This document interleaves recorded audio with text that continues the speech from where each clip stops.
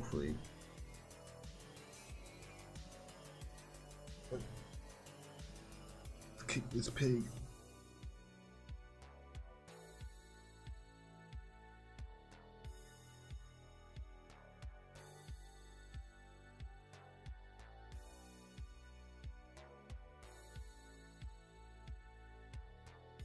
I'll be doing a light version of this stream.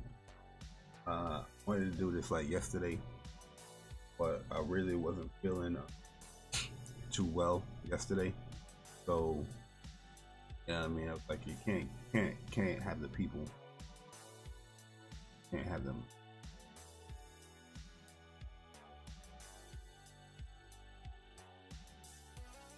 So what is good, guys? Good morning. Good morning, yo, Tayo Leach, what's up, man? Yo, Whole Lot Mocha, what's good, man? Yo, Leach, what up? Sam Mash, what up? Lot of buffoonery is happening on Twitter. I see. You know what I mean? I'm gonna get this quick rant off real quick for the people that don't know Jay Barry yet. You know what I mean? Like I see a lot of things on Twitter that I personally don't give a fuck about, opinions,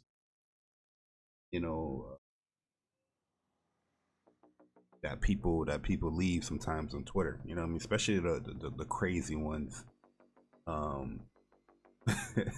That people leave. Like I see all the tweets, I see them shits. You know what I mean? And I ignore them on purpose. But then you have somebody that will come down, 3 hours later, 7 hours later, will make their opinion about whatever tweet that they see that I purposely have ignored, and then tags you in their opinion. You know what I mean? Like somebody can say, hey man, somebody can tweet out, yo, the sky is never blue, right? Yo, Lincoln Clay, what up, man? Somebody can tweet out, the sky is never blue, and then somebody else, I will see the tweet. I'm like, I'm just gonna ignore that tweet. You know what I mean? Keep it moving, keep it pushing. And somebody come like 3 hours later, be like, yo, I don't know if you guys saw this, but I think this is one of the most stupidest opinions in the world. Blah, blah, blah, blah, blah, blah, blah, blah, blah. And then tag like 4 people, 5 people. And I'm in one of the tags. And I'm just like, yo, what, why do you need to tag other people to state your opinion on a dumbass tweet? You know what I mean? Yo, JP Loco, what up? Yo, Black Frost, what up, man? Nah, I mean, pretty much this tweet, this stream was gonna be, I was doing this stream, I was supposed to do this stream yesterday, but yesterday morning I wasn't feeling good yesterday morning. I went to like a local tournament, a big local tournament, Heat Wave on Friday. And on Saturday, I went to go see Thor, went out to go eat and all that stuff. And then Sunday, I was just like, kind of felt like I had like a fever kind of thing. You know what I mean? Like my body was like freezing, but I was hot. You know what I mean? I was just like, I was going to go back to, Heat Waves to watch like the top 8 stuff. But I was like, I don't know if I'm going to be, have the energy or feel well enough to go there again. And if I don't look well, I don't want to be having people worried. You know what I mean? Like, oh, look, this guy don't look too good. You know what I mean? So I was like, you know what? I'll just sit it out, on Sunday, which top 8 was pretty cool, yesterday. I'm going to make a video on Thor, a separate video on Thor. It's going to be like a from comics to movies light version video. At the end of the day, spoilers, I was very disappointed with that movie. A lot of reasons why I was disappointed in that movie, but I'll have like a separate I have like a video queued up. It's gonna be like around like 20 minutes long, but I just have to edit it and all that stuff.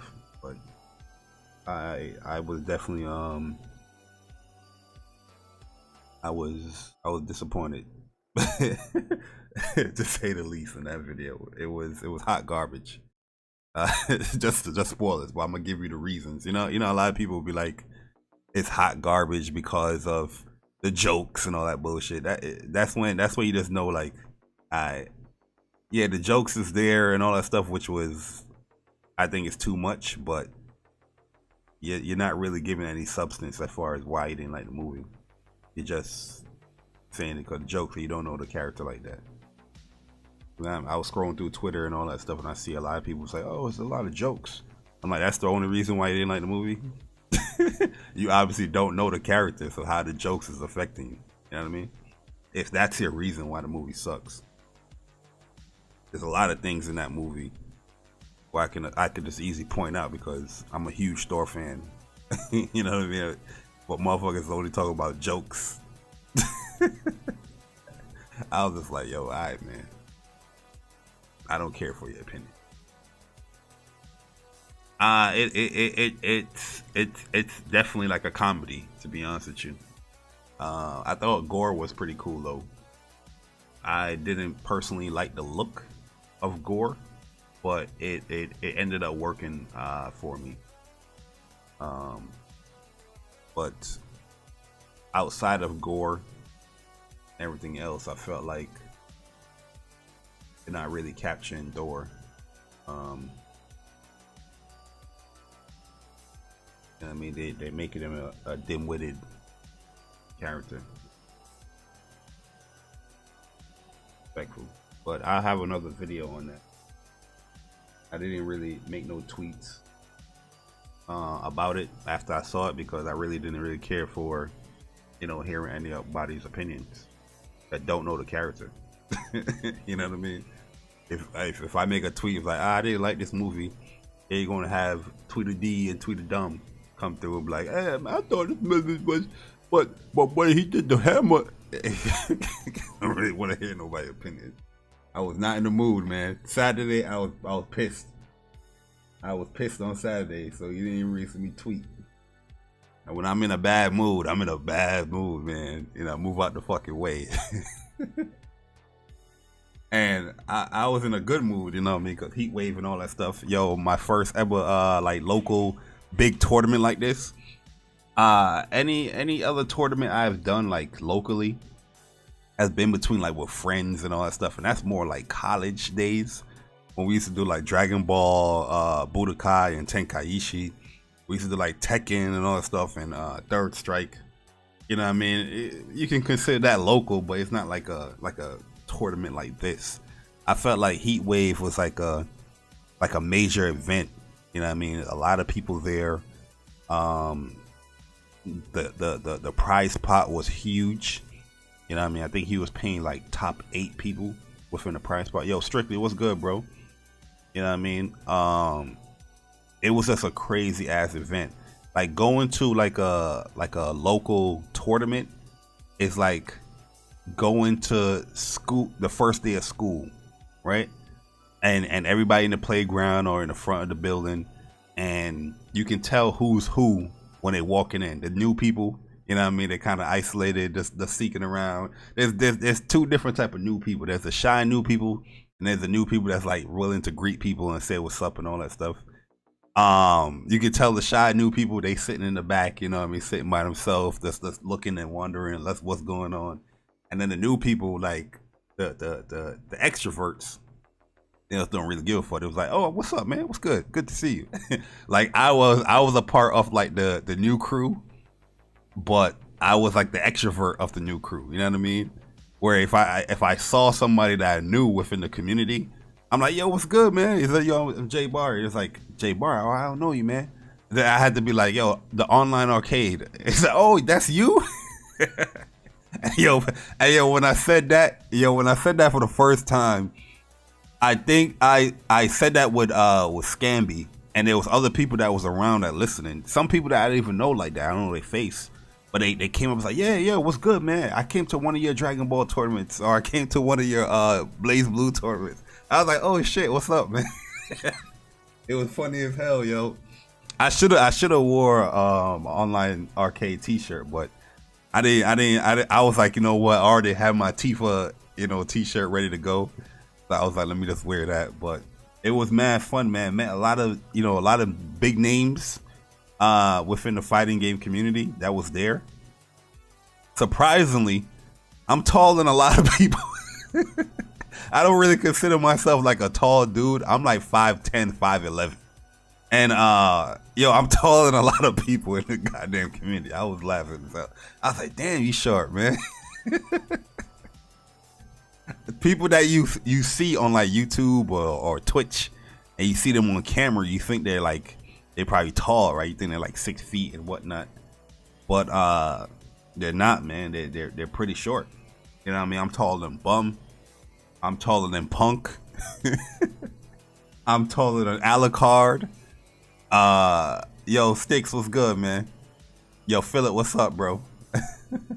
I'm taller than Alucard. I was like the same height as Scamby. I was close to the same height. Cool Sticks got me like about an inch. You think these people was like much taller because the camera gives that essence that they tall, but they not that tall. You know what I mean? But nah, it was definitely a great experience, and I was definitely going to be doing it more, especially when it comes to like DNF Duel. So I went 2-2 at the tournament. You know what I mean? I got booted up out of there by 2 troubleshooter players. One of them was Coach Steve, and the other one is School Bus. If you guys been following DNF Duel, if you know Coach Steve, he's a super strong, fighting game player in like every game that he plays.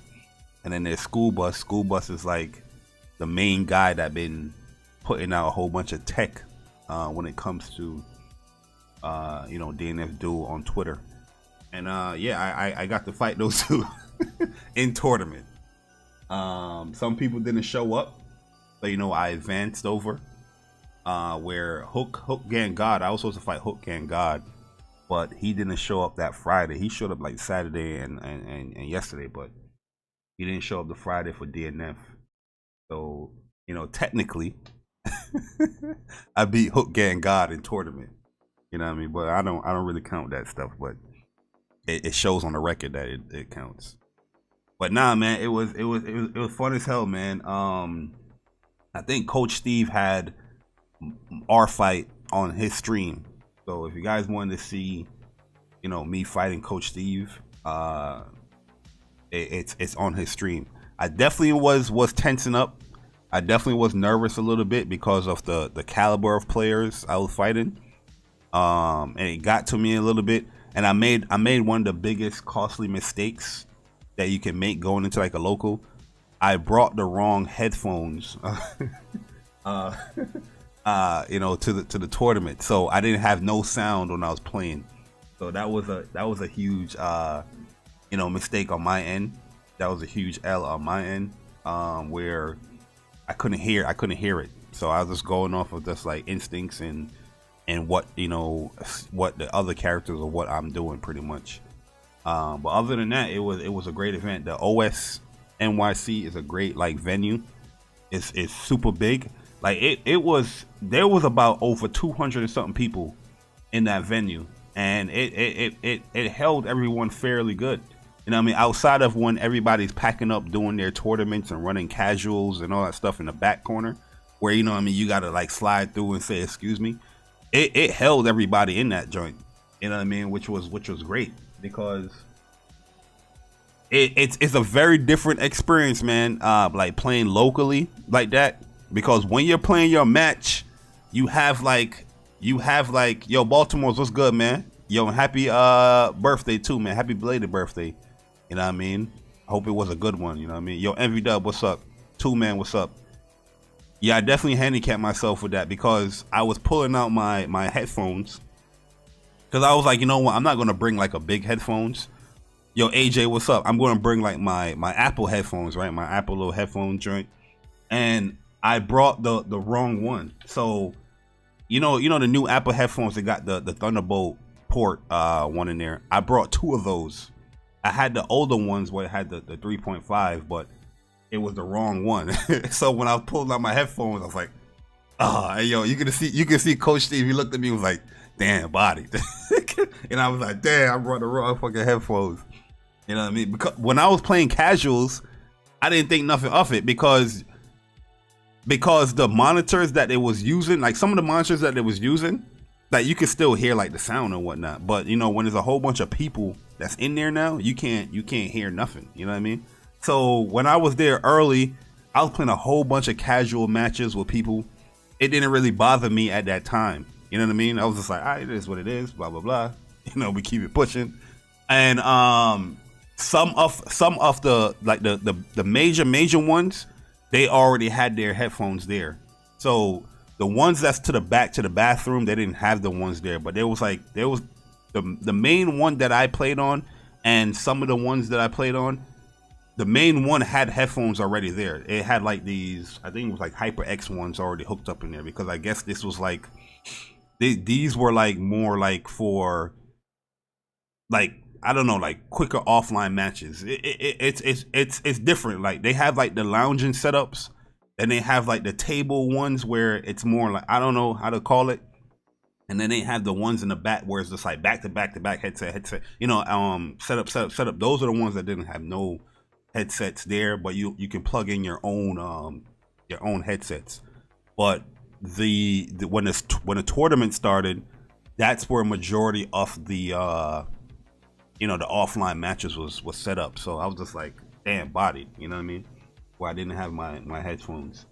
But overall, it was pretty good. You know what I mean? Like they gave me advice as well. They was like, yo, you're playing striker. Don't worry about my game plan so much. Just do yours. One thing Coach Steve was like, he was like, yo,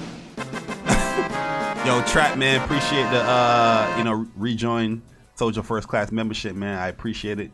He said top of the morning, PlayStation Nation. Yeah, we doing it early this morning, because yesterday I wasn't feeling too well, so I didn't do the stream yesterday. But we're gonna knock this one out, get it out of the way this morning, just to give my thoughts on a lot of these things that's happening here in this past weekend and throughout the week. But a lot of advice was given as far as like, yo, you already know how to play the character. You have a game plan, stick to it. Like School Bus, he's told me the same thing as well. It was like, yo, don't worry about who you playing or what player you're playing. You know what I mean? Yo, just play your game. You know what I mean? So that definitely, I took that to heart there, where I was just like, okay, you know what I mean? I'm just gonna, if I see like a troubleshooter or a hitman, that's gonna still play my game. If I see that I'm playing somebody that's like like a Coach Steve or a School Bus, I'm still gonna play my game. And I'm not gonna have that really affect me like it did in the tournament. But yeah, this tournament was a big one, man. Like it was like over like a $3,000 prize pot within the tournament. And DNF Duel, I think it was like over 100 people, or it was like 94 or like over 100 people that signed up. But actually playing in the tournament, it was like about like 70 something people that was playing, because a lot of people wasn't showing up. Which I didn't understand. I was like, yeah, how the hell you pay? Because pretty much you pretty much paying like $65 for this tournament if you want like the whole weekend pass, where you get like a competitor's like badge or like a competitor's like bracelet kind of thing, where throughout the weekend you have that thing on. You know what I mean? You can just play. Or they give you like a yellow bracelet where you're just like a spectator. And I think a spectator, you just watch, you know what I mean? I don't know if you could play like casual matches if you're a spectator, but you can just watch. There's people that walks around and they watch and see what's going on with it, but you can just watch. One thing I'll let you guys know is when it comes to these tournaments and stuff like that, Xbox is non-existent. Xbox is non-existent, like when it comes to these tournaments. Yo, I walked around that whole venue. I was looking around just to see, and I haven't seen one Xbox, not one Xbox in that in any setup, which it kind of makes sense regardless because they have like a whole bunch of rigs set up as well. So in every setup outside of a couple of them, there are Nintendo Switches. Yo, Muck, what's up, man? Yo, Blade X, what's up? Yo, Enfidel, what's up? Yo, Games for Eternity, what's good, man? There's Nintendo Switches. A Nintendo Switch was pretty much at every setup, I think, outside of probably like 3 of them. PCs, majority of the PCs, every setup that's in the back, close to the bathroom, like there's about I want to say 12 setups on each side. So this is about what? The boom boom. There is about this is a rough assumption, but there was a lot of setups, so I'm just trying to picture it back in my head. There's about 48 setups in the back, like 12 on each side, and all of them had like PCs hooked up to them, PlayStation 5s hooked up to them, PlayStation 4s hooked up to them. Like every setup that I know and I played on had a PlayStation 5 there. Even the lounge ones, like on the big couches and whatnot. Yeah, you said where was this tournament held? It was held in Manhattan, on Bowery Street. You know what I mean? It's called the OS NYC. Every setup that I know of had like a PlayStation setup there. There's a PlayStation 5 or 4 there. And a Switch. They had like a whole dedicated Nintendo section too, in like towards like a back area. You know what I mean, where everybody was playing like Smash and whatnot. But yeah, it was funny to see. Not really funny to see, but it was just like, damn, there's no Xbox at these joints, man. And this is a big place. This is a huge place. This is a big venue. There's a lot of major fighting game stuff that's going on here, and there's no Xbox to be found. There was about. Yeah, there was like every setup had like a PlayStation 5 that I remember in that back area. Maybe the other 2 tables, because the main tables I played on, there was like two main tables that I played on where all had PlayStation 5s. The other side of those 2 tables, I don't know if they had PlayStation 5 because they was running like Skullgirls there. So I don't know if they had those there, but yeah, it majority of the setups had like a PlayStation 5 there. And the tournament that's being ran, there was a lot of tournaments being ran. There was a Skullgirls, there was DNF Duel, there was Guilty Gear, and there was Dragon Ball being ran on that Friday. So it was busy, man. It was busy. It was like crowded. You know, people was like, yeah, you gotta play my match. Sometimes you had to wait. Because other people was in their match. If some people was playing like casuals, they would have to get booted out a little bit. It was like, yo, we got to play this match to run this tournament.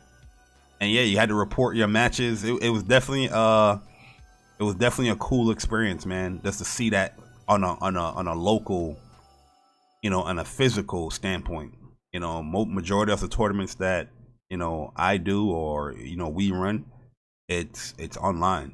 You know what I mean? So that interaction is mostly through a Discord, you know what I mean, and people get you know, lost in the sauce sometimes online. Local too, some people get confused because everybody's just caught up with, you know, everybody being there. Some people not paying attention, but nah, they screaming that joint out. They're like, yo, Jay Barry, you and Coach Steve is fighting at this. it was crazy, man. It was crazy. Yo, Star Guardian, what's up, man? But yeah, man, let me just get into this joint because I'm not gonna be too long. I'm still feeling a little bit under the weather, but I definitely want to get my thoughts out there when it comes to this whole God of War business, which is super funny seeing this because the people complaining about God of War are the same people that wanted God of War to be delayed. You know what I mean? Yo, Forsaken Jonathan, what's up, man? The people that's complaining about God of War are the same people that says they don't care about other people's opinions or Game of the Years and all that shit. You know what I mean? Like, I keep telling you that a lot of people in this community is just straight liars, man. They're just straight liars. We've seen it. We've seen it just this past week. You know what I mean? Where people will just straight lie about their ethnicity just so they can get some clout. It's no different when it comes to actual video games. You know what I mean? A video game, people will lie if they played it. If they will lie if they like it or dislike it. They will lie to say that they don't care about reviews or sales. They will lie to say that they don't care about about Game of the Year. They will lie straight to your face just because they themselves want to feel good. You know what I mean? Because they do care about these shits. They do care about these shits. Because I don't know how, you know, Game of the Year is being brought up now with God of War and its release date. Because like I said, a lot of people wanted this game to be delayed. Even though PlayStation didn't change anything as far as the game coming out 2022. You know what I mean? People was like, nah, this is coming out 2023. There was like some crazy ass reasonings too of why people were saying this. Motherfuckers is bringing up like, well, Jim Ryan lied about Generations. PlayStation could lie about the release date. Yo, and I'm like, yo, what do you mean they lie? If the game get delayed, it get delayed. It's not a lie. They had a plan for it, right? Dudes was bringing up some dumbass shit, yo, when it came to when it came to this game and it not coming out in 2022, yo. It was just crazy. And all of a sudden, Game of the Year is being brought up. You know what I mean? Because my personal Game of the Year so far is Horizon Forbidden West. Hands down, nothing is really coming close to it as of right now, in my opinion. Especially with the game being updated and being how pristine it is to play that game right now, with the latest patch update. You know what I mean? On top of the great, amazing gameplay, amazing story, amazing characters, the game performance and how you play that game is just bar none the best game out, in my personal opinion.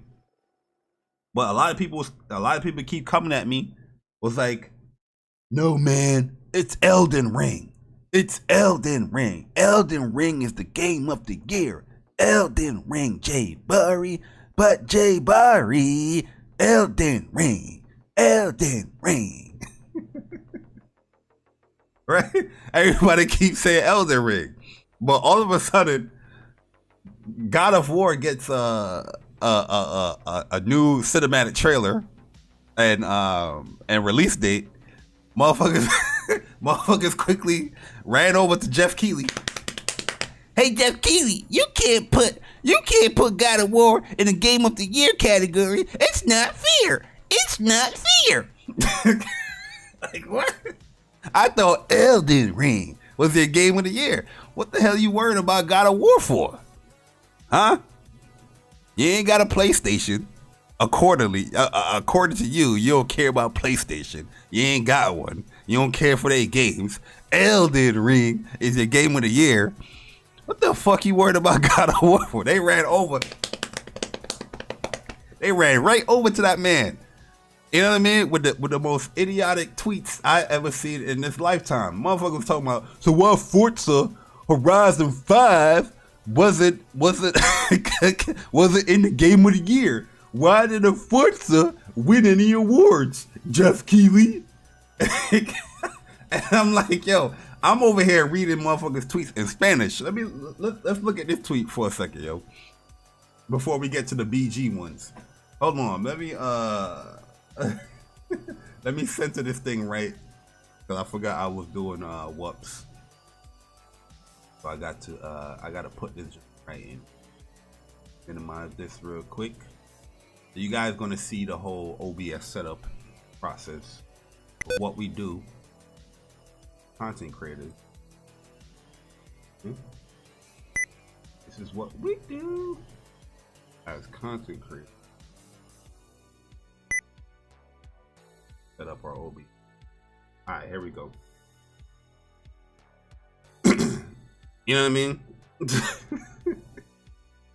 I was reading tweets in Spanish, yo. I was like, what the hell is going on right here? So this dude is saying Forza Horizon 5 was not nominated for Game of the Year. No shit, Sherlock. What makes Forza Horizon 5 to be nominated for Game of the Year? Is it story? Is this gameplay? Huh? We don't even know if God of War Ragnarok is gonna be nominated yet. Huh? What if God of War comes out as a flop, which is not gonna be. But you know what I mean? It's not there yet as a Game of the Year, but yet motherfuckers, the day the trailer gets announced, this is what people's tweeting about. What happened to the whole happy-go-lucky gaming community that loves gaming, and everybody should be playing games and stop complaining about this and console war? What happened to that? That shit went right out the window. Yo, we got a 20-second trailer and a release date, and motherfuckers went quick to Game of the Year. What happened to This Is Gaming, man? We love gaming. Yo, Barber, yo, Country, what's up, man? Appreciate the $2. That IGN and Xbox wanted to bury Horizon Forbidden West. They failed with God of War. Yeah, you could tell they wanted to get Horizon up out of here. You know what I mean? We're on the people when it comes to Horizon, they just quickly want to talk about the graphics. Oh, this I don't care about graphics. Not everybody don't care about graphics. Now everybody that bought a next gen console don't care about graphics. They're all about the gameplay, which Horizon Forbidden West has the gameplay. Huh? It was dumb as fuck. They be like, I mean, Horizon's just graphics. I'm more about gameplay and immersion. What the fuck? Did you play the game? This shit crazy. Yo, Jedi Johnny, what's up, man? Yo, go to the shell, go to the garage game. What's up, man? Yo, Corral, what's good, man? Yo, Compo Smurf, what up? Halo Infinite qualifies for this Game of the Year? Absolutely not. We're gonna see. We're gonna see. You know what I mean? That story was hot garbage. I'm sorry. I did what everybody does in gaming community. I watched Persona play that fucking story. And yo, if Persona wasn't my bro, I would have tapped out a long time ago with that fucking story. I was like, in my whole time of him streaming that shit, I was just like, damn, I understand what this motherfucker is going through. This shit looks like hot trash. They had one little cool little scenes here and there, but I was like, damn, this shit look like hot trash. You would never catch me if I ever started streaming Halo Infinite campaign, and if I didn't like it from the first stream, you would not see a second stream. So I don't know, man. Kudos to Persona on that one, but I was like, I don't know what the fuck this motherfucker's doing. That shit that shit was hot garbage. I don't know who he was trying to prove to. You know what I mean? I knowing Persona, he's probably like, yo, see, I played Halo, and that's it. That's it. I played Halo, guys. Not me. That shit is crazy. But let's go back to this motherfucker tweet right here. He said Halo. Yeah, I said Halo. He said Forza Horizon 5 was not nominated for Game of the Year because election period was until November 4th. God of War comes out the same day as Forza. If you are nominated for Game of the Year, it's fully demonstrated what prizes are bought. Which, one thing I noticed about Xbox gamers, like I always question, like I don't know what are they're inhaling. You know what I mean? What type of fumes they're inhaling? What they're drinking over there? They always get upset, and they always want to, cause a campaign against something over misinformation. You know what I mean? This is not even correct information. This motherfucker says the election period is done for the Game of the Year awards November 4th. This is just a straight up lie. You know what I mean?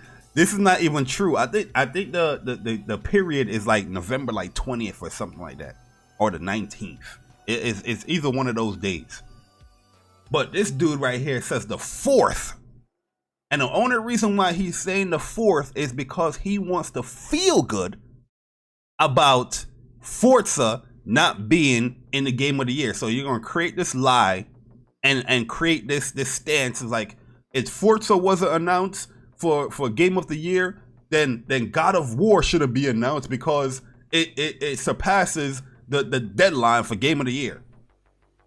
Your upper room, what's good? The 19th, there you go. What's good, upper room? You know what I mean? So they create this fucking lie. and who is he tweeting after? Who is he tweeting after? Look where the lie comes from. These are industry journalists. This is Jez Corden from Windows Central that writes about Xbox and PC. And not even this motherfucker got the correct date when it comes to the deadline for Game of the Year. And then he tried to make some cheeky ass tweet putting Jeff Keighley in this motherfucker. Look at this. Look at this. Misinformation. He even wrote an article of misinformation so he can spread to his cultist Xbox people, telling people that the deadline is November 4th, which is far from the truth. You have 2 more weeks until the deadline. Huh? Like, what is wrong with these people, man? These are the same type of people that would tweet console war shit, and then when you get console war energy, they rebuttal with, you see, guys, this the gaming community is just toxic. I just love gaming. I just want to be a part of a community that would love gaming, that would just appreciate gaming. Gaming for what it really is. That's what I want the gaming community to just appreciate, all the things that gaming, Phil Spencer, gaming has done. That's what I want, gamers and gaming to do. That's these motherfuckers, man. They put out these passive aggressive ass tweets, bashing quote unquote bashing another platform, but they do it so passively that you will think, if you don't have your head screwed on right, you will think that they're not really bashing right here. They're just giving it, they're just being critical. They're just giving it critical. They're just critiquing, guys. No, they're bashing it with ignorance. But the way that how they word it, they come out passive. But then aggressively talk about the platform they like. Huh? These motherfuckers is crazy. And they all over the goddamn industry in this gaming community. And it pisses me off that, a lot of people don't really see it. It's crazy. Yo, Burber Crunchy, man, appreciate the $5. The Horizon Forbidden West has better gameplay, music, sound, graphics, story, frame rate, performance, density, realistic, living worlds, lore, Pharaoh's Tomb. Yeah, listen, Horizon Forbidden West, in my opinion, is my game of the year. You know what I mean? Everybody else is different, but until I play something better than that game as a complete package and an overall experience, then it's my personal game of the year. If God of War is that better overall package and experience, then yeah, I'll say God of War or any other game that comes out. You know what I mean? But currently, right now, there's nothing on a objective. Speaking objectively, nothing is touching what Horizon Forbidden West has done. Nothing. Objectively. Subjectively, you could probably like other games better. Like some people would say Elden Ring. But if you bring Elden Ring and Horizon on an objective conversation as far as what is the game of the year and what these games are doing, there's no way anybody with a sane mentality is going to be like, yo, yeah, objectively, Elden Ring is a better game than Horizon. You're high as hell. You're high as hell and you're lying. You know what I mean? To the people. But if you feel subjectively, you know what I mean, subjective, you know, that's a different conversation. You know what I mean? I loved Elden Ring as well. I love that game. I think that game was amazing. But when I look at it, when I look at the overall package, as far as what Horizon and what Elden Ring has done, I'm not saying Elden Ring wasn't a great experience or anything like that, but I don't think it touches it. Story wise, it doesn't touch Horizon. Gameplay wise, it doesn't touch Horizon. You know what I mean? Like Horizon, you can do a lot of shit. A lot of people's just not creative. You know what I mean? That goes for a lot of shit in this community. A lot of people have no creative bone in their in their body when it comes to these games. They have to watch other people to get some type of creativity, or they have to post other people's shit. You know what I mean? A lot of people just don't want to explore and figure out shit for themselves and be their own person in this community when it comes to these games. If you are, you can do a whole bunch of shit, mix and match a whole bunch of shit in Horizon. You know what I mean? Especially when you beat the game and you have your Sunwing mount. You can do a whole bunch of shit gameplay wise, which is crazy, which I've shown on Twitter. Yo, my bad, guys. If I pause and whatnot, like I said, I'm still not feeling too well. But here's Jez Gordon's lying ass tweet. He says, "I've added an update to the Game Awards story, which highlights some of the constraints the jury had when nominating games began. While Forza is eligible, the cutoff date for nominating was November 4th. Forza Horizon 5 early access didn't start until the 5th. Which this is a lie. I think Jeff Keighley actually says this is a lie. Yeah, right here. So in this whole tweet right here, you don't see no tag of Jeff Keighley. This is what these guys do, man. They like to build the masses with ignorance, and you can quickly just knock the ignorance down if you just like, hey, Jeff Keighley, what do you think about this? You know what I mean? But somebody else had to tag Jeff Keighley here. He said, "We expect consistency in your actions according to what is mentioned in the quote in the quoted message, and that they will not come out with a but make an exception. Thanks. And that they will not come out with a but make an exception. Thanks." Right? I don't know what the fuck these motherfuckers be writing. So Jeff Keighley responds with, "This is an accurate story. Eligibility last year extended until November 19th. Oh my God. Oh my God. Simple tweet. And even with the person that runs the show, creates the show, you know, is a part of the guidelines and the rules of the show. You have people out here like, no, wrong. Jez Gordon said wrong. Yo, Spike Buster, what's up, man? Jeff Keighley, is this really Jeff Keighley? Let me look at this tweet. Is this really Jeff Keighley? Is this really Jeff Keighley? Is this a fake account, or is this really Jeff Keighley?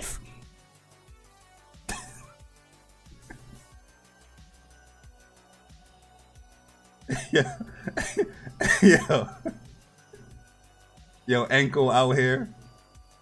Yo, so look at this tweet. Look at this tweet right here.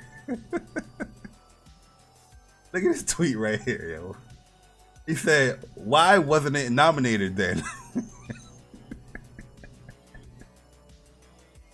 Forza Horizon 5 was one of the most well-received games last year. You notice how they don't talk about themselves?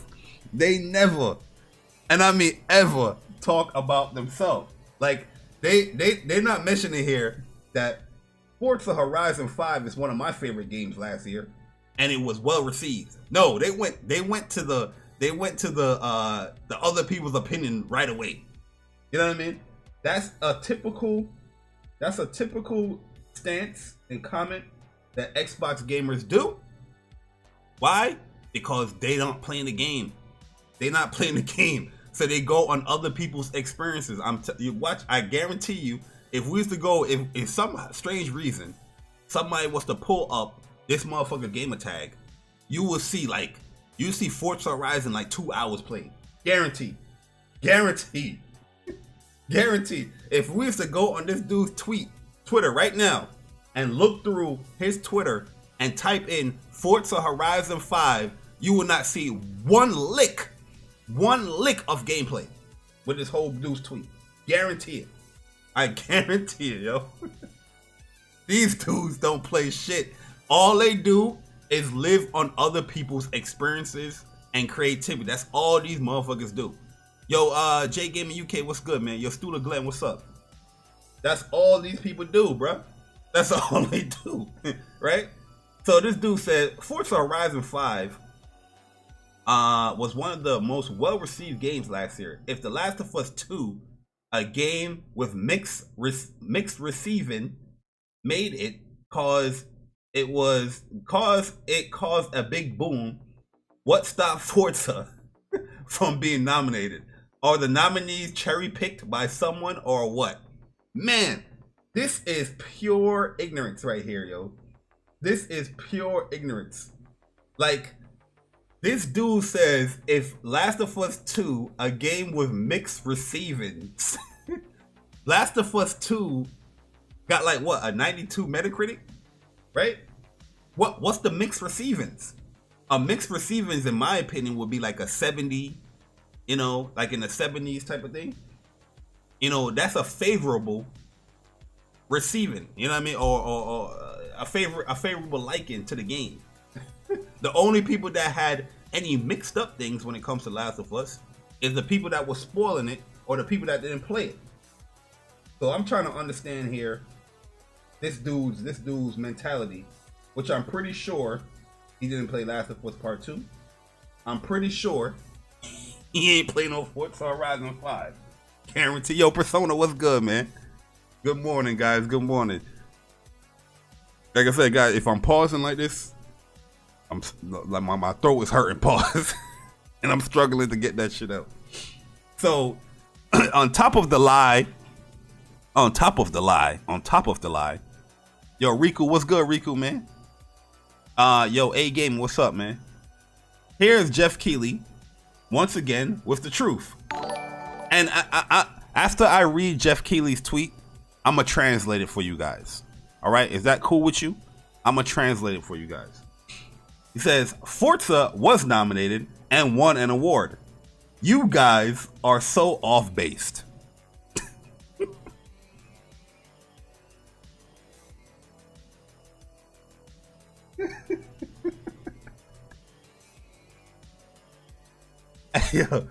Yo, Bor Country, appreciate the $2. And God of War is so great. Bots attack the award show. Yeah, that's what I'm saying, bruh. Yo, God of War, we got the first reveal trailer. Then we got a cinematic, you know, trailer for the release date. And these dudes got upset. These dudes out here talking about game of the year. The game ain't even released yet. The game ain't even gone gold yet. We ain't even get a preview. Yo, what's good, bro? We ain't even get a preview yet of the game. And these dudes out here talking about game of the year. Game of the year show. This shit crazy.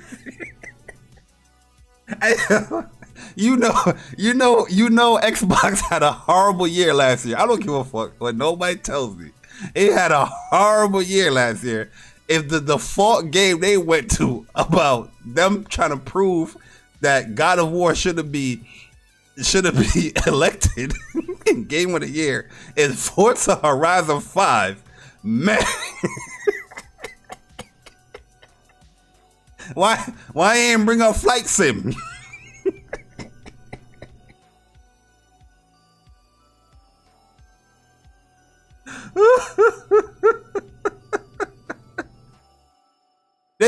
They have the audacity, and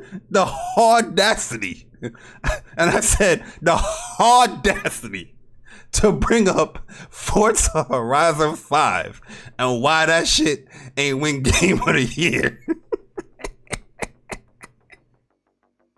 All because they saw a 25-second trailer and a release date for November 9th. These dudes got shook.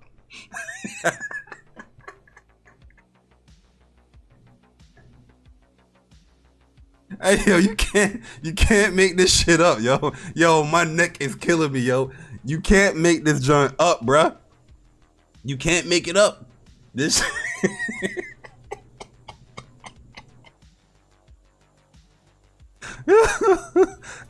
you know what's funny? Forza Horizon 5. I would respect somebody's opinion if they were still like playing the game. If they showed that they playing the game. If they showed that they're doing streams and events of the game. These motherfuckers not even playing this shit. They stopped playing Forza Horizon 5 back last year in November.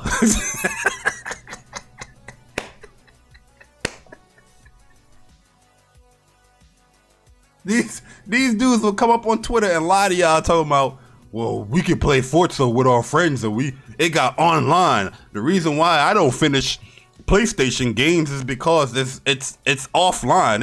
It's single player.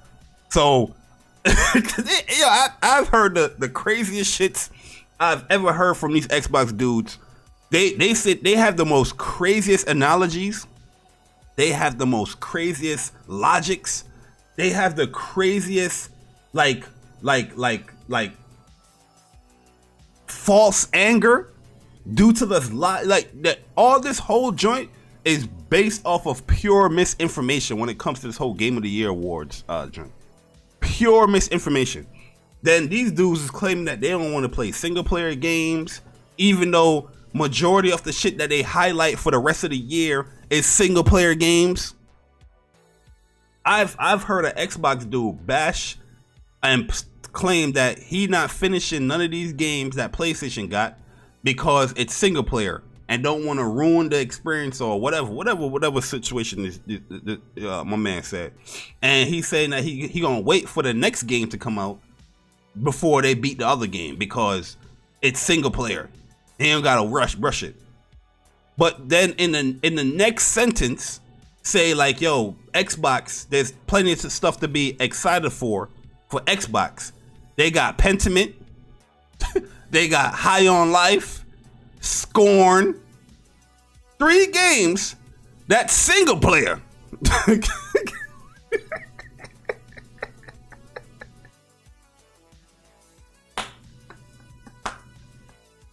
Yo, you can't make this shit up, yo. I promise you can't make this shit up. 3 games that's single player. You know what I mean? You just went on a whole bashing talking about PlayStation need to step it up into multiplayer and they need more multiplayer games. You PlayStation guys only play single player games. Why do you only play single player games? Are you not good or are you not capable of playing multiplayer games? Even though majority of the multiplayer games are played on a PlayStation when it comes to these consoles.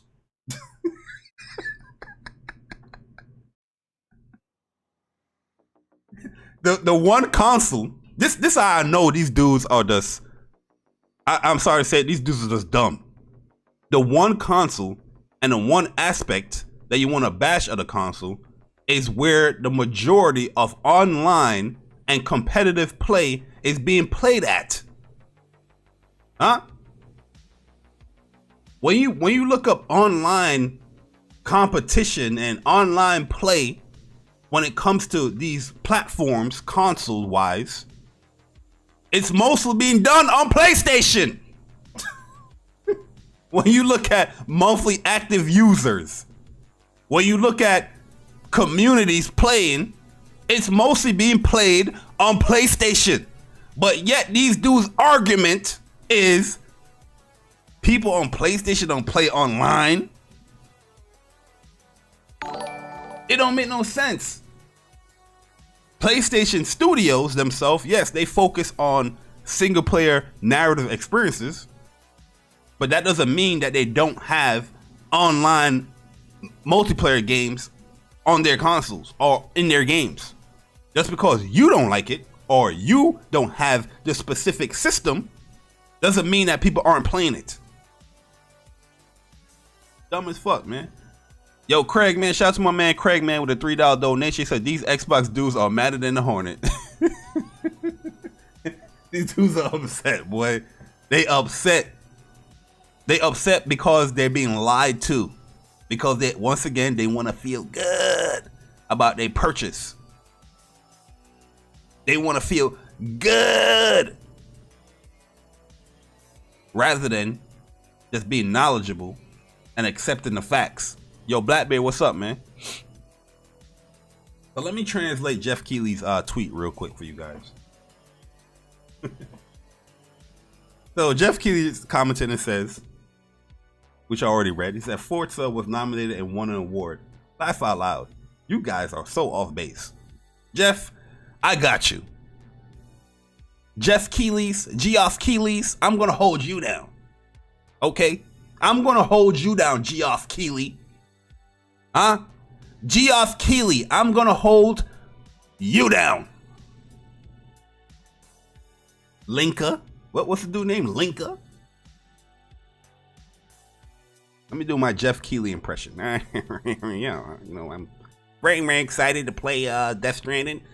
Kojima-san, I appreciate you always coming on for my show.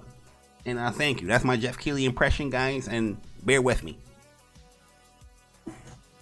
I'm doing this when I feel shit, okay? Listen here, you dumb motherfucker.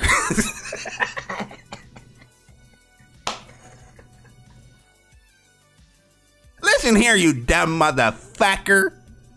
Forza was nominated, stupid. How did you not watch our show, you dumb motherfucker? Forza was nominated, and it definitely won an award. How the hell are you gonna sit up in here and tell us that what is nominated and what didn't win an award? Did you not watch our show, you dumb motherfucker? You laughing my ass off. You dumb Xbox motherfuckers are so off base. You listen to Jez Gordon. We don't give him any acknowledgement on our goddamn show.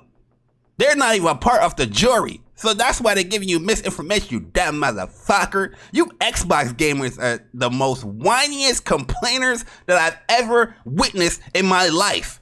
Go get a PlayStation and play God of War, you damn motherfucker. Geoff Keighley out, bitch.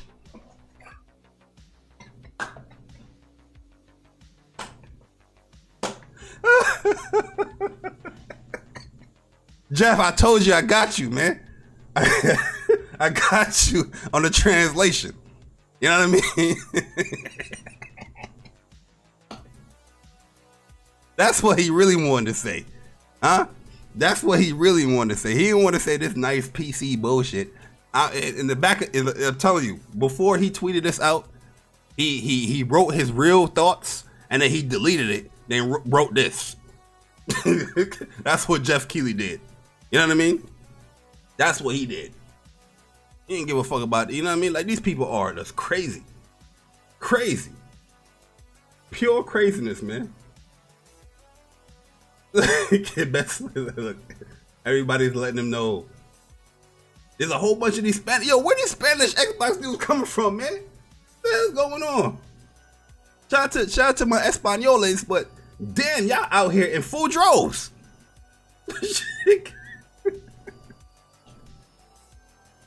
So let's ask the real question here. Huh? The reason why these Xbox dudes are so mad. Let's ask the real question here. You know, since they care about Game of the Year so much, what from Xbox is going to be nominated in this category? That's the question that these motherfuckers really want to ask. That's the reason why they don't want God of War in there. Huh? What they gonna put up? Flight Sim Halo DLC? That's what you going that's what you want? You want because you got some Halo ship and Flight Sim? That's the reason why, you know what I mean, Flight Sim should be over there instead of God of War? Yo, not a goddamn thing for sure, yo. These motherfuckers is crazy. Let me show y'all BG tweets. 1 second, yo. Let me show y'all BG tweets real quick.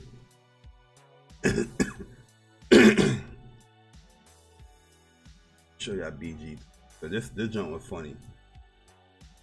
So BG, BG has some tweets here that he highlighted, right? So he says dudes in Jeff Keighley's mentions crying because they think Game Awards cutoff date was adjusted to include God of War, and think Horizon Forbidden West was excluded last year. The date, anyways, I guess he meant always, been November 19th. Forza Horizon 5 won awards last year. Just was a nominee for Game of the Year. Races are never. And here's some of the tweets some of these people was writing on for.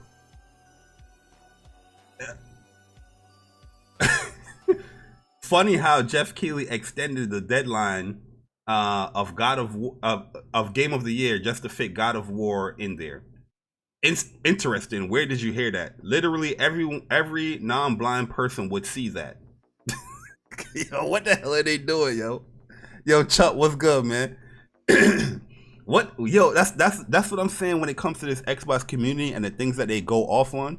It's just like, yo, it's always based off misinformation.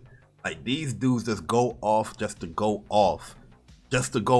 And then it's never anything factual. The things that are factual about the platform that they prefer, the platform that they like, they never speak on. They always just brush it under the rug and keep it moving. But they always want to highlight and target PlayStation because why? They have a higher standard than the other platform.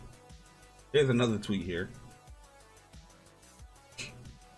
This is when he was talking about, I guess it was Jeff Gordon's thing. He says, this is an accurate story. Eligibility was last year, extended until November 19th. You said Forza missed the cutoff date, Jeff, which isn't my guy. He's coming at him. He's coming at him. He said, my guy. You know somebody mad. Yo, DE, what's good? You know when somebody mad when they say my guy in their tweet. You know what I mean? It's like, yo, you you know somebody is tight when they say, yo, my guy in their tweet. He said, yo, you said Forza missed the cutoff date, Jeff. Which is it? My guy? You're confusing your audience. He said Forza was eligible last year and won an award even. Check your facts, dude. Oh!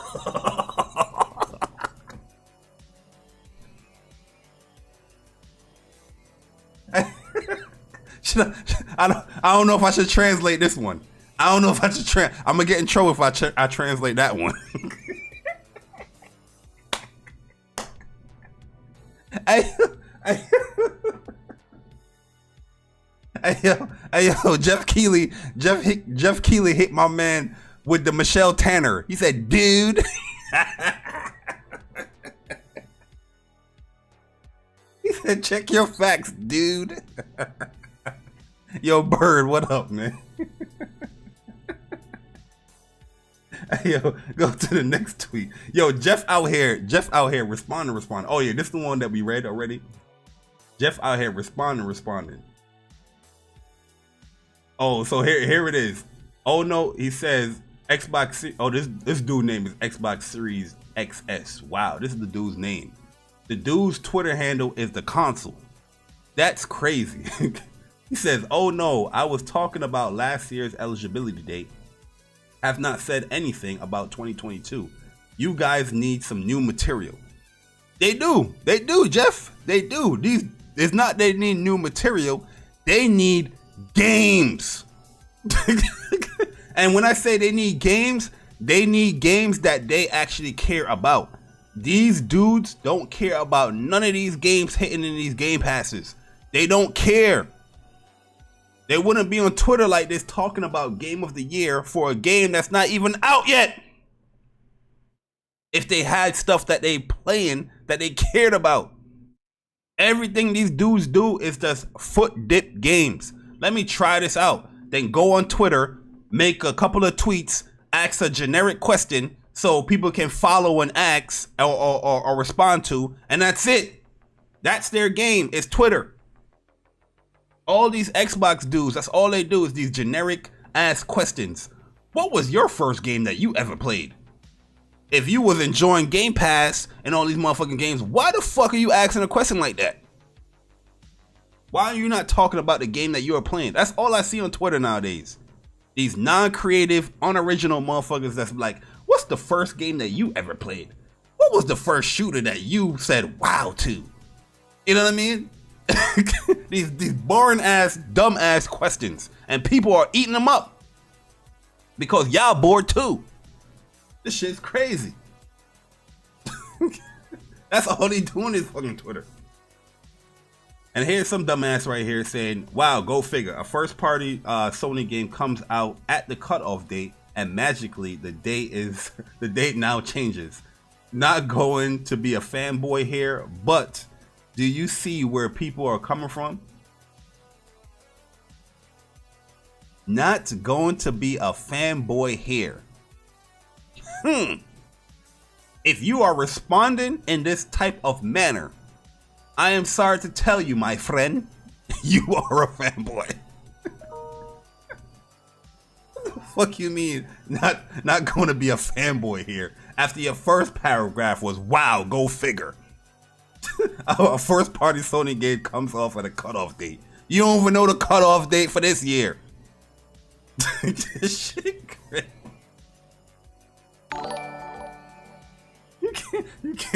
You can't make this shit up, man. Yo, MV Dub, man, I appreciate the $2 donation. He said, yo, these X-bums stay playing themselves. Yeah, they are. They are, man. Yo, Jeff B. Gaming, what's up, bro? Yo, Don John Sean, what's up? Jay Wright, what's up, man? Yo, Schoolhouse Rocks, what's up, man? Schoolhouse Rocks, man. I remember them shows. What was them shows that used to come on when it was teaching you about grammar? He was like, conjunction, junction, what's your function? Schoolhouse Rocks. That was my favorite one right there. Conjunction, junction, what's your function? Using like words. I forgot the words, yo, but it was like conjunction, junction, what's your function? That joke was lit, boy. That joke was lit. Yo, Kakarot the 6, what's up, man? Yo, that was like early 90 days, yo. I'm telling my age right there. You know what I mean? But yeah, man. Schoolhouse Rocks high on the bill. Yeah, man. Like, yo, you coming out with this? If you are commenting in this manner, no saying not going to be a fanboy here doesn't deflate you being a fanboy or what you're saying. Whatever you're saying in this type of manner is because you're a fanboy. Yo, Dre, what's good, man? It's because you're a fanboy. You know what I mean? Like, these dudes are funny as hell, man. These dudes are funny as hell, yo. But yeah, man, God of War. The trailer looks amazing. The cinematic trailer, which they do for all these trailers. I mean, all these games, it looks amazing. Comes out November 9th. Like I'm assuming the cutoff date is gonna be like the 19th or the 20th. Let me actually look up the date. What day that falls on for November. Okay, so the 19th is on a Saturday. So I'm gonna assume it's like the 18th is gonna be like the cutoff period for the game. And typically when it comes to first party games, right, we're probably gonna start seeing God of War impressions and stuff like right at the beginning of October. So the game probably gonna go gold like late September, early October. And reviewers and all these websites is probably going to get it like that first week of October or the second week of October, and you're going to start probably seeing reviews come out like that the 24th week or possibly November 1st. You probably start seeing reviews come out for that. Yo, Pothead Gamer, what's up, man? But yeah, a lot of these Xbox dudes, man, they're just upset because they ain't got shit to play. These dudes brag about Game Pass and all these games coming to their platform and all this bullshit. And then I'm telling you, they're not gonna play not a lick of it. These dudes talking about they excited for High on Life. Let's see if they beat this game High on Life, because it's a single player game. You know what I mean? Let's see if they beat that. I've seen people post the dumbest shit this week, man. Where I think it was Xbox Uni that posted this joint where he had like a list of games for a PlayStation the second week. Yo, 23 Black Ninja, man, appreciate you subscribing to the channel. You know, welcome to the channel, man. Hopefully you enjoy your stay here on my channel, man. You know, get familiar with a lot of videos that I have posted up. Yo, Jonathan C, what's up? Peppa Pig. Yo, Rob Gaming TV, what's up, man? You know what I mean? Where he had this list going on where let me actually find this. Gotta go into my slides.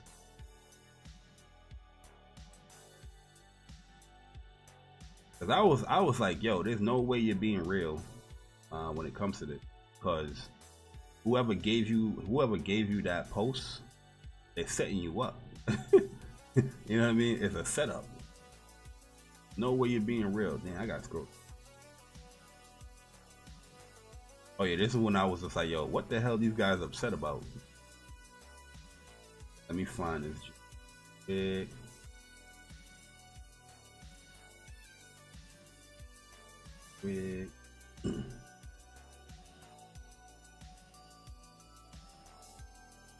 I don't remember what date it was. I know it was coming.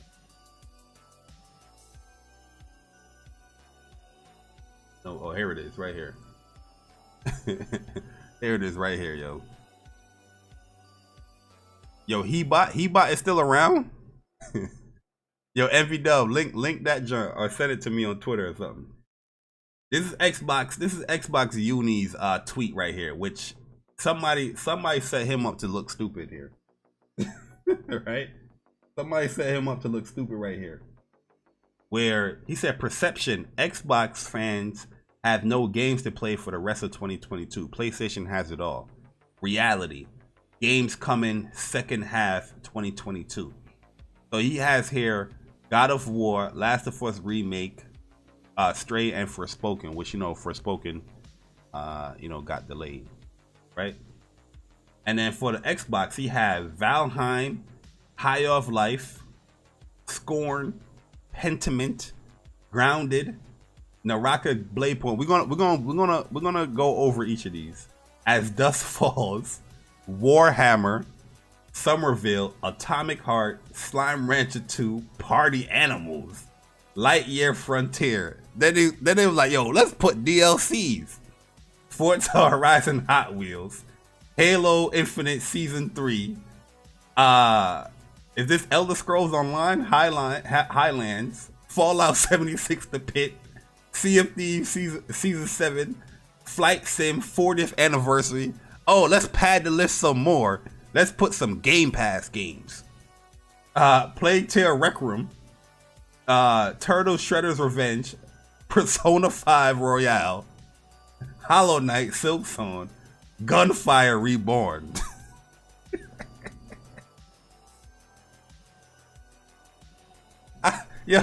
I know everybody that was reading when I'm reading this, they was like, what? But this is how you know these guys rather will live in ignorance and stupidity rather than just being factual with a lot of things that Xbox is offering.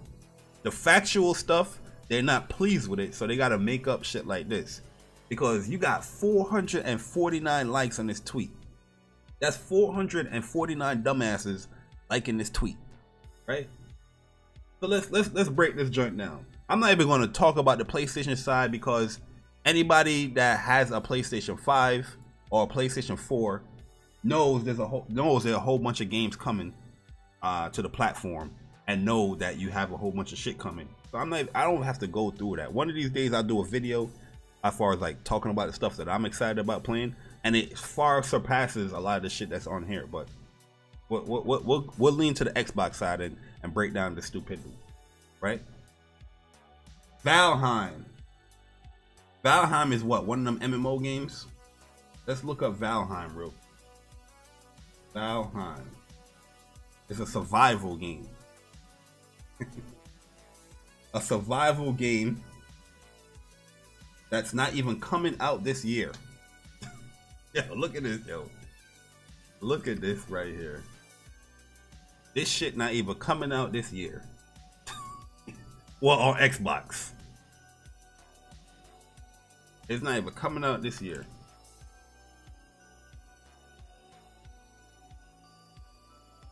This shit coming out in 2023. Look at that right there. Oh, you guys can't see it.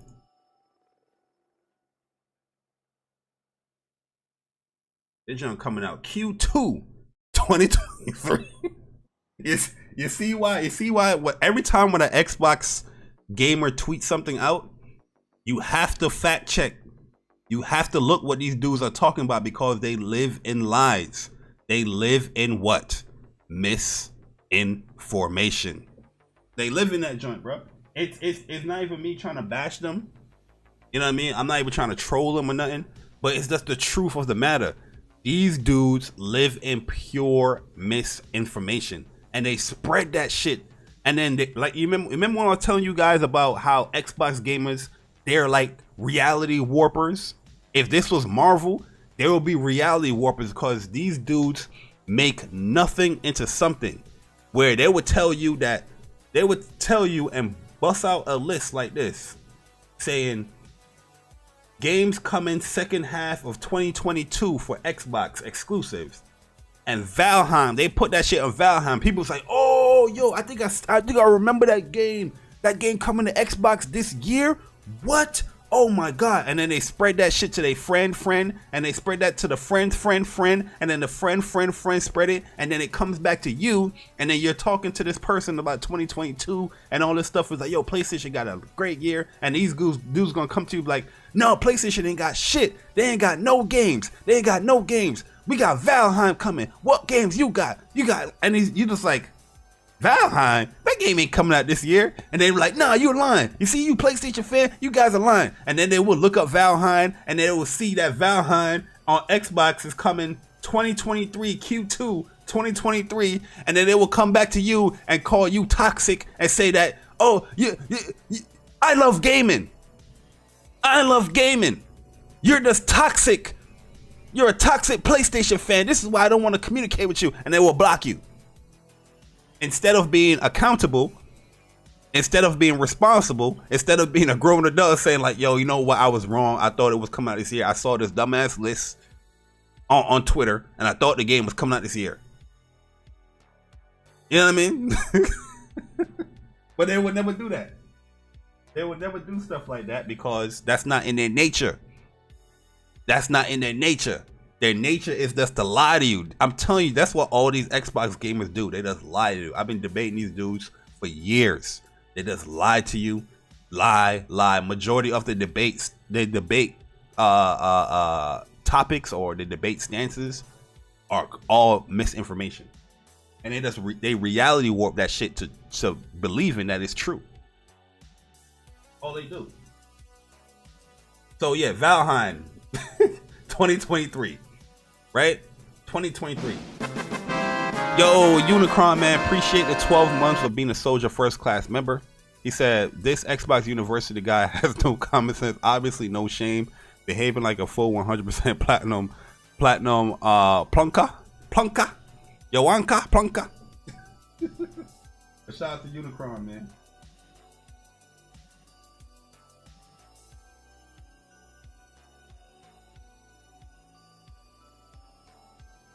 So 1 second, guys.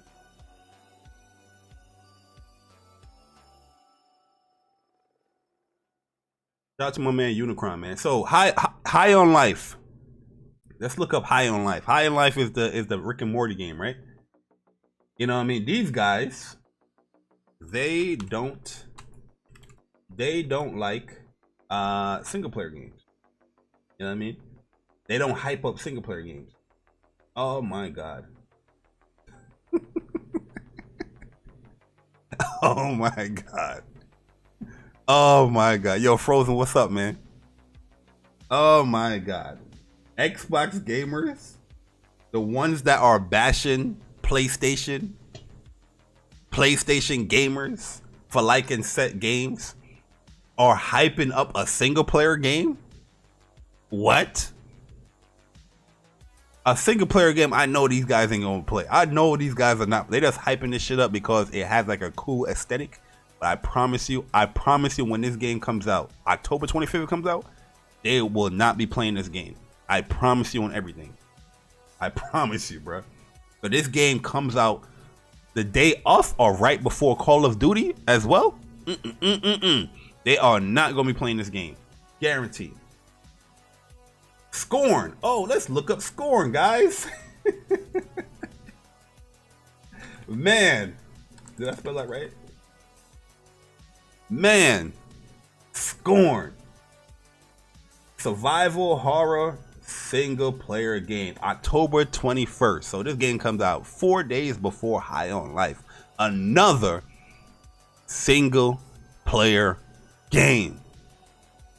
When you go into these spaces, when you go and look at Xbox Twitter, you would think that these dudes play online games competitively. You would think that these guys are pro gamers. You know what I mean? Where they're going to these online tournaments, or they're signing up for these online tournaments. You know what I mean? Online tournaments that you mostly see on what platform, guys? PlayStation. PlayStation run online tournaments every goddamn week for the games that they be hyping up. You know what I mean? These multi-plat games that they be hyping up on the PlayStation platform. You can sign up for these tournaments every goddamn week.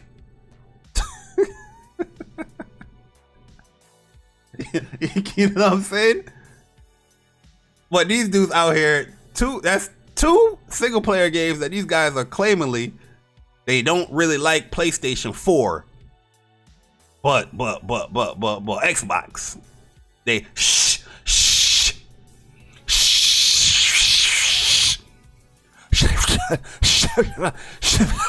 shut up. Pentiment.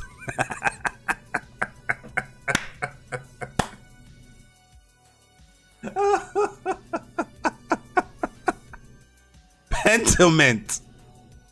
They out here hyping up Pentiment, a game that majority of this community and industry was like, I need Xbox to quickly swerve from this. They're not gonna swerve from this. This was like the lowest of the lowest. I've watched many Xbox reactions to the Xbox Bethesda showcase. Industry reactions, Xbox channel reactions. And when this game popped up, oh man, the morale was low, guys. The morale was low. They was like, oh man. From the fake industry guys, from the I love gaming, everything about gaming I love guys, from the influencers, all of them. This was the lowest of low point here with Pentiment. All they can bring up is from Obsidian and some dude named from Obsidian. And they're like, it's a Jonathan Sawyer game or something like that. I forgot the dude's name. Like, we supposed to know this motherfucker name. The game looks like ass. I'm sorry. The game looks like ass. I'm good. But let's look it up. I'm pretty sure. I'm pretty sure it's another single player. Yo, Foxing Around, what's good, bro? I'm pretty sure it's another single player game.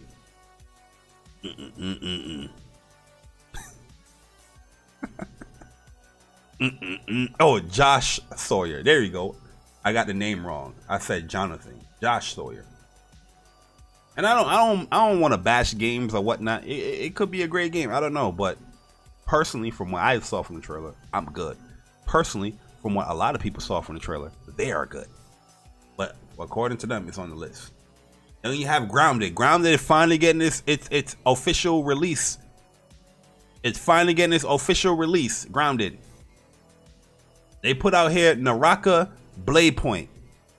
Naraka Blade Point is a game that's already on PC, right? And a game that came out last month for Xbox Series consoles. But yet, here's the misinformation that they're putting out here. But yet, it says here, games coming second half 2022. This game already came out before this tweet went out. This tweet went out in July. You know what I mean? Yo, No Cap Podcast, I appreciate the 15 months of becoming a Soldier First Class member. I appreciate it. Sick. He said, laugh out loud. I love when they make lists like this. The only list certain third-party exclusive for PlayStation 5. Then they throw all the third-party exclusive for Xbox. Throw in all the third-party exclusive for Xbox. Yeah, this list is just dumb misinformation bullshit. Sick. You know the vibes already. Because right here with Naraka, right? Let's go to Twitter real quick. With Naraka, the developers themselves was like, this game is coming to PlayStation 2022.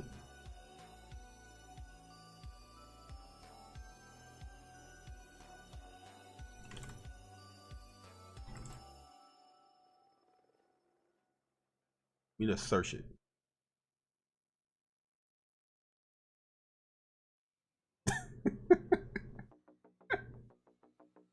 Let me just search it, yo. Let me just search it. Where they was talking about it to somebody's accent. They were asking, and it was like, yo, so when is Naraka coming to PlayStation? And it was like 2022. I gotta find it. I know you guys seen the tweet before. I just gotta find it, yo. Naraka Blade.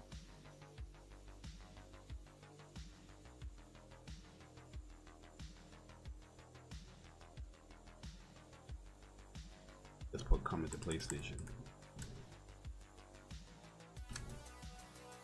I gotta find it. The actual developer said it.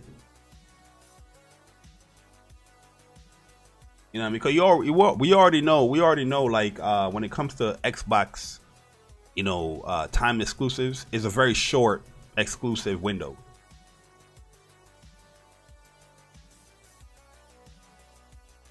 I gotta find bullshit. If it was from the developer, I know once I finish this stream, I'll find it. But as you can see right here, Naraka Blade Point is on his way to PlayStation. It's just a time window. It's coming out this year. I'm pretty sure if you guys look it up, you guys are gonna see it. That it's coming this year. I'll find it. I'll have it queued up. You know, the next time, or I'll tweet it out when I find it. But it's coming this year. Which the thing is about Naraka, I'm not really like hyped for Naraka because we have games like this on PlayStation already. Remember, PlayStation launched that Melee Battle Royale game. I think it was last year when they launched it. You know what I mean? And that game, it was cool, but it was just unbalanced as hell. You know what I mean? And that's what happens with a lot of these Melee Battle Royale games, is that they're not balanced. Yeah, Hunter Grounds, like I think it's like Hunter Ground Legends. Yeah, Hunter Legends or something like that. You're right about that, Corral. And then there was the other one, the Vampire one. You know what I mean? Which is like a melee shoot 'em up type Battle Royale game. Yeah, Hunter's Arena Legends. There you go. It's just not balanced. And Naraka is the same. It's pretty much the same game. Has all the classes, melee classes, and all that stuff where you pretty much do the same thing. You know what I mean? But these dudes are like, I get it. It's a cool game that came to the platform. I'm just like, yo, you trying to bash PlayStation on it? Well, PlayStation gamers already been playing a game like this. You know what I mean? So it's nothing too crazy. As Dusk Falls. You remember, guys, these guys don't like single player games.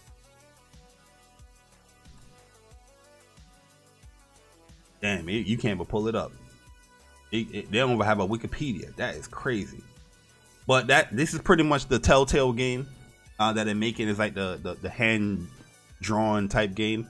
It looks pretty cool. Warhammer 40K Dark Tide. We're good on that. Somerville. Somerville is a game that I forgot what game this is. Is this a horror game?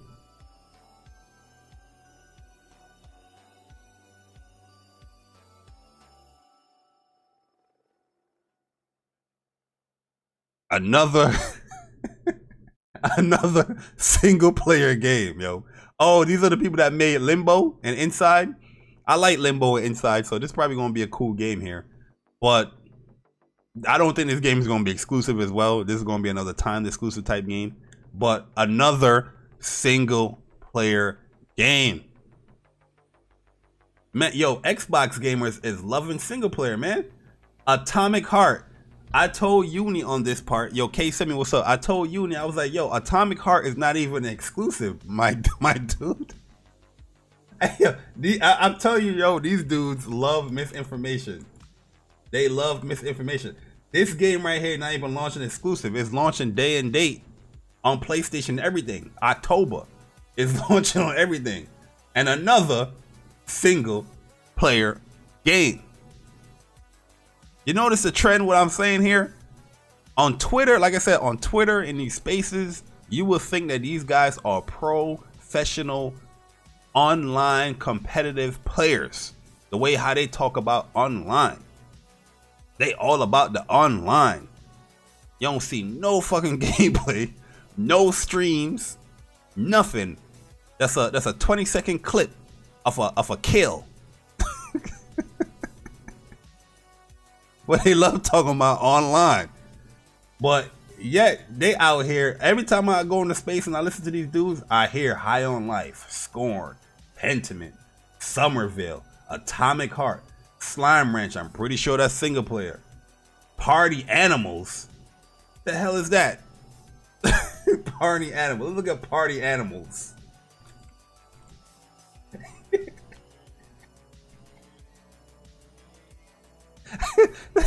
Party Animals.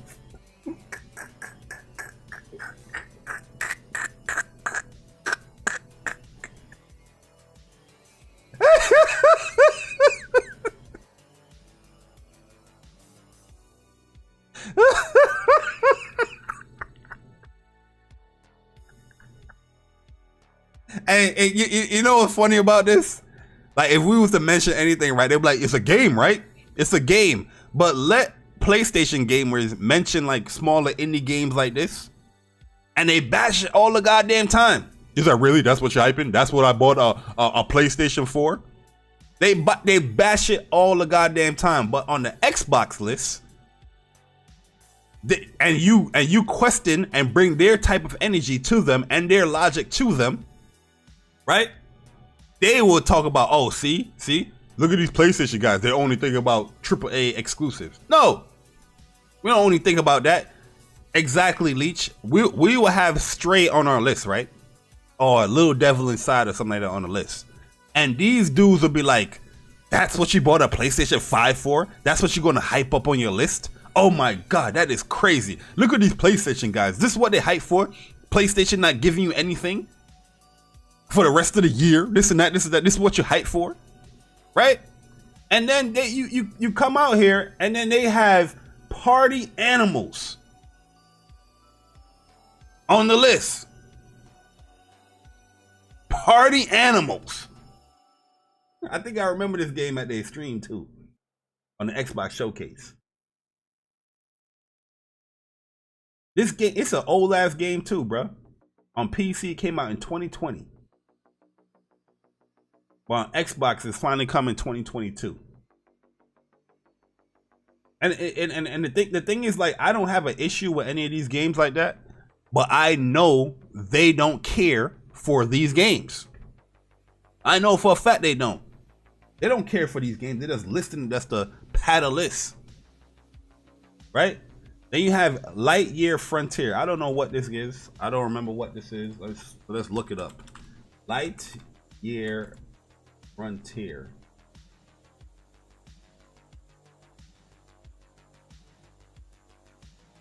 A what? So this is an Xbox One game. Wait, a what?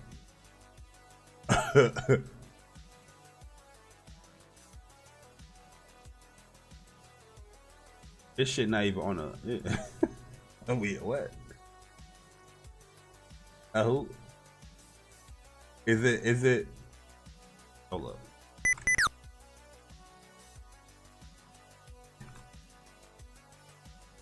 I don't even know what the game is. Let's just look up Twitter. I don't know what the game is, bro. I don't know what the game is. Here. Okay. Oh, this game right here, the farming game.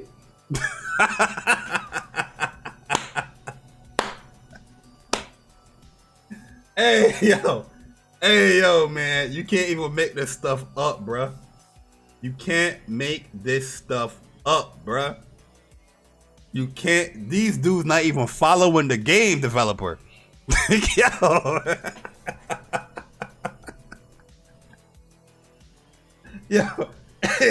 Yeah, if they hyping up Lightyear Frontier, why you not following the game developer? Only one person I know from all of my Twitter followers is following the goddamn developer, and that's my man B Money. I don't see none of these dudes that having Lightyear Frontier on their list following the developer.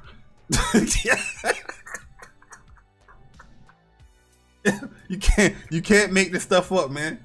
You can't make this stuff up, bruh. So we have a whole bunch of single player games, and the reason why I'm attacking this because this is something that Xbox gamers are known to attack when it comes to PlayStation, right? Single player games. You have all these single player games that you are hyping up. You have games that you have no excitement for. You listing games that already came out and didn't come out for the second half of 2022. You listing out here multiplats. Then you have DLC. You have DLCs, right? Which is cool. Forza Hot Wheels DLC, understandable. But then you have Halo Infinite Season 3. What's the DLC? The new story? You put Season 3, them adding a beta to co-op as a list with DLCs? What are they gonna give you? New skins? Like, yo, this junk don't make no goddamn sense. It's just crazy. And then you have Elder Scrolls Online Highlands, a multiplat. And you know what's funny when it comes to this game? I see more promotions on PlayStation for this game than Xbox. On Xbox, it seems like they have to remind you that it's coming, this DLC is coming out, or this game is on their platform. Every time I turn on the goddamn PlayStation and go to the store, or I look on their Twitter, or I look on their YouTube, they got an Elder Scrolls Online Highlands video up or some type of promotion for it on the PlayStation. Xbox is like, yo, they own the goddamn game. Like, hey, this game is on here too. And then you got Fallout 76 The Pit, another multi-plat. Sea of Thieves Season 7. The season that they promoted just to for Xbox Game Pass commercial. We don't even know what the hell is in this season. Then you have Flight Sim 40th anniversary.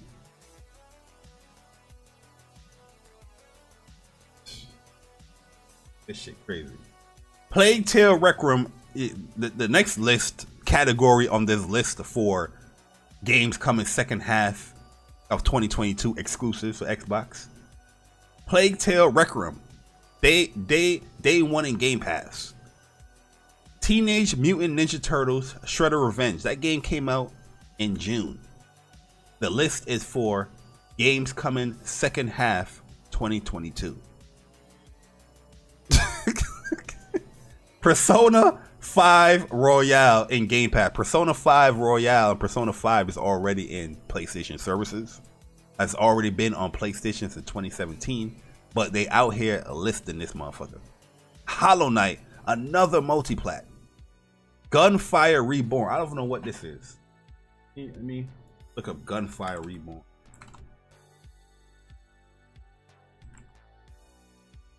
I don't remember what this is.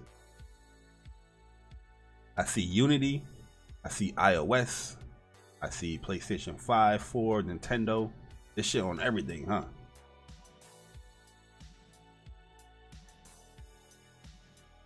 It's on. You get the point of what I'm trying to paint here, right? Is that these guys on the Xbox side, they love to spread misinformation and build arguments from misinformation. You know what I mean? Like my original tweet to Uni on this was like, this was my tweet to Uni, because I thought this was like, yo, is he joking here? I said, this is a joke, right? How you a PS5 owner and post this? Pure craziness. Like really and truly, like, how are you a PlayStation 5 owner and will post something like this? You know what I mean? This will shoot your credibility down to the bottom of the barrel. You know what I mean? Like, there's no way you could be serious about what you're posting here. But these Xbox motherfuckers, they don't care. They don't care. I can make a post right now. I can create a stock account for Twitter and post that thing up with pure green, put green backgrounds, Xbox profile pics, all that stuff on there, and make a post of, yo, Xbox is stronger and the best console ever, and we got the best exclusive this year coming out. And yo, people would just light that shit up. Boop, boop, boop, boop, boop. Yeah, man, yeah, man. Yeah, Xbox, give it to them. X gonna give it to you. We gonna give it to you. X gonna give it to you. You know what I mean? This is what they do. This is what they like. It's pure misinformation. Huh? Pure misinformation, man. It's the weirdest thing in the world, yo. What is this? Oh yeah, this is the Kara joint, right? This the Kara, you know. I don't know if I want to talk about this right now or I should save this for another video, because this to me is dumb as hell. Like, let me give my quick little thoughts here, because he wasn't letting me up. He wasn't letting me up for to speak. Obviously, you can see right here. You know what I mean? I went on Wi-Fi. I went on my, you know, T-Mobile 5G. So I know he was seeing the request for me to speak, but he was just not letting me up. He was letting other people up, you know what I mean, feeding his ego and giving in kumbaya messages and all this bullshit. But my whole thing on why I wanted to go speak to Akira, because I was listening to his spaces, and I don't have an issue with forgiving somebody. If somebody made a mistake and they own up to it, I don't have an issue with that. You know what I mean? I do believe that you can forgive people and you can move on. You know what I mean? But the reason why my energy was different from everybody else that was speaking in this joint is I listened to what people are saying. You know what I mean? A lot of people were missing the things that Akira was saying in his space. They were speaking to him, they were talking to him, but they weren't listening to him. So when I was listening to what he was saying, and he was giving this bullshit ass apology and all this crap, you know what I mean? But on top of the apology, this man was like, to be honest with you, I would be doing the same thing if I wasn't called out for it. You know what I mean? I would continue this lie if I wasn't called out for it. My man was saying, I like the attention, I like the likes, I like the following. He was saying all that junk. Meanwhile, everybody was just giving their little 1-2, their premeditated speeches to him. You know what I mean? Without listening to him, right? And I'm just like, I'm listening to, I'm hitting the request joint. I'm leaving the space. I'm coming back, hitting request again. I'm coming off Wi-Fi. I'm going on my cellular data.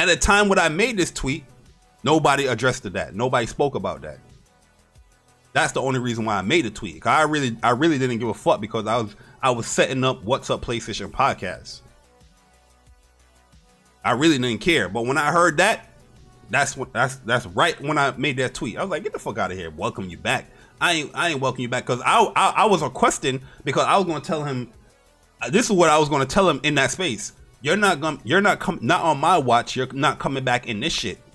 Not on my watch, especially after what you just said, talking about you keep up the lie. If you weren't called out, and then you want to give this sad sob story about all this bullshit and mother tongue and you half this. You ain't half shit. You ain't half shit. You just a liar, bro. That's all it is. You're just a liar. That's all it is, bro. You're just a liar. You're creating this sob story. You're having people fight your battles, all for lies. All for lies, yo. It's that simple. You know what I mean? And I'm sitting there. I'm like, why am I listening to this bullshit? I dipped. After I made the shit, I dipped. I was like, yo, let me set up this podcast, bro. I heard that Persona went in there as well and chewed him out, but I didn't listen to what Persona was saying because I dipped after that. You know what I mean? Because I was like, yo, what the fuck is? I don't even know why I'm listening to, because nobody's really addressing this motherfucker. Like I said, everybody had their own premeditated talk because they wanna be the cool person and say whatever, but they wasn't really listening to what this motherfucker was saying. You know what I mean? That's what I was listening to. But that's my 2 cents with Akira. Like, you know what I mean? Like a lot of the shit that you know, he was saying, I kind of was questioning in the first place, but I thought he was like a cool person. You know what I mean? I was like, he's talking games, whatever, but I was definitely questioning a lot of the shit that he was saying. You know what I mean? I was just like, there's one spaces that I knew I was questioning if you're from Japan or whatnot. When the whole PSO 2 got announced, coming to the West officially, and he was like, yeah, finally, you know, PlayStation can get to play PSO 2 because this was an Xbox exclusive. And I'm just like, yo, you from Japan? How the hell you don't know that you could play PSO 2, you know, for years? Since I had the PlayStation 4, I had the Japanese count, and you could have played Fantasy Star Online too. You know what I mean? When I saw yo sick, no lie, this is before the whole thing even came out. When I saw him make that tweet and he was in a space talking about it, I was questioning because I defended him on the whole being from Japan when it came to DNF Duel Beta 2, and he was playing Philip Sin, and I saw his rollback frames was like 8 to 9. I was like, yo, he has to be mad far away for him to have rollback frames that high. So I made a comment to him. I was like, there's no way I'm not going to believe you now that you're not from Japan, because when I saw you play Philip Sin, you had a rollback frame of 8 to 9 frame. My man just did a quick little giggle. He was like, yeah. Yeah. I should have knew he was lying in. God, you're really truly, I don't follow these dudes. You know what I mean? I'm not looking for what they're tweeting or saying and stuff like that. But last week when PSO 2 got announced for coming to the West on PlayStation, he had a spaces and he was talking about it. And I was listening to his space and I'm like, how you from Japan and you saying that it was Xbox exclusive? I was like, what the fuck?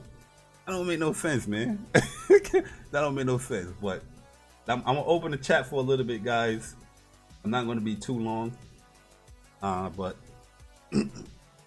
definitely want to listen to and hear y'all thoughts of it. But yeah, man, you know what I mean? PlayStation, we just getting got, man. You know what I mean? These fake motherfuckers is coming up here on the PlayStation because it's the popular thing. You know what I mean? They're not really PlayStation gamers. You know what I mean? Like, they're not really in the trenches. These motherfuckers not really playing these PlayStation games. My man got a fucking, he from Japan but got an American account. You know what I mean? I know a lot of Japanese games, when you play them joints and they pop up on your profile, them shit's in Japanese. You know what I mean? The only way you know that you playing whatever game, or somebody could tell whatever game you playing, is because of the thumbnail that is leaving with the game. You know what I mean? But this motherfucker, his whole account, everything was in English. That nigga ain't no Japanese. Fuck out of here. Yeah, this shit crazy, yo. Yeah, Weirdos, bro. For me thinking about it, I'm just like, I don't know why. Still, I understand why he's lying, but in my mind, I'm just like, it don't make no sense of why you would lie like that. You know what I mean? It's Weirdos, like, bro. Weirdos, man. He want attention. He want to be accepted on the internet, man. He want them likes and retweets and people to gawk at him and all that. We all like Japanese games. You know what I mean? We all like Japanese culture.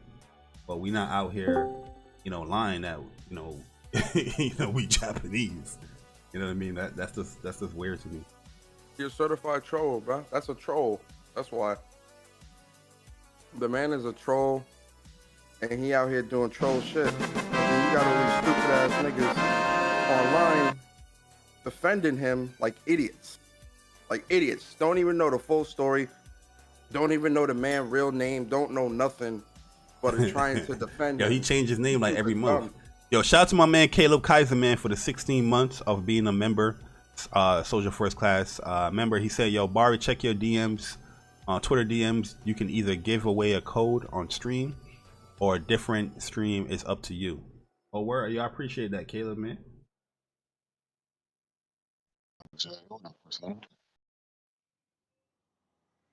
Okay. Crazy. So he's saying here, I manage.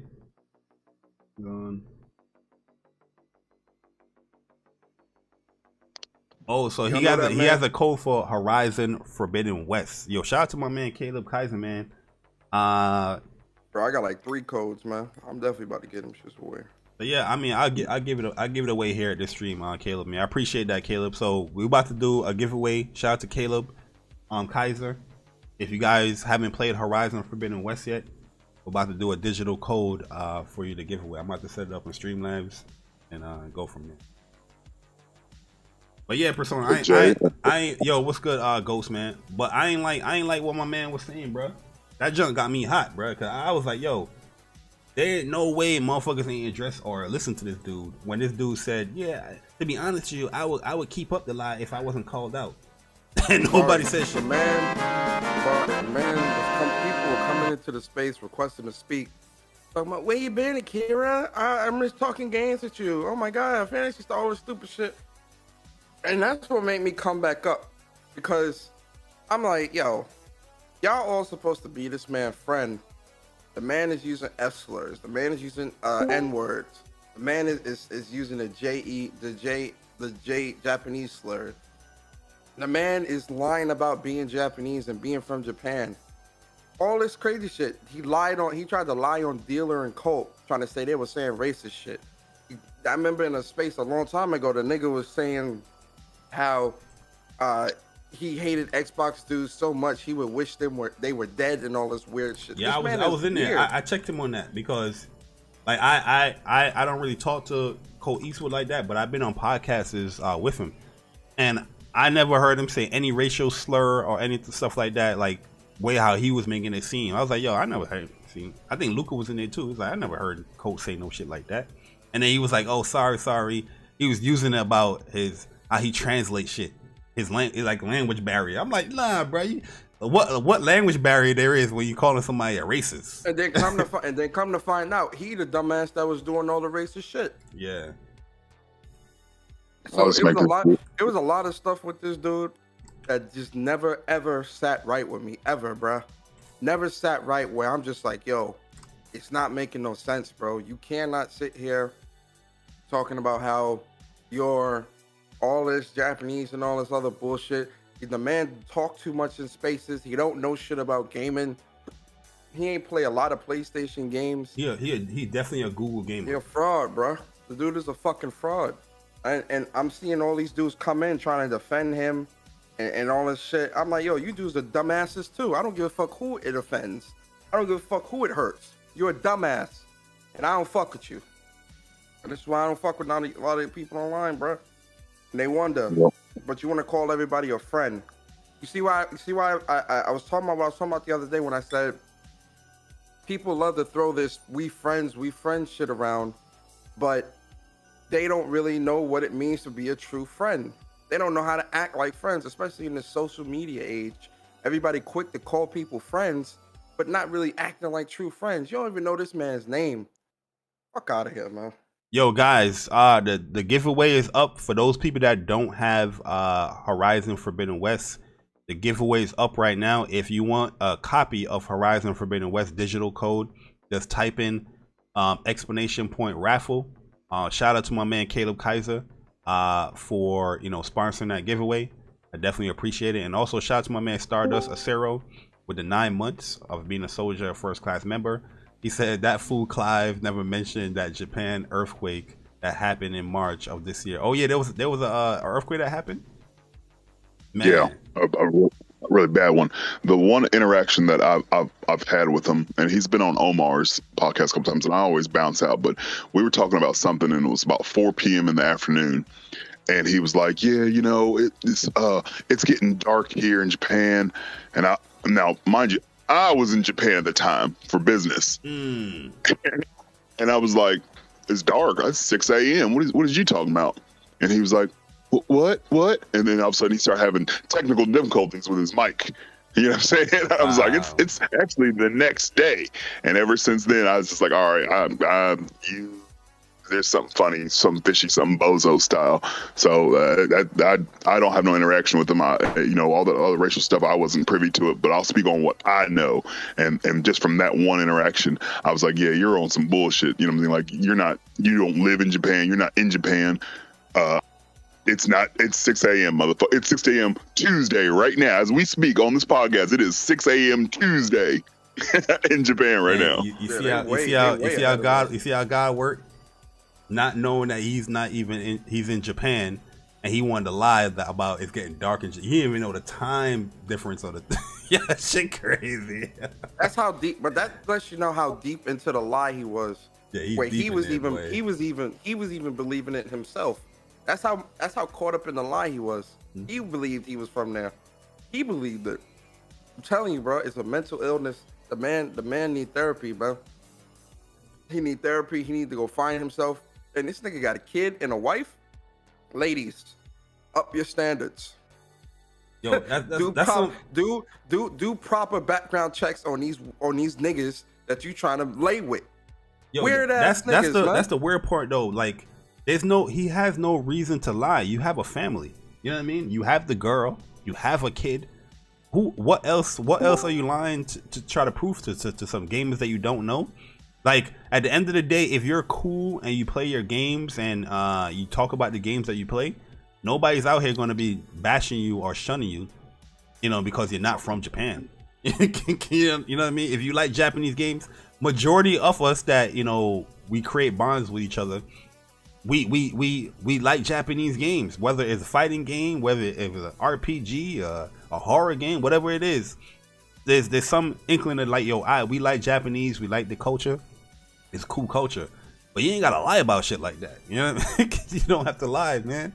Like, it's just weird. That's why I really wanted to go in there, because I felt like people was being way too nice to this motherfucker. Just talking to him, I was gonna call him a weirdo because I wanted to give him this work just to let him know, like. And after that, I gave him the work. I'd be like, apology accepted if he really meant it.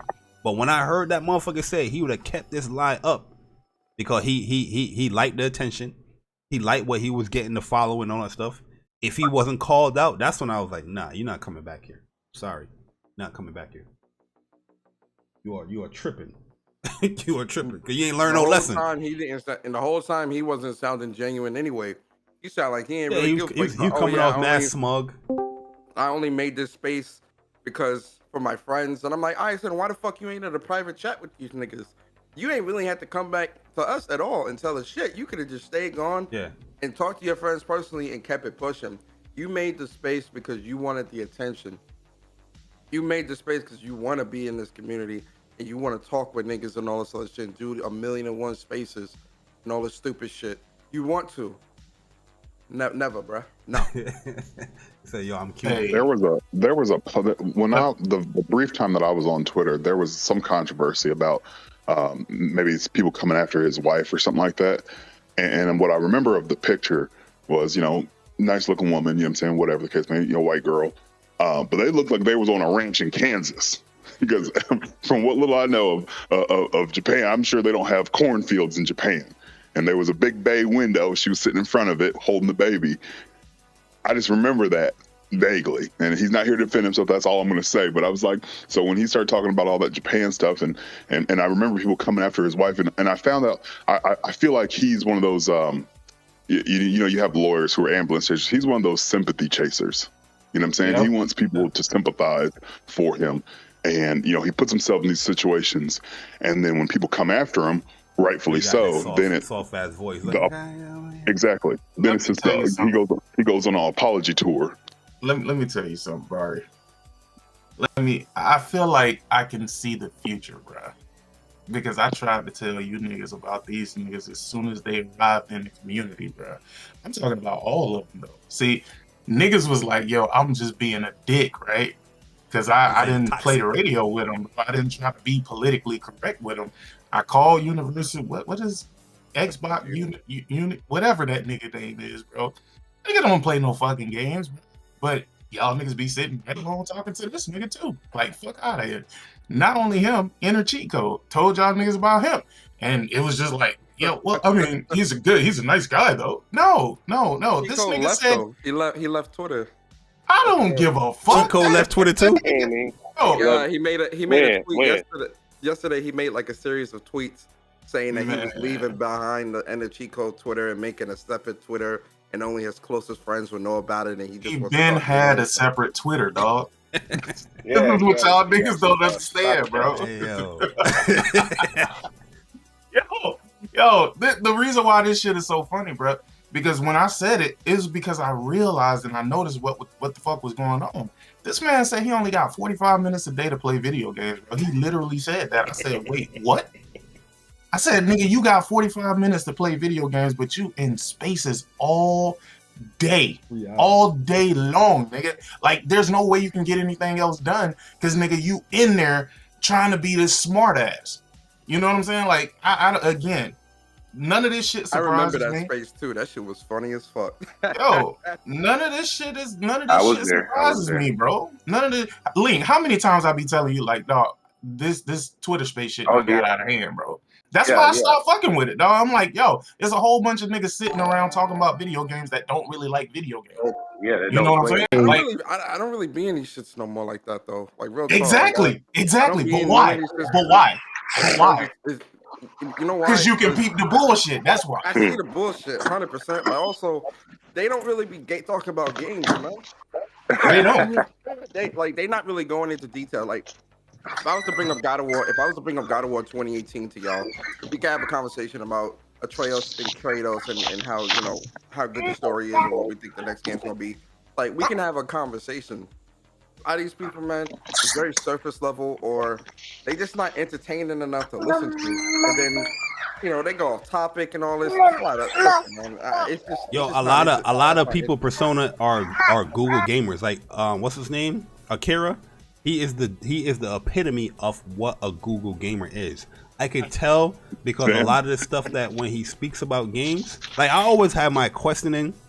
What's it do in the back of my mind? Trust me, I always had it in my back of my mind because a lot of the stuff that he mentioned is so generic as hell, where it seems like he was like talking from like a Wikipedia page or something. Like, it was just generic information. There was no real in-depth substance with what he's saying. It was just like, let me say this generic ass shit, brush it off, and go on to it. You notice how with Akira, he switched the topic a lot. Like, Chuck was talking about. I remember Chuck had like a fighting game, Spaces Up, where we was talking about fighting games, and I think we was talking about either Street Fighter 5 at that time, and then he started bringing up Virtua Fighter. And I'm like, yo, what the fuck we talking about? We having an in-depth conversation about Street Fighter. There was another one where we was talking about Street Fighter, and he was talking. I think somebody called him out as far as like, why don't you have any trophies? Oh, it was Dre. Dre called him out and said, why don't you have any trophies for Street Fighter 5? And he said that he plays Street Fighter 5 at the arcades in Japan, so he don't have no trophies. So we was like, yo, for goddamn almost 5 years. You've been playing this game solely at the arcades. You haven't booted this game up on your PlayStation at all. He was like, yeah, I play at the arcades. Yo, this shit was like some crazy ass lies that this dude was getting caught up in. But yeah, we know he was lying, but we was just like, man, you know what I mean? Like, you know what I mean? This dude. I'm gonna give you the best one, right? I'm gonna give you the best one right here, J Barry. And again, this is why I say none of this shit really matters to me. That's why I didn't care about this whole thing anyway, because I knew nothing would come of it. Niggas was gonna still fuck with him, and you know, it was just gonna be one of them things where people highlight it for a day or so. So Akira, right? You know, he always be in spaces, blah blah blah. I say, Akira, hey, I mean, since you speak Japanese and shit like that, I was like, come to the stream. You know, I'm streaming the Tokyo Game Show. You know, it's always in Japanese, and you can't really tell unless somebody speaks Japanese what the fuck they say. I remember. Right? Oh, no. You remember that shit, right? And he was like, I remember. How you doing like that? He was like, oh, I'm going to the Tokyo Game Show, so I'll be there. So I won't be able to do the translation. I'm like, all right, cool. So from there, I already knew something was up, bro, because that nigga ducked that shit quick. And I'm like, he never even announced that he was going to the Tokyo Game Show. He didn't post anything about him being at the Tokyo Game Show. That nigga wasn't at no fucking Tokyo Game Show, and he was right back in Spacers. This is one that really like one of the ones that really stuck out with me is the Kingdom Hearts one. You already know the vibe, Persona. I remember when he said, "Oh yeah, you know, I never like." There's certain Japanese games that even me as an American I've played, and he said he never played Kingdom Hearts, and I'm like, wait a second, you telling me you grew up in Japan and you've been gaming since you was a kid, but you never touched the Kingdom Hearts game before? Growing up in Japan, where when Kingdom Hearts released, that shit swept through Japan like a goddamn plague. And you've never touched this game before? You're a fucking liar. Yo, I remember when he brought up the whole Kingdom Hearts thing, right? Because we was talking about it with the whole Kingdom Hearts 4. I knew he was lying about playing Kingdom Hearts series because he was going on this whole replaying Kingdom Hearts stuff. I knew he was like, one thing I noticed about a lot of people in these Twitter streets, they be picking the wrong games to cap about. I keep telling people for the longest, don't pick no game that I love to be capping about because I know you're going to be lying. You know what I mean? Because absolutely, you picked the wrong shit. You picked the wrong game. You should have chose another Japanese game because Final Fantasy, Kingdom Hearts. Yeah, like he was saying some shit about Kingdom Hearts, and I'm just like, I was ignoring it because really and truly, like, I don't like Akira. I've spoken to him, but I know this dude be lying about the shit they be saying. Persona, no, we be talking. I'm like, yeah, this dude lying, but I don't really bring it up like that. But Kingdom Hearts, I knew he was lying and he's full of shit. I was just happy that the nigga was playing Kingdom Hearts, but I was like, yo, in my mind, I'm like, you ain't gotta lie about it because the things that he was saying just don't add up. Like I said, these dudes, they are Google gamers. They say the most generic shit about the series. Like, yo, I everything that he says about a game, you can just easily type that shit in. Type in that same sentence, and that shit will pop up on somebody else's shit or like a Wikipedia. These dudes are Google gamers. Hey, listen, Sick, I glad you here, right? Because, yeah, what's up? Your boy Xbox University got mad with me because I don't bring that it up. Wait. I'm just like, you think that nigga my boy, bro? Or you just saying that sarcastic? No, I just saying that for so, man.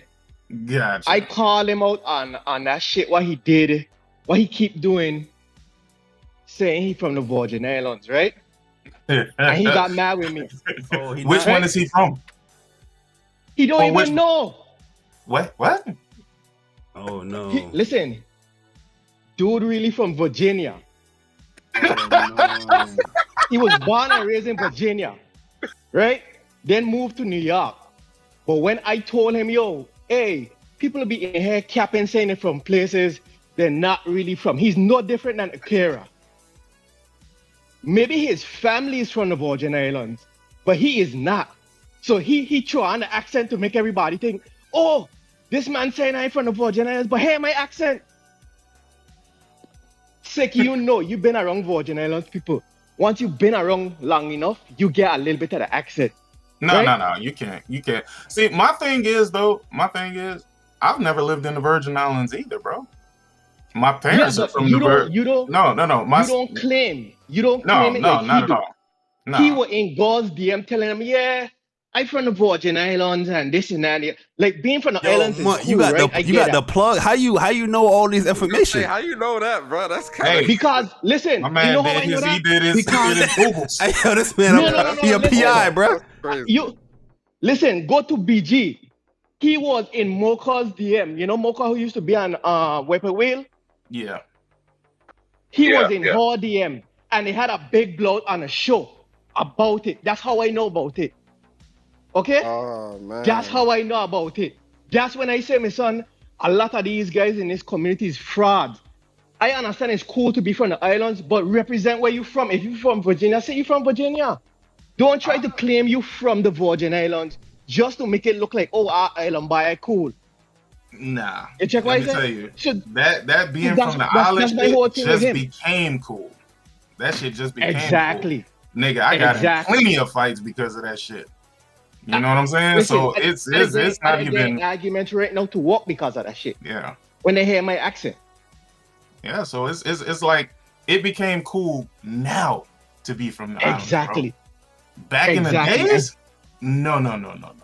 Because my mom's side of the family is from the Virgin Islands, and you know I got other family that's from like Jamaica and shit like that. But then my dad's side is from Haiti, so it's like nigga, you know, as soon as my last name come up, it's like yo, nigga, it's go time. You feel me? And it's like that's why I say that whole being island shit just became something cool, nigga. But that's a thing too, though, because I was saying this a while back. Is that my family come from Jamaica too, but you know, being friends with Bari and Dre and all of them, them niggas is actually from there. Like Bari's actually from, like. I can't sit there and say, "Oh yeah, I'm from Jamaica and all this, and I was born there or whatever." Or I lied. The niggas I fuck with gonna know I'm lying because they that. And that's why I'm like, yo, a lot of people, you don't gotta lie, bro. Especially if you're around people that really know that stuff, you gonna get caught. I always say, yo, my family came from there. I'm born in America, man. I'm American. That's why I don't got Persona, the accent, none of that, man. That's why I respect you, and that's why I respect Sick, and that's why I respect BG, because you guys say, hey, I have family ties from there, but I'm not from there. But he make people think that he's from there. And I know people, he maybe have family in St. Thomas. I know, like I have cousins in St. Thomas. Them niggas don't play. Like St. Thomas is a go place, like a real serious place. And if you claim you from there, them niggas gonna check you. Yep. And at Spencer University, he I don't know if some of y'all remember, but you know, at one point in time he said he worked for Microsoft. I remember that. Persona. Let's go. Yo, Mari, remember when he first said that shit? Yeah, that's why he was in Optimus Spaces. Stop it. I said, stop it. I said, what the fuck you do at Microsoft, nigga? You a janitor, nigga? The fuck? That's when listen.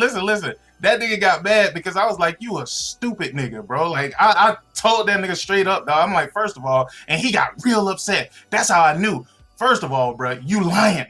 Because guess what? Nigga, if I got a PhD and all of this other shit and all this criteria, nigga, I don't give a fuck what you say about me, nigga. Because it's, you know, you ain't gonna change the fact of whatever it is. That's why I'm sitting up here. I'm like, yo, this nigga's. I said, this is one dumb nigga, bro. Like, how the fuck But y'all when you call him out on his shit, he always gets upset. He always. That's how you could know he's lying. Because when I checked him, when I said it in the space, he immediately jumped up to speak up. Oh, this you are NPC.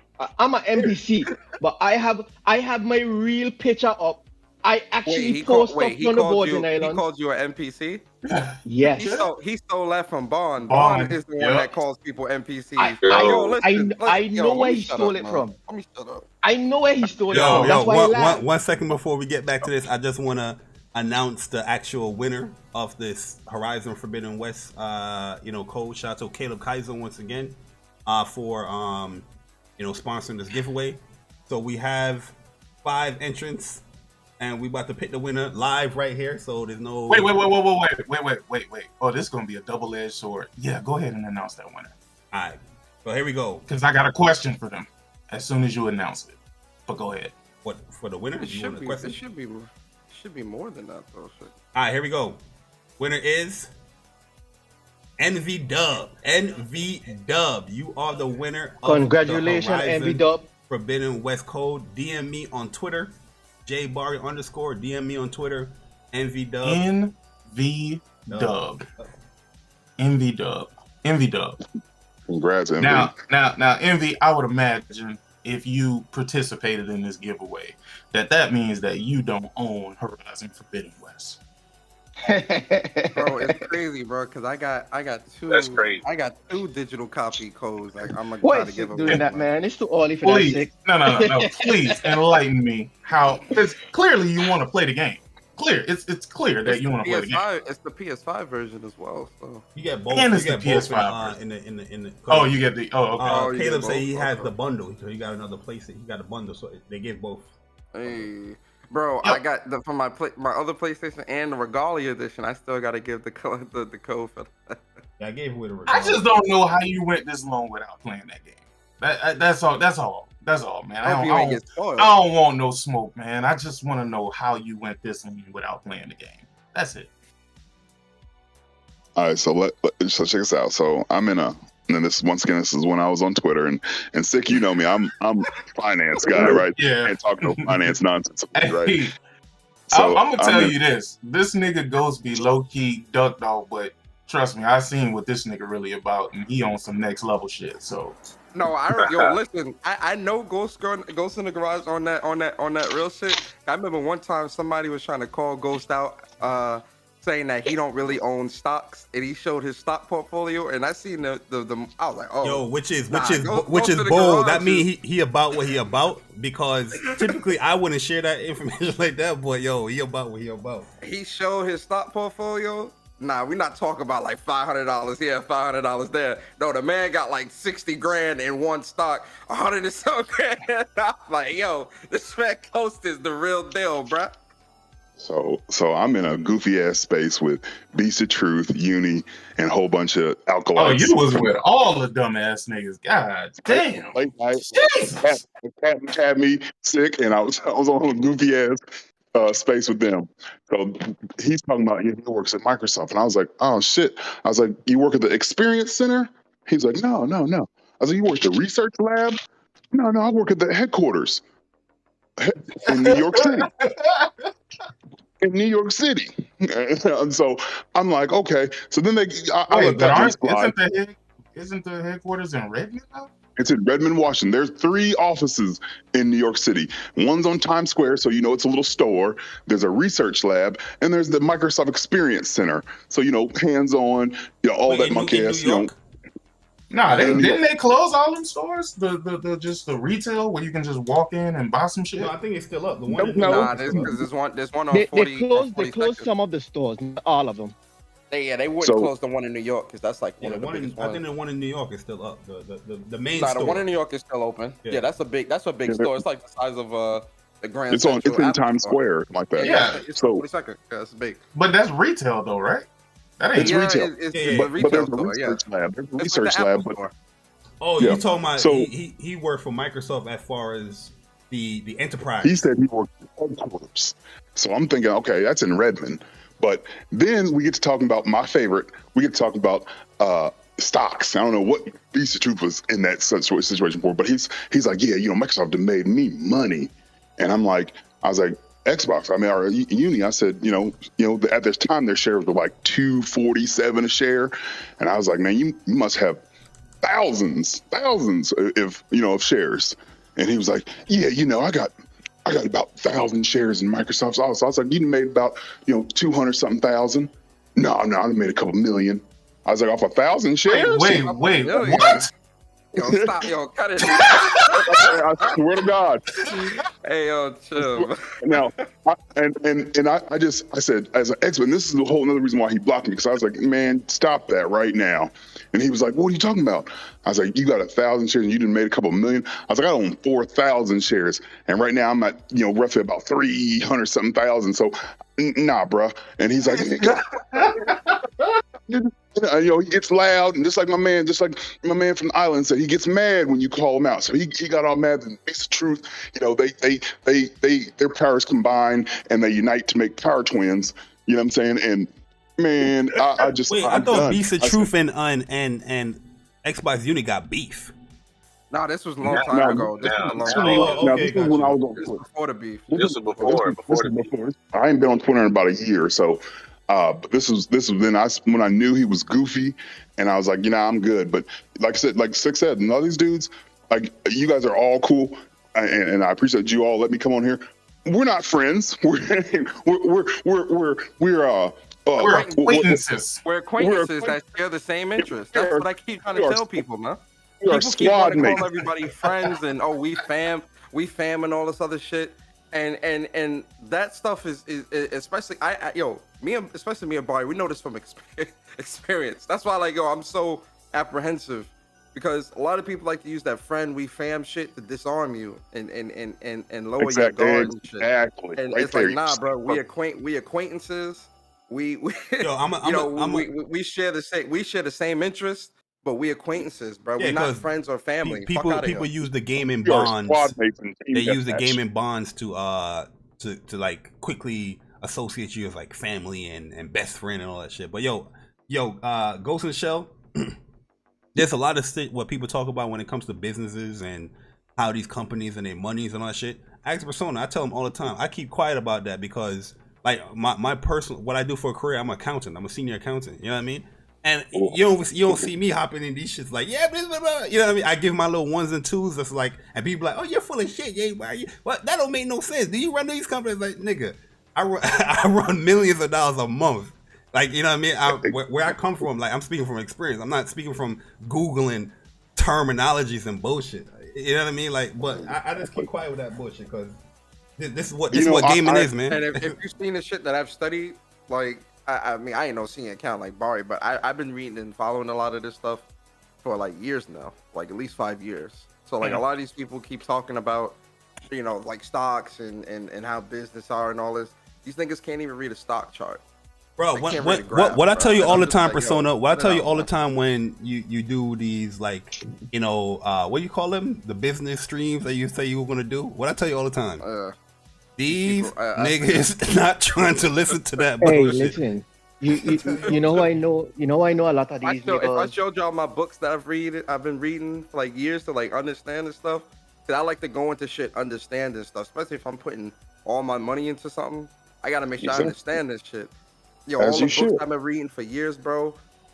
Warren Buffett, David Rothschild, all these. Listen, man, these dudes not doing none of that shit, bro. Hey, you know who I know a lot of these niggas stupid? The CFO of PlayStation came out and tell these niggas how they break down their budgets, right? This man is doing this for over 30 years, longer than half of these niggas been alive, right? And they say he's lying. I'm like, they don't even know what a CFO is, bro. They think that's the new Call of Duty. Yo, Envy Dub, what's your Discord? Oh, Envy Dub is in your Discord. The chief financial officer. The chief financial officer is telling you. They don't understand what I we don't want to do this. Oh, I see it. Good look. They are telling you why they don't want to do this, because the quality of games will drop. They didn't say they can't do it because of whatever, because for them they're looking at it like, yo, we're making the highest quality games in the business. We're putting out a steady flow of games because we're getting a big return on investment. Niggas is trying to tell you that if they put their games into the service day and date, it's not gonna hurt their investment on a game, and it's not gonna impede any of that. And I'm like, are we looking at the same financial Persona? These guys don't even understand that these companies run risk analysis. First things first, they don't even know what a risk analysis is. But they tried to tell me that Sean Layden, who we interviewed on What's Up PlayStation Podcast last year, that he's lying. They did. But they ignore the 2K guy though. They ignore him on purpose. They be like, oh, we not listen to the 2K guy. Barry, remember when Sean Layden came out and said what he said? And everybody was saying Sean Layden don't know what he's talking about. I'm like, the man ran the most successful gaming company in the business. What are you talking about? That if anybody knows anything, it's Sean Layden. Well, What are you talking about? Let's keep it a buck. Not- Game Pass has made it so great for Xbox gamers. They're just getting Look at the consistent game. AAA bangers like throughout the years. Come on, guys. We are going into we're 7 months into the year. They have not gotten anything. Nothing. No, I mean, they're getting all of these consistent AAA big budget bangers. High on life. We've seen that. We've seen this. We've seen. Look at the games that the games that are going to come out for the second half of 2022. Man, all of that is because of Game Pass. So 100%. Clearly, the guy at Sony doesn't know what the fuck he's talking about. Because if that was the case, then we would be getting those types of big budget AAA bangers that Xbox is getting. You're right. Yo, You're right. So PlayStation officially acquired Haven Studios. Yeah, but they've been acquired them though. Like 50 people tagged me. I'm like, bro, I seen it before y'all seen it. 50 people tagged me. Like, hey, look at this. They've been. We talked about that. They just tweeted that it officially closed, meaning that it's. Got you. They announced that they was purchasing, but now it's just official. But I mean, they already welcomed them to the family and everything. This is the same as Bungie. Bungie still ain't closed. This is one thing I want people to know as well, man. When it comes to Twitter, like when it comes to PlayStation stuff, like I have the notifications turned on. Like on my phone, I have it on Do Not Disturb because I'm streaming, so I didn't see it pop up at the time. But I'm guys, we're in the know. You know what I mean? There's a lot of people that be tagging me in games that I'm the one that be announcing and putting on people. Yo, people tagging me about Valkyrie Elysium. Like what? You know what I mean? Like, yo, bro, I'm in the know. Like I know what's going on. I know what stuff going on. I know sometimes it's people that's not even gonna purchase the game or interested. They just want to let people know. I understand the hype and letting people know, but trust me, we in the know when it comes to that. I got a question, Barry. Is every time PlayStation announce a game that's $70, this course is gonna start over again? Link. I feel like you in my mind because I had it queued up. I had it queued up over here. Wait, but before you even say anything, Barry, did you see what I saw this morning? Yeah, Paris. No, the clip from Paris. Yeah, I saw. Bro, I saw everything. I saw everything from yesterday and this morning, but I'm purposely ignoring it because I think it's a dumb take. You know what I mean? That's as simple as I can put it.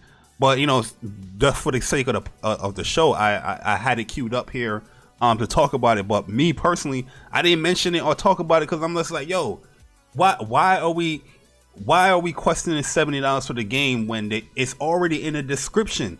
It's the gameplay is completely rehauled, revamped. They rebuilt the game.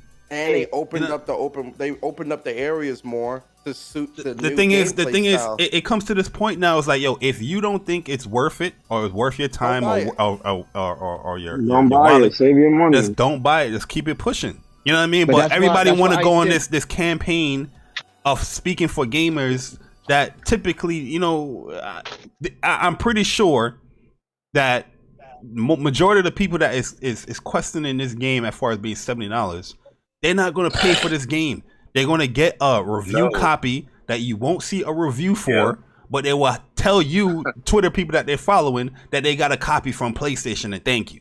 You know what I mean? We've seen that multiple times. But listen, Destin Legary talking about he reviewing Grand Theft Auto 7. I mean, not Grand Theft Auto 7, Gran Turismo 7, and this motherfucker got no reviews up for Gran Turismo 7, but on Twitter, just want to put in everybody's face, oh look, I got this game, you have to pay for it. That's what an influencer is. That's what an influencer is. We got to stop listening to people like Paris who say the black people in the Twitter community jealous of him because Microsoft is flying him out and not them. So we gotta stop listening to guys like with all due respect, and I mean this as respectfully as I can, the stuff he's doing with meeting these people, I did 5 to 6 years ago. Yeah, I don't think nobody should hate. Nobody should hate on what he's doing. Man. You know what I mean? At the end of the day, that he's doing what he's doing. Yeah, I think it's a great thing. But to say Exactly. that black people are jealous, or certain black people are jealous, listen, man. I ignore comments like that, to be honest with you. And you want to have breakfast and lunch or whatever. Listen, I don't care. My whole thing is, if you have a bad game intake, I'm gonna speak on that, and that's Exactly. That's all I care about. I don't care about what you do with your everyday life. I'm not here to judge that. I'm only here to judge the gaming takes, and that's it. But you see, they say stuff I like tell that y'all all to the deflect time, from the it fact that they starts- have bad takes. I tell y'all all the time, this shit starts and ends with gaming. Yeah, but the thing is, Starts and ends what with you gaming. got to learn is though, is like you just did a whole gaming politician little speech right there too. But you speaking for everybody rather than yourself. Just say that you are not going to listen to Paris because you don't like what he's doing or what he said with his take. Personally, some people is going to ignore what he's saying. To be honest with you, like I'm not jealous of Paris or anything that he does. It's good that what he's doing. Yeah, me jealous. But of him. if he has a bad take, like this one right here is a bad take in my opinion. That's just just gonna keep it pushing. I just find what he said. Disingenuous.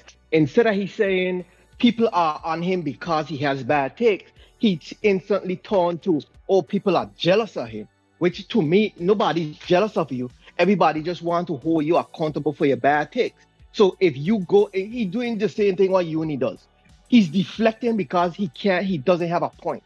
And I think that's disingenuous.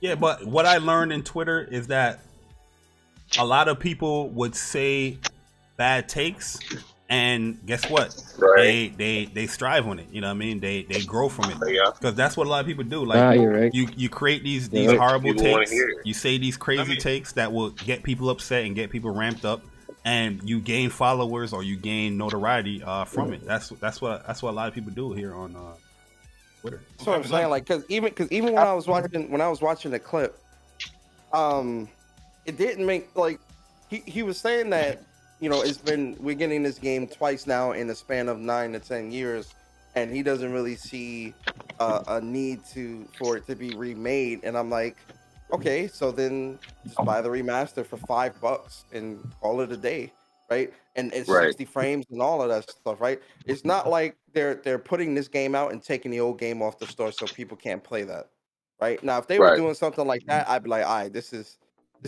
kind of fucked up, Sony. Like, if you're going, like, I understand, but I think what people need to understand too is, and this is mostly influencers and journalists that are pushing this type of thought process, and it's indoctrinating a lot of the people that follow them, because then they go out and parrot this.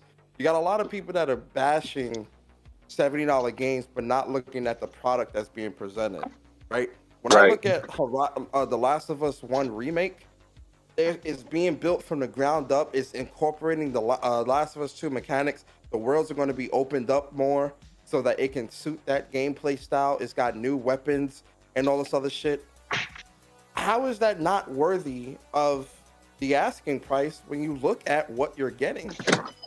And I think a lot of people are just saying that, oh, this game been out since whatever time, and so it shouldn't be that price. People are saying it should be $40. It should be just a free upgrade. And I'm like, no, this ain't no just patch to a fucking existing game. This is a brand new game being rebuilt from the ground up. What they did with the facial animations, they didn't do any extra mocap. They went back to the original performances and matched up the facial animations and things that they made to the new, and redid all of that so that it all matched perfectly. And I'm like, bruh, are we really looking at the work that developers are putting into this and trying to dismiss the asking price? Ask yourself this. Did any of them have a problem with Psychonauts 2 getting a physical release at $70? Nope, I ain't seen nobody say They told me that you get stickers. You get stickers. That's why it's $70. Or what about Resident Evil? Resident Evil. Hey, yo, a PS4 game, by the way. Right. There's no PS5 version for Psychonauts 2. Let's not ignore that. Yeah, that's why I never bought it. I'm like, me too. Yo, I'm like, that studio could kiss my ass, bro. Me too. And you have the audacity to put $69.99 on that game, a PS4 game, because you giving out some stickers, but you want to complain about a rebuilt game, new gameplay mechanics, change up how you explore in the game, facial animations, everything rebuilt from the ground up. You have an issue with the $70 for that game, which I'm not saying that people can't have an issue with it, But I'm just saying, like, you're ignoring that, but highlighting this. Barry, Well, you because have to pay for the crunch, dog. You have to pay for that crunch. That crunch bar. What about the most gregarious of them all, Skyrim? The new anniversary edition that they charged. Parents didn't say nothing about Milk Skyrim. that shit till they go broke. That Yep. game has been They didn't say re-released shit like about it. 5 times. They re-released that game like 5-6 times now, bro. Yo, let me get these super chats real quick. Too, over and over again, and y'all gonna love that shit. Let me get these super chats real quick from Unicron with the 5 pounds. He said, "Yo, laugh out loud, Bari. Call him a weirdo, then cuss after that. Accepts his apology. Laughing hard. No, I would accept his apology when he talking about Akira if he was sincere about what he was saying, but he wasn't sincere because he said that he would continue to lie if he wasn't called out. But that's why, you know what I mean. But he's going. It's no different than like if your friend do something dumb. Yeah, I'm gonna call you out. I'm gonna tell you what it is. They're just dumb as fuck. But you know, if like, yeah, I see it as dumb. Yeah, we cool. It is what it is. And then we have Viper Reaps with the 1999. He said, "Yo, fact sick. All the people in the spaces who space more than they game, I think, are suspect to me as well." My thing is what I've learned from being on Twitter and stuff. Like I'm particularly new to this gaming community, and I'm not afraid to admit it. But a lot of these cats want to skip the line and throw on this persona so that they can get all these followings because it feeds their ego. You know, they think this is like a Ready Player One, Sword Art Online kind of thing, and you could be a whole different person. But that shit catches up to you, and it's just like Persona was saying earlier, like you need therapy, dude. If you feel like you got to go online and be a whole different person to be accepted, you know, going to the extent where you're saying you're Jeff, it doesn't make any sense to me. You know, you gotta put your boots to the ground, start low. You know what I mean? Hop in spaces here and there. You know, give me a little 2 cents, but. A lot of these cats just be trying to be the center of attention, you know, like the Xbox University. That's where you're messing up. That's where you're messing up, Meek. That's where you're messing up. The next time, just keep it 55th Street. It's a gaming community. It's not about the spaces. It's not about saying your opinions. It's about you gaming so you can say an opinion. It's about gaming so you can be in the spaces. The gaming is first. That's what people are misunderstanding here, man. Everybody's about the charismatic opinion over the gaming. Yeah. But then when you ask them about the games, it's like, well, it's like, no, this community was built off of the back of, gamers. You know what I mean? And that's what it should be. But a lot of these cats just, want to be that guy. Like, oh, yeah, I know. I've been here. I live in Japan. I'm going to Tokyo Game Show. It's like, bro, it's not that serious. You know what I'm seeing? You know what I'm seeing? I'm seeing a turnaround when it comes to the check marks as well. Check marks are starting to check other check marks. I saw it with the Frosk. Yo, these PC dudes are weird. I saw it with Frosk when Ryan DMC from IGN. He checked her. He was like, "Yo, what the hell are you talking about?" Like it was the craziest shit I've seen. It's the craziest shit I've seen. That he checked her. She was on our humble shit, and then now I'm seeing it here. And it's crazy that Ryan McCaffrey of all people was the one to check her about PlayStation shit. Yo, that's crazy. They upset at Ryan now. The Xbox people upset at Ryan, and now I'm seeing it with Paris with his thoughts on Robert, the guy that was developed. Or help develop The Last of Us Part 2 remake. Alana came out and said some stuff. Says, I don't know 100%. I understand why it might have felt needed. Last of Us Part 1 gameplay feels outdated, especially compared to Last of Us Part 2, and a whole new audience is going to learn about the game via the HBO show. You would want them to have the best intro possible. And that's pretty much what I said from the beginning. It's like, yo, you're gonna want to have a streamlined experience when it comes to playing the older game and playing the Part 2, where now you have the whole gameplay experience streamlined. You know what I mean? If nobody that you're gonna have all the mechanics from Part 2 in Part 1. You know what I mean? And that's gonna bring a whole new audience for a lot of people's show, which she pretty much. And after part 1, people gonna want to play part 2. Exactly. So that's gonna be like a good segue from part 1 to part 2. Like me personally, I'm not buying part 1 the remake, but I ain't got nothing against anybody who is buying it. Like more power to you. But I've already bought the game twice. And unless that story gonna change, I'm good. I don't think they're gonna change the story. Excited to see what they did. Yeah. Like, I mean, my thing is, like I said though, I can understand and I can accept it, and the price ain't even the issue, right? Like the price ain't the issue. The issue for me is that violence. I've already played what they're presenting to me. So you haven't. You played The Last of Us Part 1, but not with Last of Us Part 2 gameplay. So let me ask you a question. What about it is going to change? Because in a second I'm about to spoil the entire first part of the game. I want to know which part of that game is gonna what part of that game is gonna change. Story is not going to change. The mechanics of gameplay is going to change. Okay. Exactly. It might be some better guns. I don't know. I'm gonna take the same journey though. The same journey, a different thing. Cool. Yeah, but I already own the remaster. It's already the thing is what it is. You can hop in the car with me without the cooler or with the cooler. But we about to go to Miami from Tampa. I think you want this cooler, dog. Now it's your experience. Now you get thirsty, and we ain't stopping along the way at nothing. So I'm just saying, no call. How you want it? Good so you're saying either I can get a Coke or a check, or a check cola.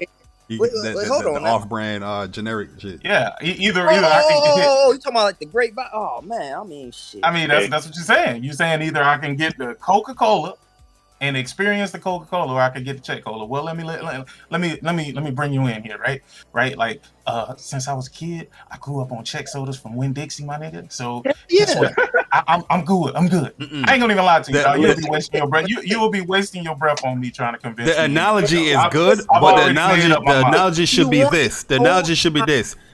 You pretty much been to like Georgia before, right? Sika probably drove to Georgia. You from Florida? I'm pretty sure you did that drive. Yeah, no. I got a lot of family from Savannah though. Okay, so it's like drive. You already been to Savannah. You already know the journey that it takes to go to Savannah. But have you ever drove to Savannah in a Maybach? You know what I mean? It's a different experience. You know where you got to go. You know what road. You know what highway. You know what stuff you got to take. Like. But going in that Maybach is a different experience because you got different tools and different little things that you can use in it. Because they changed the gameplay enough where I'm pretty sure the AI is going to change. Because if you have the Last of Us Part 2 mechanics and they have Last of Us Part 2 weapons, because if you pre-order, you get an explosive tip arrow. You don't have that in the Last of Us Part 1. So that tells me right there that they're going to be changing how enemy AI works in part 1 as well. So it's the journey, you know what's gonna go, but the experience there is gonna be different. You know the story, but the experience is gonna be different. Resident Evil 2 to Resident Evil Remake 2. Ultimately it's the same story. But nope. It changes. Resident Evil 2. That was more like a reimagining, like Final Fantasy. In my opinion, they put remake, but did you play Resident Evil 2 remake, bro? Well, no. I'm asking you the wrong question. Did you play the original Resident Evil 2?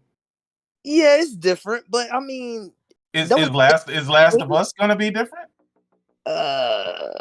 They've already said that it's not. So no, it's not. It's not. Gameplay wise, it's not a reimagining.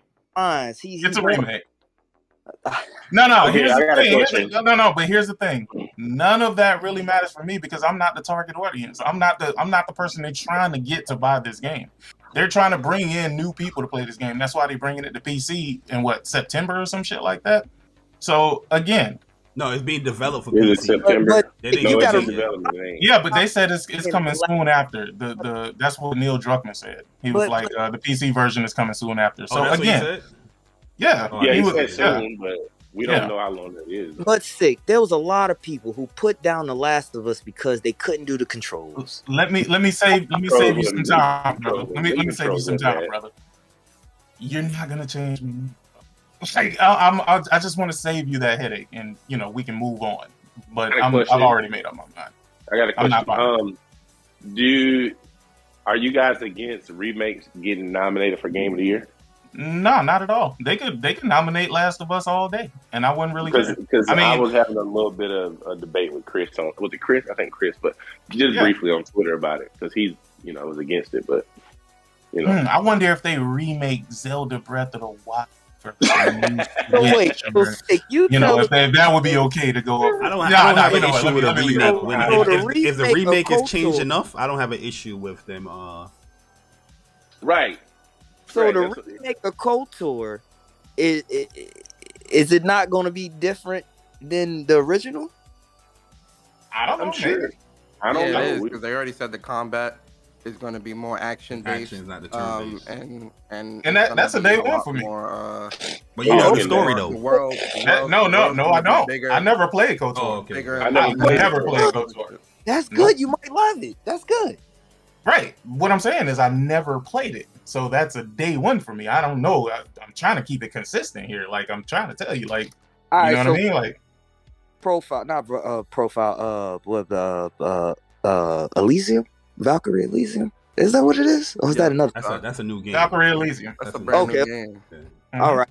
So that, I mean, it's that's just totally different from what the originals were. That's different. It may draw people. That's not a remake on anything. Yeah, that's a new game within the franchise. Wait, don't it come with the remake? Come with Valkyrie Profile enough, but that's a PSP game, isn't it? That's a port. That's a port of the PSP.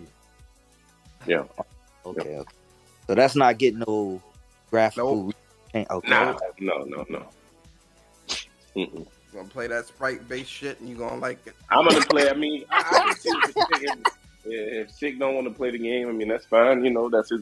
He's entitled to that. Listen. Sick humor TV. You gonna get it. Toxic. No Cat Podcast is a gamer. I don't know why. It's a couple you games I remember. and OBJ the dog. Is a gamer. All said the same thing. No. See, I was in my feelings at the beginning of this generation, and I was like, "Yo, fuck this PlayStation. I'm not buying this PlayStation 5 or this Ratchet and Clank or none of this shit, man. Fuck this shit, right?" But then, again, I mean, come on, dog. Like, there's been a couple times that Six said he wasn't buying a game or that he wasn't buying something, and then when that shit come out, he better, I don't know what happened, man. My wallet just up and bought the game. Watch. Gamers. Watch on September 2nd. Real recognize real. And when that September 2nd hit. For real. I'm not buying this. I'm so serious when I say I'm not buying this remake. When that September 2nd hit, that is not happening. No, listen. People have offered to buy this game for me, bro, and I told them, nah, keep your money, bro. Hey, yo, this is the advice I'm gonna give to Sick. This is the advice I'm gonna give to Sick. You're gonna mute Twitter that day because motherfuckers gonna be putting up gameplay showing how fast the load time is, and you gonna be like, yo, I need that. They're gonna show the world and all that, how much bigger it is. I mean, we gonna listen, man. I guess y'all just gonna have to wait and see, right? Y'all gonna have to wait and see. Y'all gonna be like, yo, this thing. Yo, I ain't gotta wait and see nothing. I already know. Yo, you know when you go and you say you're not drinking again. That sounds like Sick right now. Sick sound like, I ain't drinking again. I was later. I ain't touching that hand. Sick is gonna sell the high seas when it comes to the PC version. There you go. Oh, I mean that would make sense. I mean, yeah. Hey, listen, I already bought the game twice, nigga. Give me the best version of the game for free, nigga. So Sick, you not buying Resident Evil 4? No, because I got a problem with them bringing these games to PC, bro. This is my boycott, nigga. Let me look at the new Jumpman because I thought they said it was being developed for PC. They don't have it developed yet. It is. Go back and look at the video. Go back and look at the video of the announcement, and you'll hear him say it's coming soon after. Nigga, they gonna give it like a month's time on the PlayStation, and then bam. Uncharted and still. Make a bet, Viper Reaper. I don't think you want to make that bet, dog. What the bet? I say 2023 is coming. 2023. I know Spider-Man games is coming to PC. Uncharted is coming this year to PC. But I don't know if Last of Us Part 2 is going to come this year. I mean, Last of Us Part 1. Is Forspoken day one on PC? No. Yes. It is. It is? Yeah. Epic Game Store. Epic Game Store. Epic Game Store. Yeah, they done fucked up. And get this. Square putting it on the Xbox store. What? Mm-hmm. Oh no, I've been betrayed. Yeah, because it's on the Windows store, not the Xbox. Yeah, Windows. No, but that's what I mean. I call that shit the same shit. It's only on PC, but it's still in the Xbox ecosystem. All right, what about FF16? You getting it on PC or PS5? I'm getting on PS5. PS5 only right now. I'm getting that on PS5. They want PC too. Okay, so let me explain to you how this. Let me explain to you how this is gonna work. Final Fantasy 16 isn't on PC. I'm gonna explain to you how this is gonna work, right? PlayStation is going full steam ahead with PC, right? I'm just waiting for the 4090 to come, dog. And then, because I was gonna get the 3090 Ti, but as soon as I buy the 3090 Ti, the 4090 gonna get announced, and then I'm gonna want that. So yeah, I got something about that. So I'm just waiting. But here's how it's gonna work for me. If the games are dropping day and date on PC and PlayStation, I'm getting it on PC. If the game is dropping on PS5 exclusively for a period of time, then I'm getting it on PlayStation because I'm not gonna wait to play anything. Yo, my Steam Deck. Yeah, if you go to when they initially announced Final Fantasy 16, it said PC, but since then everything. No, when they first showed Final Fantasy 16, they said that it was captured on a PC that mimicked the show, like how it would look or whatever. It's coming to PC, bro. Don't even. They said the first time they showed it was on the PS4. No, listen, no, they didn't. It was listed as PC. But it was listed as a platform. Out on PlayStation. It's coming out on PlayStation first, and then it'll probably release right later. But it's not coming day and date. It's gonna be like what they doing with 7 Rebirth. 7 remake. Yeah. It'll be later. Yeah. Same thing with Rebirth. Rebirth not coming to PC day one either. Rebirth gonna come to PC like 6 months to a year later. So yeah, how long did it take for the remake? A year and a half. A year. Year, because it came out last year, like before summer. Oh no, it came out last year September. No, before summer. I remember it came out like around close to the summertime. Yeah. Right. April, something like that. Okay.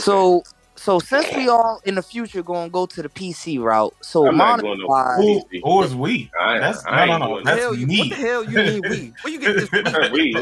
That is me. That's not we. Yeah.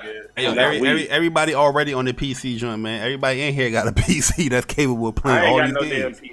Oh yeah, no, that's for sure.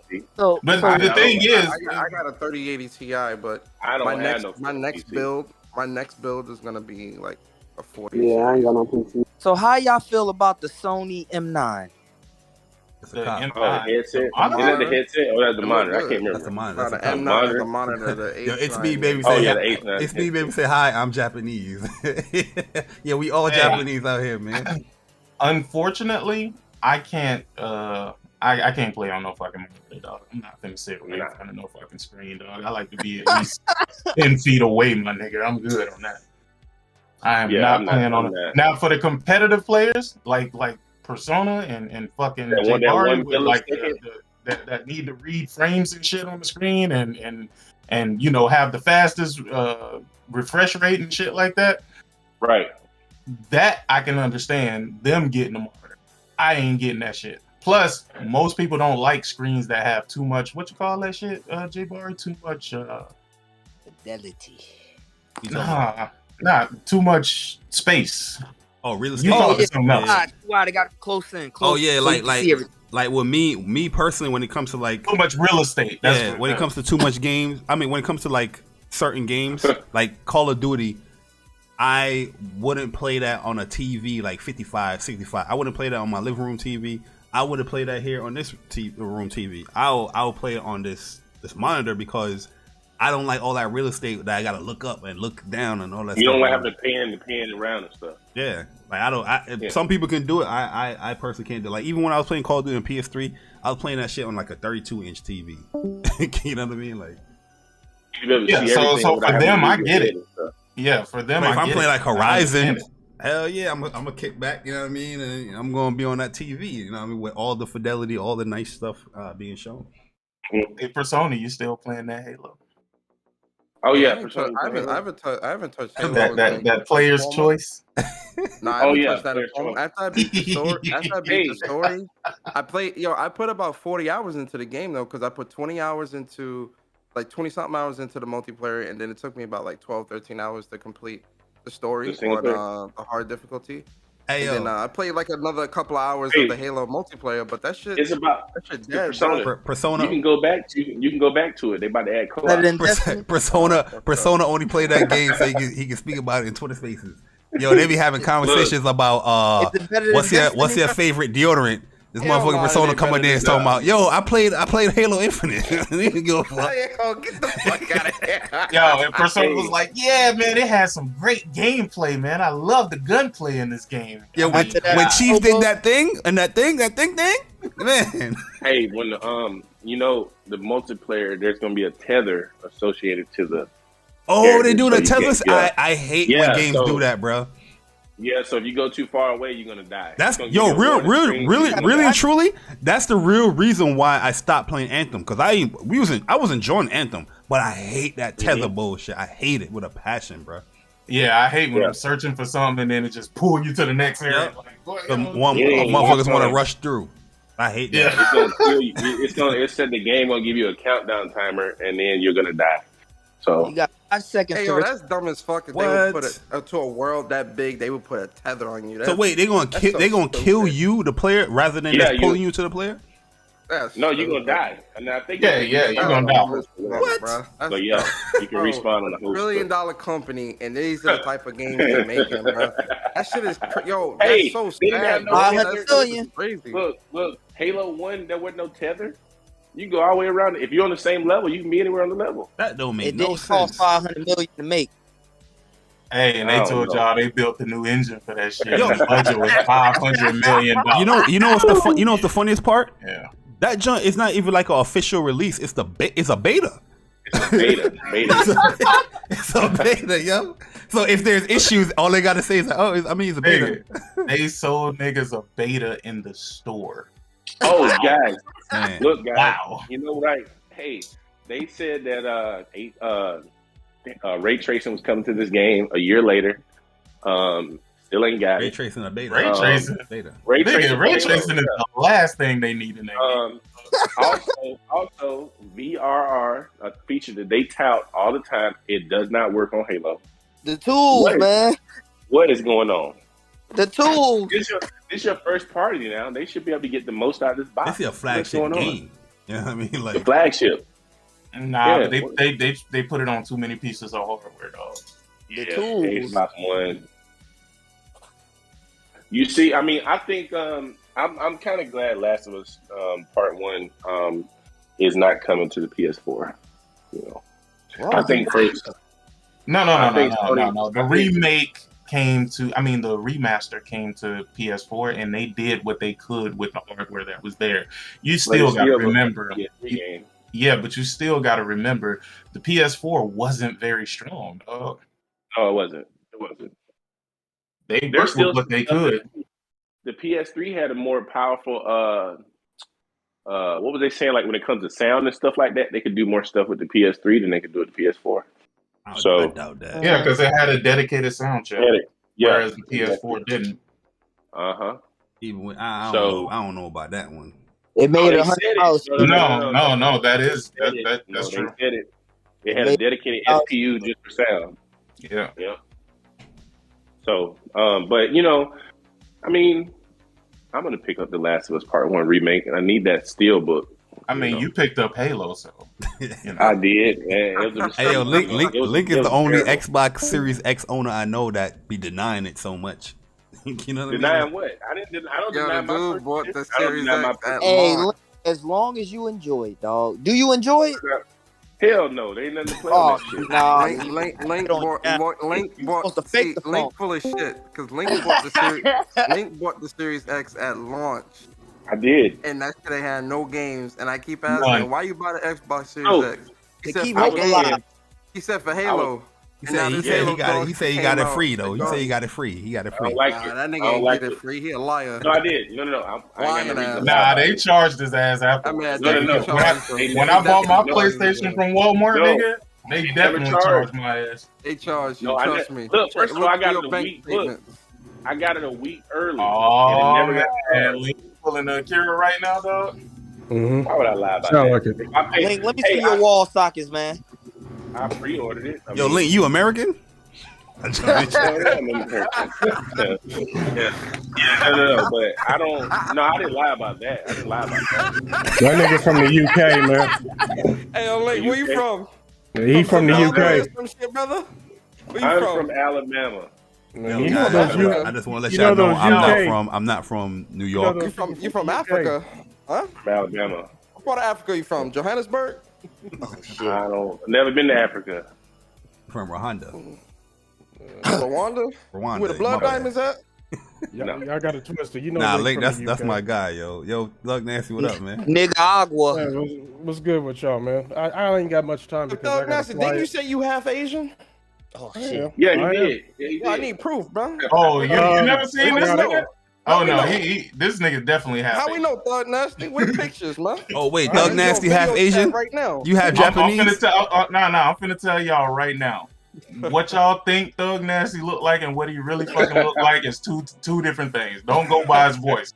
Please don't go by his voice. He sound light skinned. I know that. This nigga is built like a buff ass Ninja Turtle, nigga. Like, hey, yo, Thug Nasty, you have Japanese or like Korean or something like that? What's your just half Asian, nigga. I never met my father.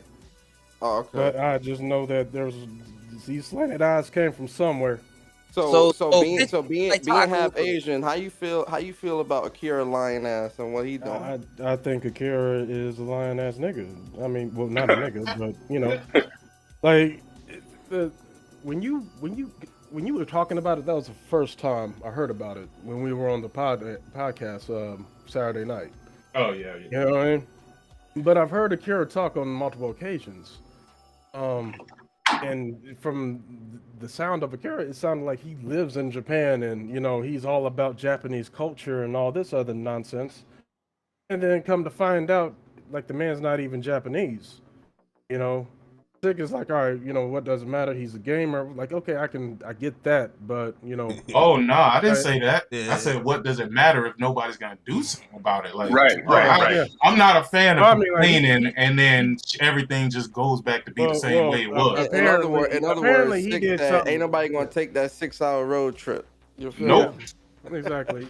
So, you know, apparently it is something on his own, you know what I mean, by, like, getting the fuck off of social media, because I told Wooly, I was like, look, man, this little boy is going to be a fucking target no matter what the fuck he does. Like, they're going to be actively looking for him. This community does not forget. And they're fucking harsh as fuck, you know?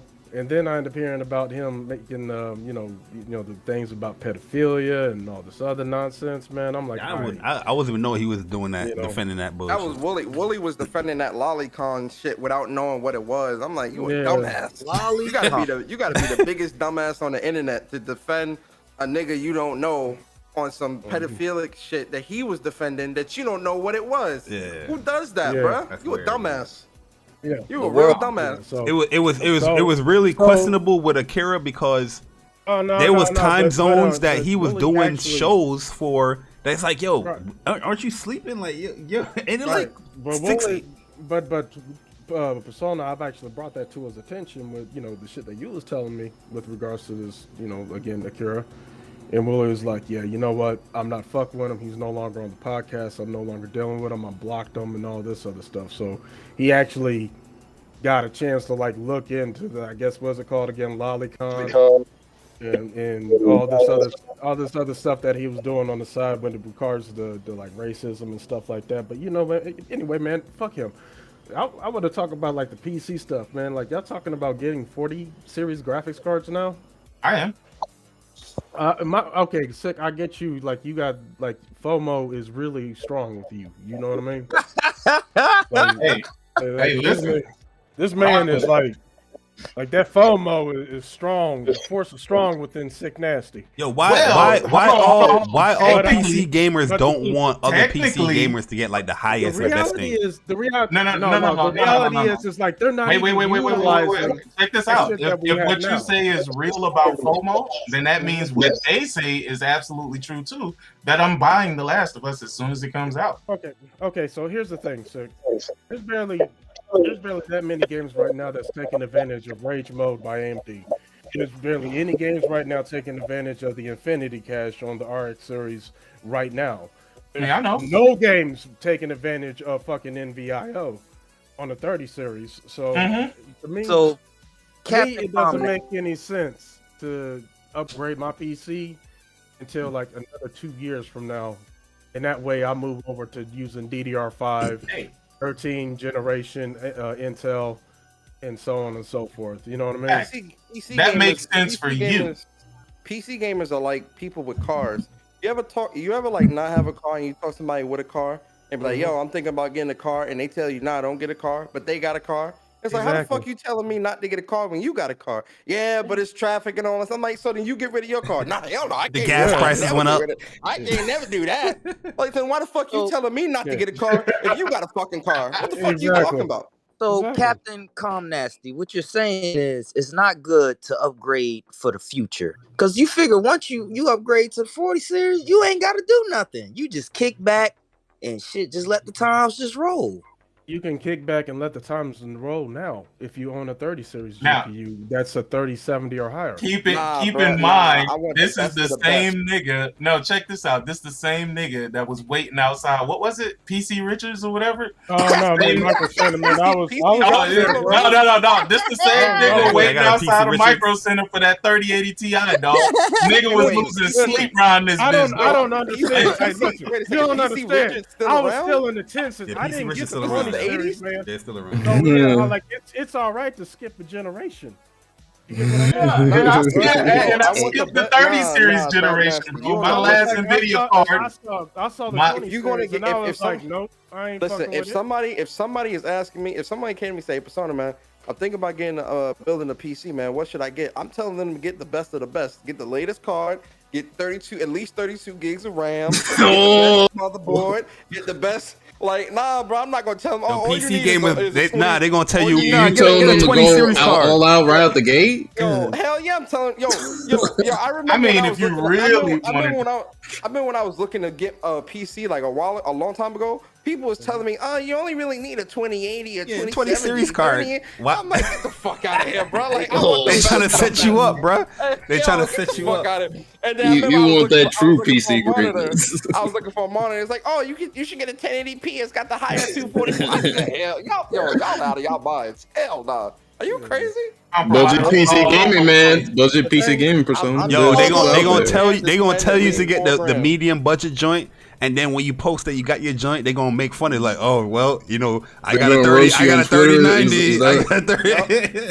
Yo, think about, oh, I got this. I see it many times with PC gamers. That's what they do, bro. Fuck out of here, nigga. I remember when about to be on some Superman shit, boy. That shit about to be the highest part of everything. Yeah, I'm gonna call my joint Friday. Get a PC. So wait. So I remember Persona was about to build a PC, right? I'm sitting there looking at the specs that niggas was giving him. Like, bro, get this shit right here, dog. Yeah, I remember. I'm like, oh, them niggas was trying to set this man up, bro. Yeah, that's what they do. To get all kind of stupid shit, dog. I'm like, nah, bro. You need 16 gigs of RAM. I'm like, yo, bro. That's all you need, bro. I'm looking at the specs of all these PC builds. I'm like, hell no, these shits is weak. You know what? You know what funny? You know what funny, Persona? They ask you, every PC gamer asks this question. So what's your budget, man? And then you tell them like, yeah, I can spend like 2,000, 2,500. They're like, wow. Why you gonna spend that much on a PC? Yeah. If the man telling you the budget, you giving away his budget. Everything on max settings. Hey, real talk. Don't matter. These niggas be buying PCs to match console specs, dog. I ain't even lying to you. Yo, that's a fact. That's a fact, bro. The people that can't afford a fucking good PC are doing that shit, which happens to be a lot of them. Which happens to be a lot of these idiots out here that are but a lot of these dudes, these PC players, they still running 10 series cards. The 1060 cards. Like, Yeah, yo, you got exactly. these dudes talking about PC the better platform when you got a weak ass PC. Yeah. That's like a motherfucker in his best friend's in the passenger seat of his best friend ride, trying to brag about this nigga in a Hellcat. I can Yes, tell you bro. right. I can tell you right Hellcat now, and I know that this guy is like y'all's, you and Jay Barry's Persona and Jay Barry's friend, but Brap is a main culprit when it comes to that shit, and that motherfucker still only has what, a 2070 Ti inside of his shit. I can't speak to that. I, don't mean, know. rap I don't cool know. people. But listen, when Yeah. you Rap got people. I kids, can't speak. Yeah, They he's cool do. peoples, but he's the main culprit. That's like PC's the best place to play, and it's like, is he you wrong? know, the last time I heard, motherfucker, your graphics card that you have inside of your shit ain't even comparable to the Series X or the PS5s.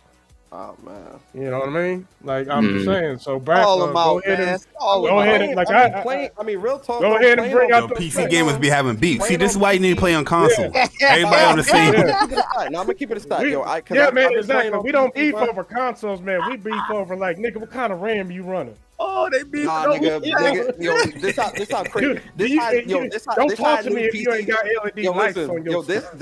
this is how I knew PC gamers were unhinged. Remember when Epic Game Store first came around and people were mad and saying they were gonna boycott Epic Game Store because certain games were exclusive to that store. Yeah. And I'm sitting here and I'm like, wait a second, y'all about to boycott a website? Hey, Persona. Yo, I said Persona. you PC niggas are unfucking hinged. Y'all Persona. really are mad that you gotta go to another website. Hey, Persona, look at me in my eyeballs, my nigga. I'm looking. I was one of them. Hey, yo, that I was shit one don't of make no sense to me, bro. I was one of them. That don't make no sense to me, brother. God Yo, damn it. people angry that they gotta go to another website to download. You gotta get another launcher. You can get free games with that launcher Oh, though. yes. On the Epic Game Store. Crazy. I was pissed. My Yo, what your boy? Wasn't it your boy Alex one of the ones that was boycotting the Epic Game Store? Possibly. I can't speak to it. I think he was. I think he was one of those people that was leading the charge. So I didn't understand it. So my question was, that's fucked up what they did to Kojima too, but that so That's crazy to wake up and niggas thinking you murdered somebody. What? Yo, I know. Oh, yeah. Yo, God damn. He better. Yo. Kojima about to Got sue him fucked too. up. He said he gonna sue. He gonna sue the news plate. Wait, Yeah, man, that's what fucked happened up. with Kojima? You put his life in danger like remember the prime minister that got assassinated last week? With the shotgun to the back. Yeah. that. So Suspect. a news organization, French. I think France or something Yeah. like that, they put Kojima as the person that assassinated him. They put Kojima's picture up there and said this was the person Yo, that this assassinated nigga the prime laughed, minister. And I'm like, yo, that's crazy. Like, could you imagine like being misidentified as someone who assassinated a government official? Yeah. Somebody mad at him for all the I would conspiracy. not want that. I wouldn't wish that on nobody, bro. But why Hell would they? no. Why they did that to Kojima for? What's the? Because all his games are conspiracies. So they added because Hey, Persona. if you look at the person that did assassinate, I sent you something. Look at the picture. Go look at the person that actually did assassinate, and then you'll kind of see Persona, I sent you something. what you sent me. Go look at your Twitter, nigga. Oh damn, bro, that's you? Oh, I nah, told brother. you. I ain't Yo, caring, nigga. Hey, I told you that nigga. Hey, yo, Thug Lassie look like that nigga. Remember that meme that used to go around back in the day? If this guy slapped your girl's ass, what would you do? He look like that buff nigga. Hey, I told you that nigga was a buff ass Ninja Turtle, nigga. Oh, yo, Thug Nasty, you ain't got no neck. You one of them dudes? I got shoulders. Hey, Yeah, I said I got shoulders, dog. Yo, I'm done, dog. Yo, that man Thug Nasty, brother. Hey, I ain't gonna lie, Thug Nasty. You definitely this definitely goes. I'm back in the gym too, trying to get my my summer bod back. Is that nigga bodacious? That Oh, was nah, that early, nigga look- that nigga look that like- was early bodybuilding season. That nigga look like a mixed collie muscle. my man on that way. Yo, that's the type of nigga that if you fight him, you just don't want him to ever connect. You don't want that nigga to ever connect. Bro, that man, Night. Thug Nasty neck and shoulders all are one thing. That shit crazy, man. That's how big he is. Yeah, he bump you on neck purpose. and his He shoulders one of them are all dudes. Huh? one. Got you. He gonna bump me on purpose. Thug Nasty one of them niggas that if you bump into him, you the one that's gonna fall back, not him. He ain't getting pushed back. You get pushed back. We about to see what happens, man, because I got to get to this fucking airport here in a bit. Back, this nigga arm look like. Oh, sick! You were absolutely right, man. And I love you, my brother. I love you, man. I'm telling you right now, I've learned more about networking than I have in the past fucking 4 years in college. Just one month working as a network technician. Oh, you a network tech? Yeah. And they already talking about making me tier 2. Like you want to help desk? Yeah, no, we're doing two. I'm doing both. I'm doing network engineering. Like networking help desk. Like nah, nigga, I work in the knock. Me traveling right now, like, cause I traveled like last week, the week before last, I was in Nashville the entire week, and this week I'm going to be in Virginia. And all that stuff is installation and everything like that. We work with building Wi-Fi networks for resorts, fucking like now. I'm going down to Virginia for what's it called? One of those retirement communities and shit. So we're setting up the Wi-Fi network for them. Put it this way, nigga. Yeah, man. What you do as a technician is the shit that I have to manage as a knock engineer, bro. You know what I'm saying? So we got over 300,000 sites, nigga. They made me an offer I could not refuse, my nigga. Yeah. And I was like, okay. Yeah. And it was like, yeah, you can do. Yeah. I'm not even bullshitting, man. Like it's almost like going back to school all over again, and that's kind of the way you got to treat it. And this the owner of the company actually puts the people that stay there for like 2 years on with other jobs where they're earning double the fucking salary. And I was like, I scratched my head at that, but I was like, okay, I mean, you just saying that. But then you'll be a six-figure nigga soon, dog. That's all I'm saying. Bruh, this dude Elion, like this motherfucker is only 24 fucking years old and is about to be making 6 fucking figures because he just got a job making double the goddamn salary. And I'm like, oh, and it don't stop there, bro. Shit. Like you'll start at the low 6 figures, and then as you continue to grow in IT, bro, we talking like within like 3 to 5 years, you could be making 200,000-300,000 a year if you play your cards right. Yeah, man, and it's a small community. Like, so if you have a good rapport with these companies and everything, oh my god, man! Like, I'm so glad I made this damn decision to switch over. So, anyway, I gotta get ready, man, and get going, man. Trust me, man. Yeah, man, do your thing, man. Me and Thug Nasty done had many a talks, man, and I told us, man, that this is the way to go, bro. We're gonna have plenty more. Me, you, and Persona. Persona's like any sort of knowledge you want to pass on and all that. Yeah, man. No doubt. Me and Strick just did a space a couple days ago, talking about like our IT and different journeys and stuff like that. Trust. Literally, man, you could be either a network analyst, or you could be a fucking network engineer. Do the job. You know why? Did you get your CCNA yet? You know why? Because it covers both. Oh no, I'm. That's the next certification that I'm going to be getting. This is why right now is so good. Like this pandemic was like, I mean, obviously people lost their lives and like all this crazy shit was happening. But the pandemic really is a blessing, especially for IT dudes, because now everything is remote and everybody's looking for people remote or regardless. Yep. Two jobs. You feel me? Yep. Easy. But I gotta get going. I'll get at you guys later. Real quick, Thug. If you start making 6 figures, if you start making that money, move somewhere where the cost of living's cheap and work remote. The best decision I ever did was move out of the big cities. I moved into Kentucky, bought all the damn land, and it makes a hell of a difference. Especially that's my goal, bro. Yo, listen, I'm definitely trying to get up out of New York. But since we remote a lot, so you know what I mean, we're gonna see with that, man. But yo, shout out to my man Andy with a $4.99. He said never stop learning. Use Google, Stack Overflow, Leak Code, HackerRank, and Code Wars. Hey man, that man just dropped some jewels, man. Y'all better listen to what Andy's saying. Yo, and it's like, yo, like I said, college is amazing, but you know, if college ain't for you, that don't mean your life is done. You feel me? Like IT opens so many doors that can really like get you up there where you making 150, 200,000. But you gotta be willing.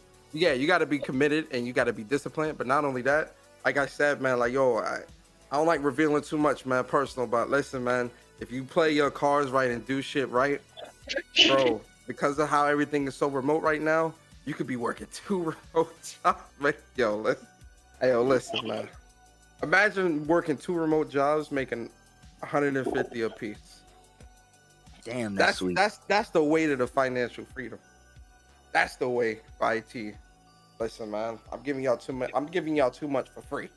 Let me shut Get up. out of the mind frame of you can't do something, dog, because that's where all of y'all fail.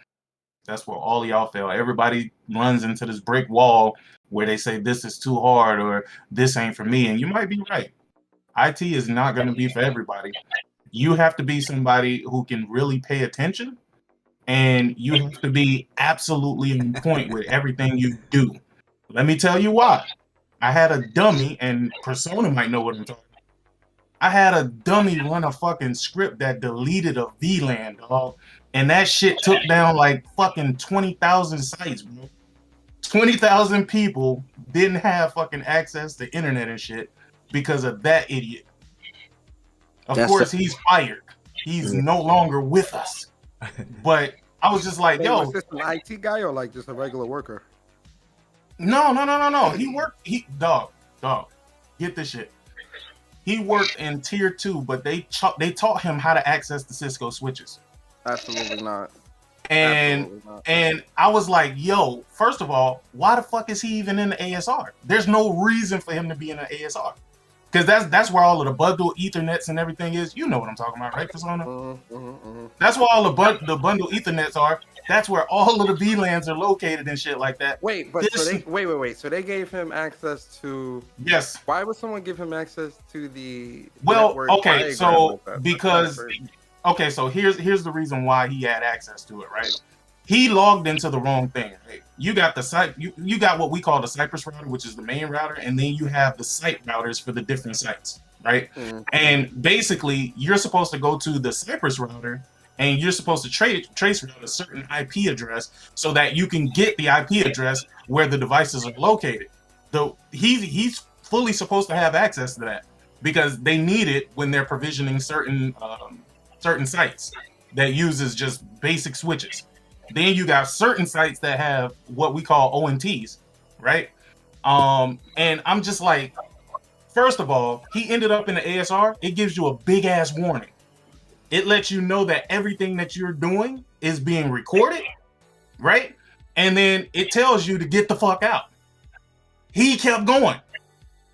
So the nigga was running command. He was running commands. He was not supposed to be working, bro. He was in one of the virtual. He was in one of the virtual. No, he was in the main ASR, dog. Oh wow. And this is where all of the VLANs are kept, right? Because not everybody is on the same VLAN, right? Like you might be a person that has, you might be on data VLAN 501, 502, or 503, or whatever the case may be, right? This nigga deleted one of the VLANs. And deleting that VLAN means everybody who needs that VLAN for those particular services to work, they no longer have them. Which means what happens is everything goes around. And if y'all seen the Knox Center, right? The Knox Center is like 40 big ass flat screen TVs lined across the fucking wall that monitors every single fucking site that they have access. Nigga, everything went cold red. Nigga, my phone started blowing up. Nigga, I'm like, yo. He was like, yo, the nigga was like, yo, we need all hands on deck. I was saying, wait, what? Yo, at first, nigga, I got scared, nigga. They was talking about emergency, nigga. I'm like, yo, what the fuck happened? So DE asked the question, like, I don't know what the acronyms are, but why does a script like that exist? I mean, all like technology has like a kill script or kill switch. You got to have that. And that's natural, but what he was doing was not something that was necessarily built into the actual. It's not VLAN. part of his job. He did it himself. Like he was just going in there, just doing shit he didn't know what he was doing. The That's thing what it is, sounds like. a large part of everything we do is automated. And of course, you know, when you're in that particular field, you create scripts to make your job easier. He ran a script that wasn't supposed to be ran, and he fucked up an entire fucking VLAN. But I ain't gonna bore y'all with this shit no more, because y'all have y'all like, what the fuck is he talking about, dog? But it's just, listen, if IT is your thing, if you love information technology, if you love fixing computers, if you love networking, if you love security and shit like that, this is where you should be. And you'll make a lot of money doing it. Like, you don't make peanuts working these jobs, dog. Listen. Hey, real talk too. I'll say this, and then because I don't want to bore people with this. Even jobs that say that they want you to have, like, you see like jobs that say, oh, if you don't have like a college degree, but you got like certifications and experience. Even jobs that say, you know, must have like a degree or relevant work experience, they'll apply because that relevant work experience is what you have, or relevant experience because you have the certifications and the training. Yeah, So, see, that's the thing. apply. I don't have a college degree. I have several certifications, though. Yeah, but you've got the certifications and you have the experience. Oh yeah, yeah. It's the real world experience. I tell people as well, like when you get certifications, don't stop there. Like build your own personal home labs so that you can do like small little projects, because you can add those projects to your resume. And so when someone says, "Oh, well, you have the certs, but what have you actually done?" You can point to the projects that you've done in your own personal home lab. That, like, oh, okay, because that's still experience.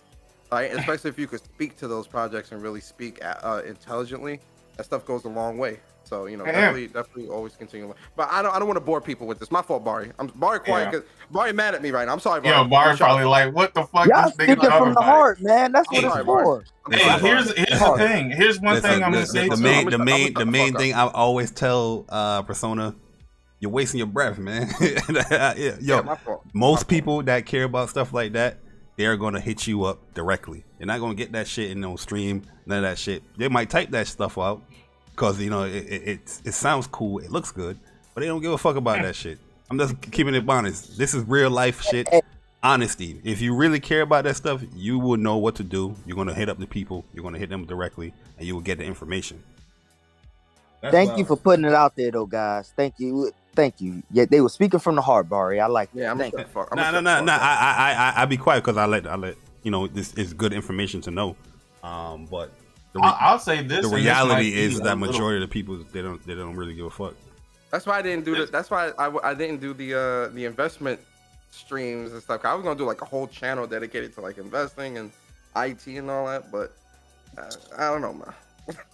I don't know. This man is getting hot in the kitchen, and I will say this, the Akira syndrome is not just on Twitter, yo. it is a plague that runs deep, all in this motherfucker. I'm trying to tell y'all, man, but y'all ain't trying to hear it. Go ahead, my bad, Sid. Go ahead. No, I hear it. Trust me, Barry. I've been Barry.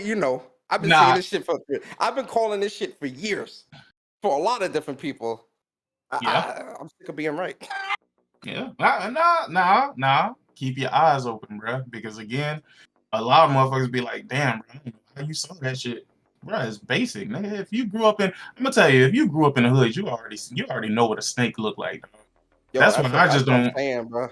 That's why I don't give it too much attention. I don't give it too much attention. But I laugh, and that's why I say, I guess this will be one last thing on that topic, and this will probably be the biggest motivator for you. I would never work for less than 6 figures ever. And you get to, once you have enough knowledge, you get to determine how much you get paid based on that field. There's a caveat to that, because I agree with Sick on that, but I also think you have to also, and I'm not saying you Sick, I'm saying for like the people that's just getting into IT, you got to humble yourself. Oh, no. That's true. If you're just getting into IT, listen, I started at the help desk, man, carrying switches and towers and shit up and down stairs and doing a lot of the grunt work of like fucking fixing paper jams and all that bullshit, right?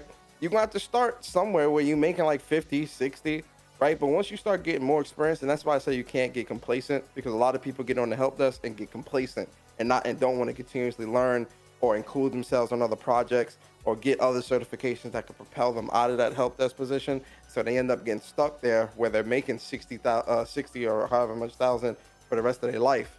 And it's like, no, that's the starting point. You work there for like a year or so, or maybe a little longer, keep getting your certifications and all this other stuff, and try to include yourself on other teams' projects.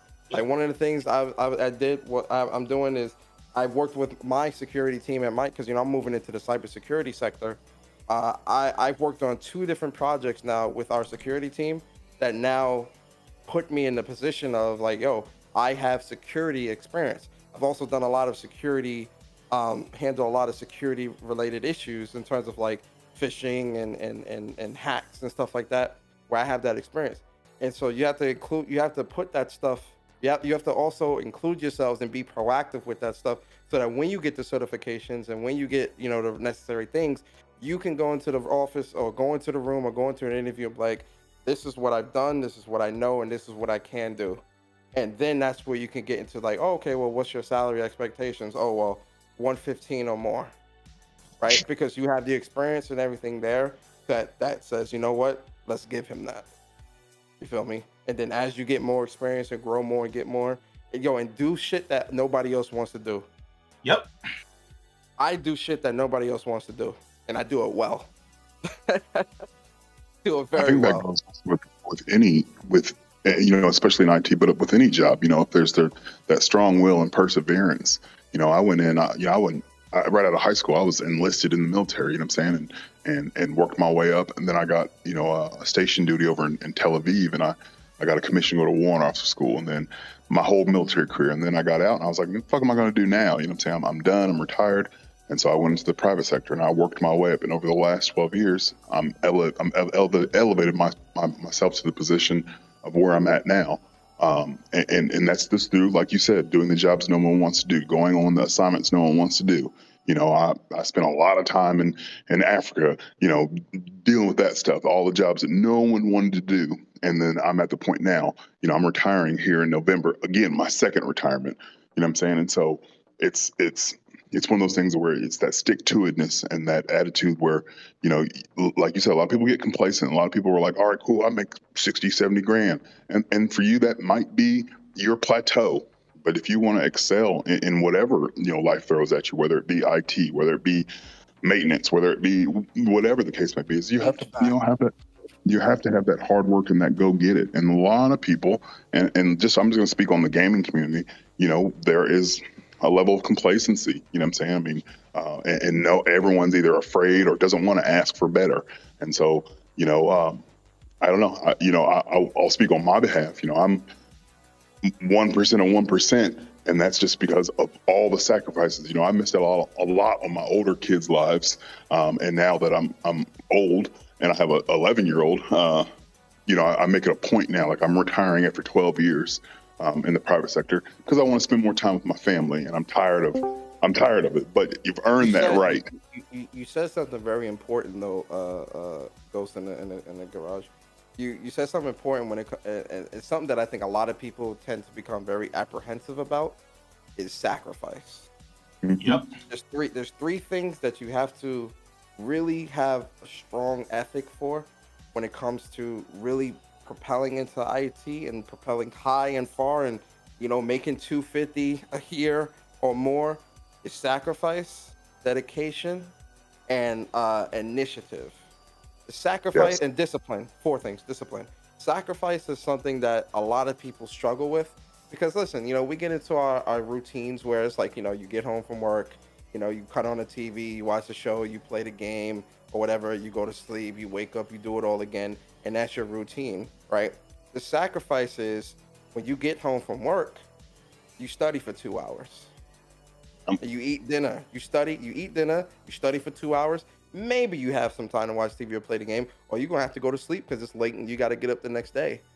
Or you got to get up earlier every morning so that you can get some studying in, right? You got to also stay late for work because you want to work on different projects for other teams, and you want to get that experience. So you're gonna have to sacrifice going out with your friends and going out for drinks and doing this and doing that. Sacrifice. Now, that road to success is a very lonely road because a lot of people tend to you kind of I don't want to say you have to isolate, but you can't be around everybody and doing everything all the time. Sometimes you got to be just you and the books, you and the computer, you and studying and trying to build that experience. A lot of people don't want to make that sacrifice because it's lonely, it's tiring, it's stressful. It can even crush your spirit sometimes because you're not getting it right away, and so people give up, and you can't.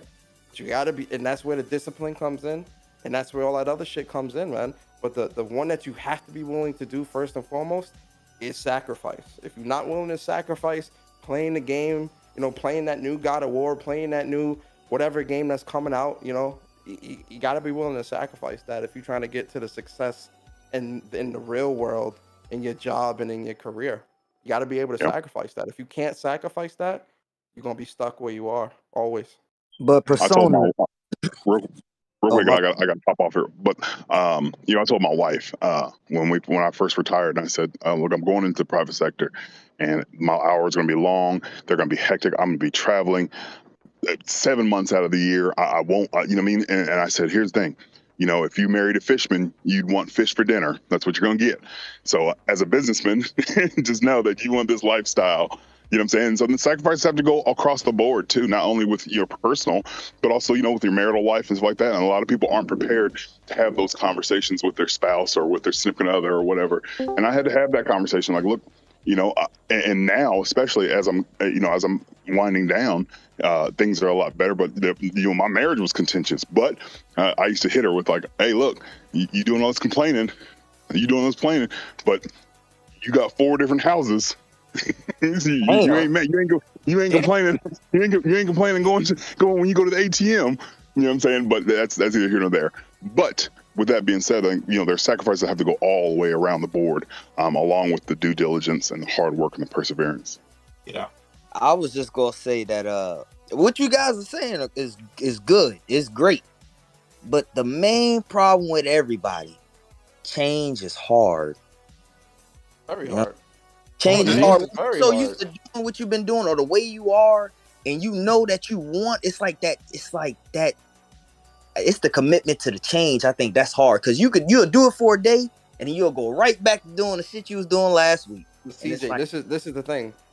People, like, so like for instance, people that grow up in the hood, right? There comes the time where a person that's growing up in the hood, growing up in the poverty and stuff like that, they'll wake up one morning and just be tired of it and want to do more and want to pull themselves. Now, some people may never wake up and feel that way, but there are a lot of people who wake up and be like, nah, this is not the rest of my life. You have to look at your life and where you're at, and you have to truly ask yourself and truly have this conversation. Are you content with living this type of life the rest of your life? And I don't mean just growing up in the hood. I just mean whatever life you live. Are you happy? Can you see yourself living this type of life the rest of your life? If the answer is no, what are you going to do to change that? What are you going to do to change it? You have to be sick of it enough to really make the change. Where it's like, nah, or dedicated enough to have to make the change.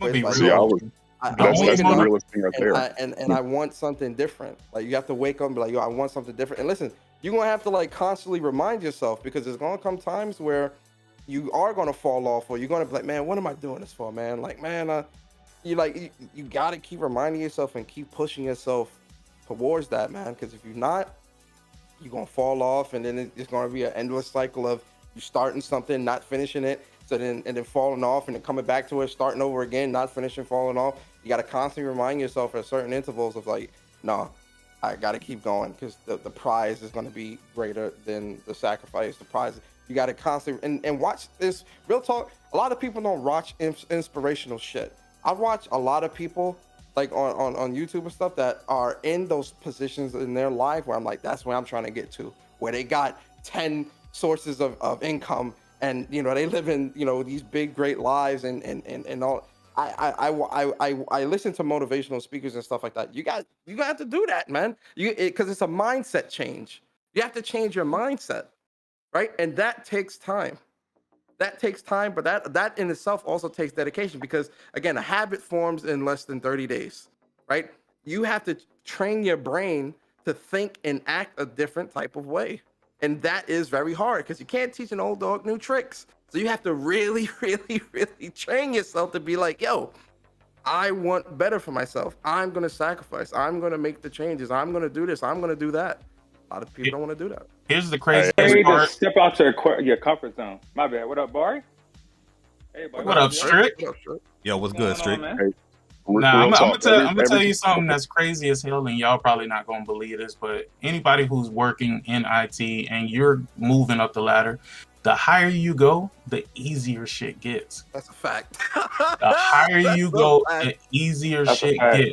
Like all of the people that's at the bottom working their ass off, like, you know, leaving, going home, and they frustrated and shit like that.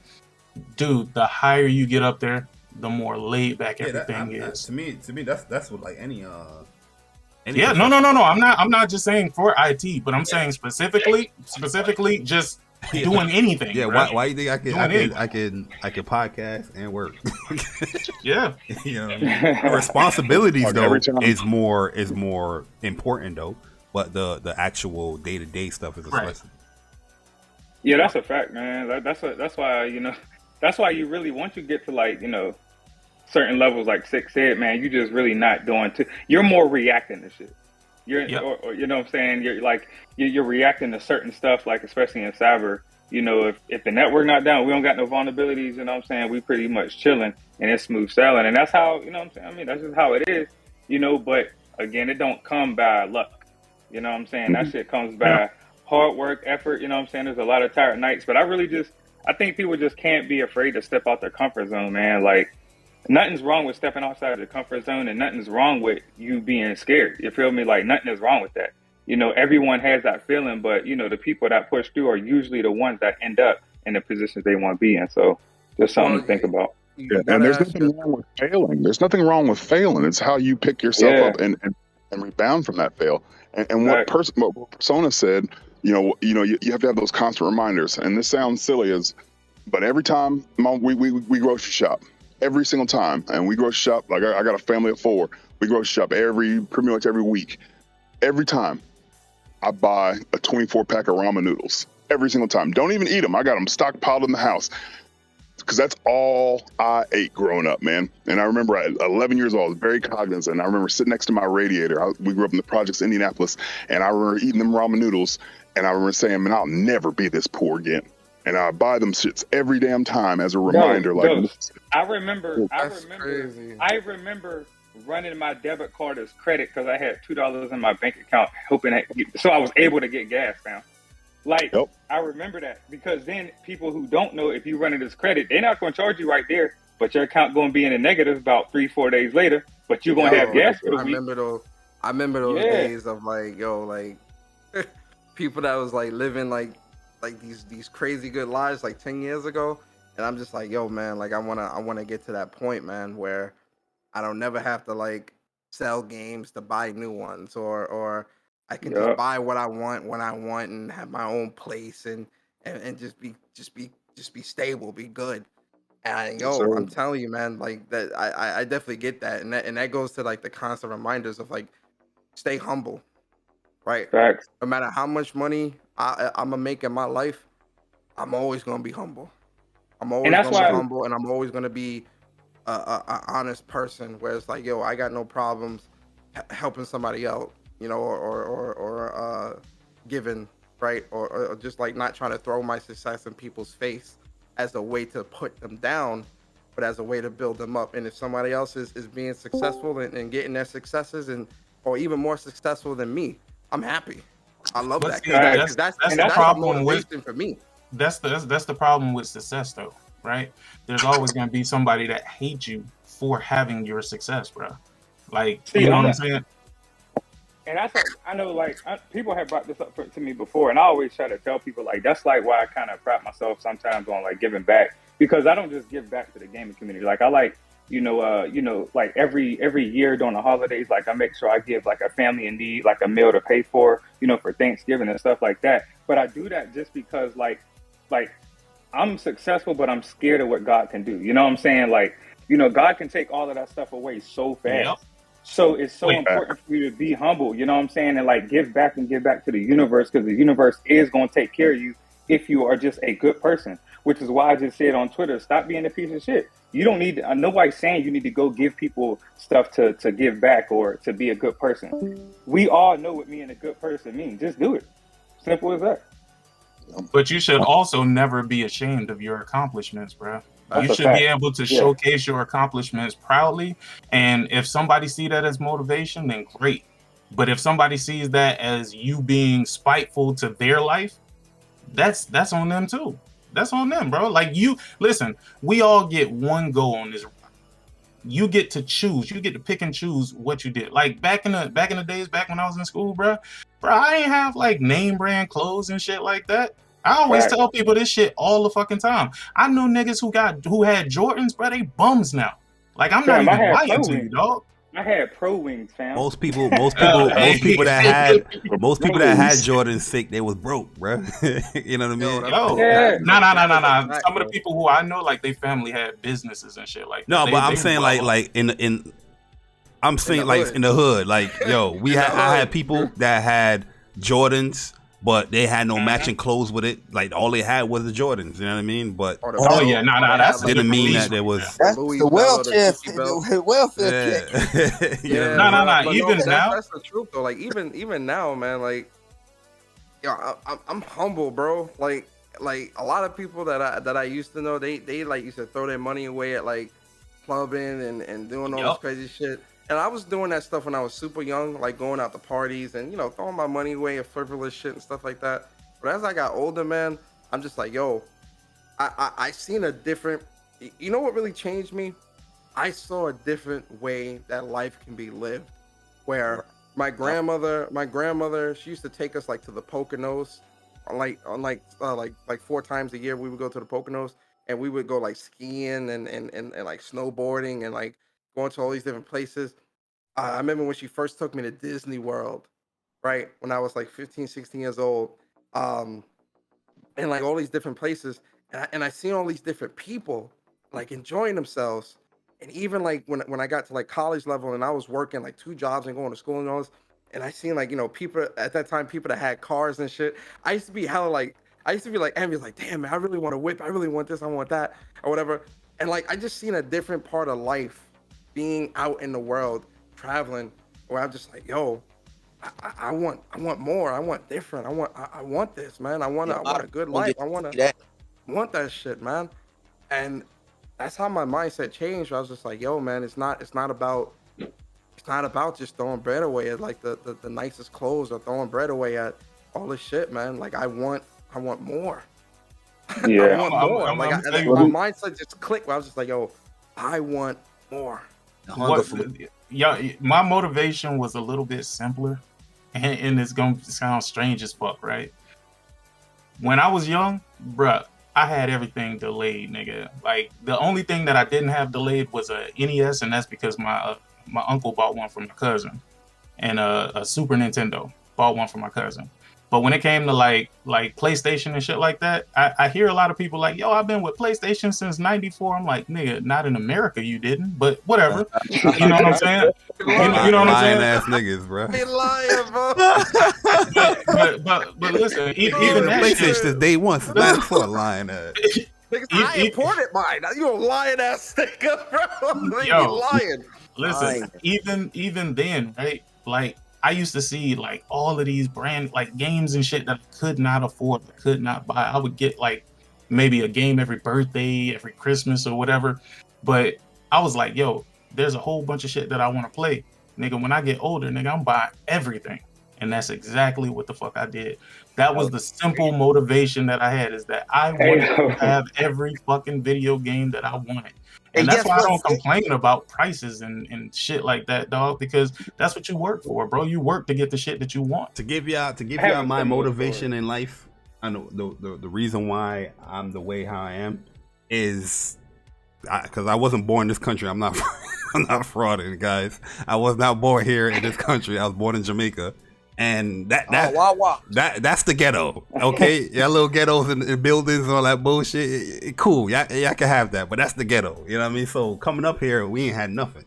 But one of the things that I learned really when I was super young is not being dependent on anyone, because when you are so dependent on other people and what they can do for you, you playing by their rules and their laws as far as like when you can get certain things and whatnot. And as a young kid, I always had the mentality of like, I don't need you. You know what I mean? So I always I was working for, I was super young. You know what I mean? You know, the working age of here, I think it was like 14 in New York, but I was working before that, like off book stuff. People was laughing at me working at, you know, supermarkets, packing bags and all that stuff. But yo, I was getting that $20. I was getting that $30. I was saving that joint up, saving. I was getting the Jordans that I wanted, because before my mom, we only could get one sneakers per year. So we got, I got the Jordans, you know what I mean? But that one Jordans, I used to take care of that shit. I used to take the shoelaces out, you know, use a toothbrush, brush that thing down, clean it down. I was like, yo, how your Jordans look brand new? I used to take care of that shit.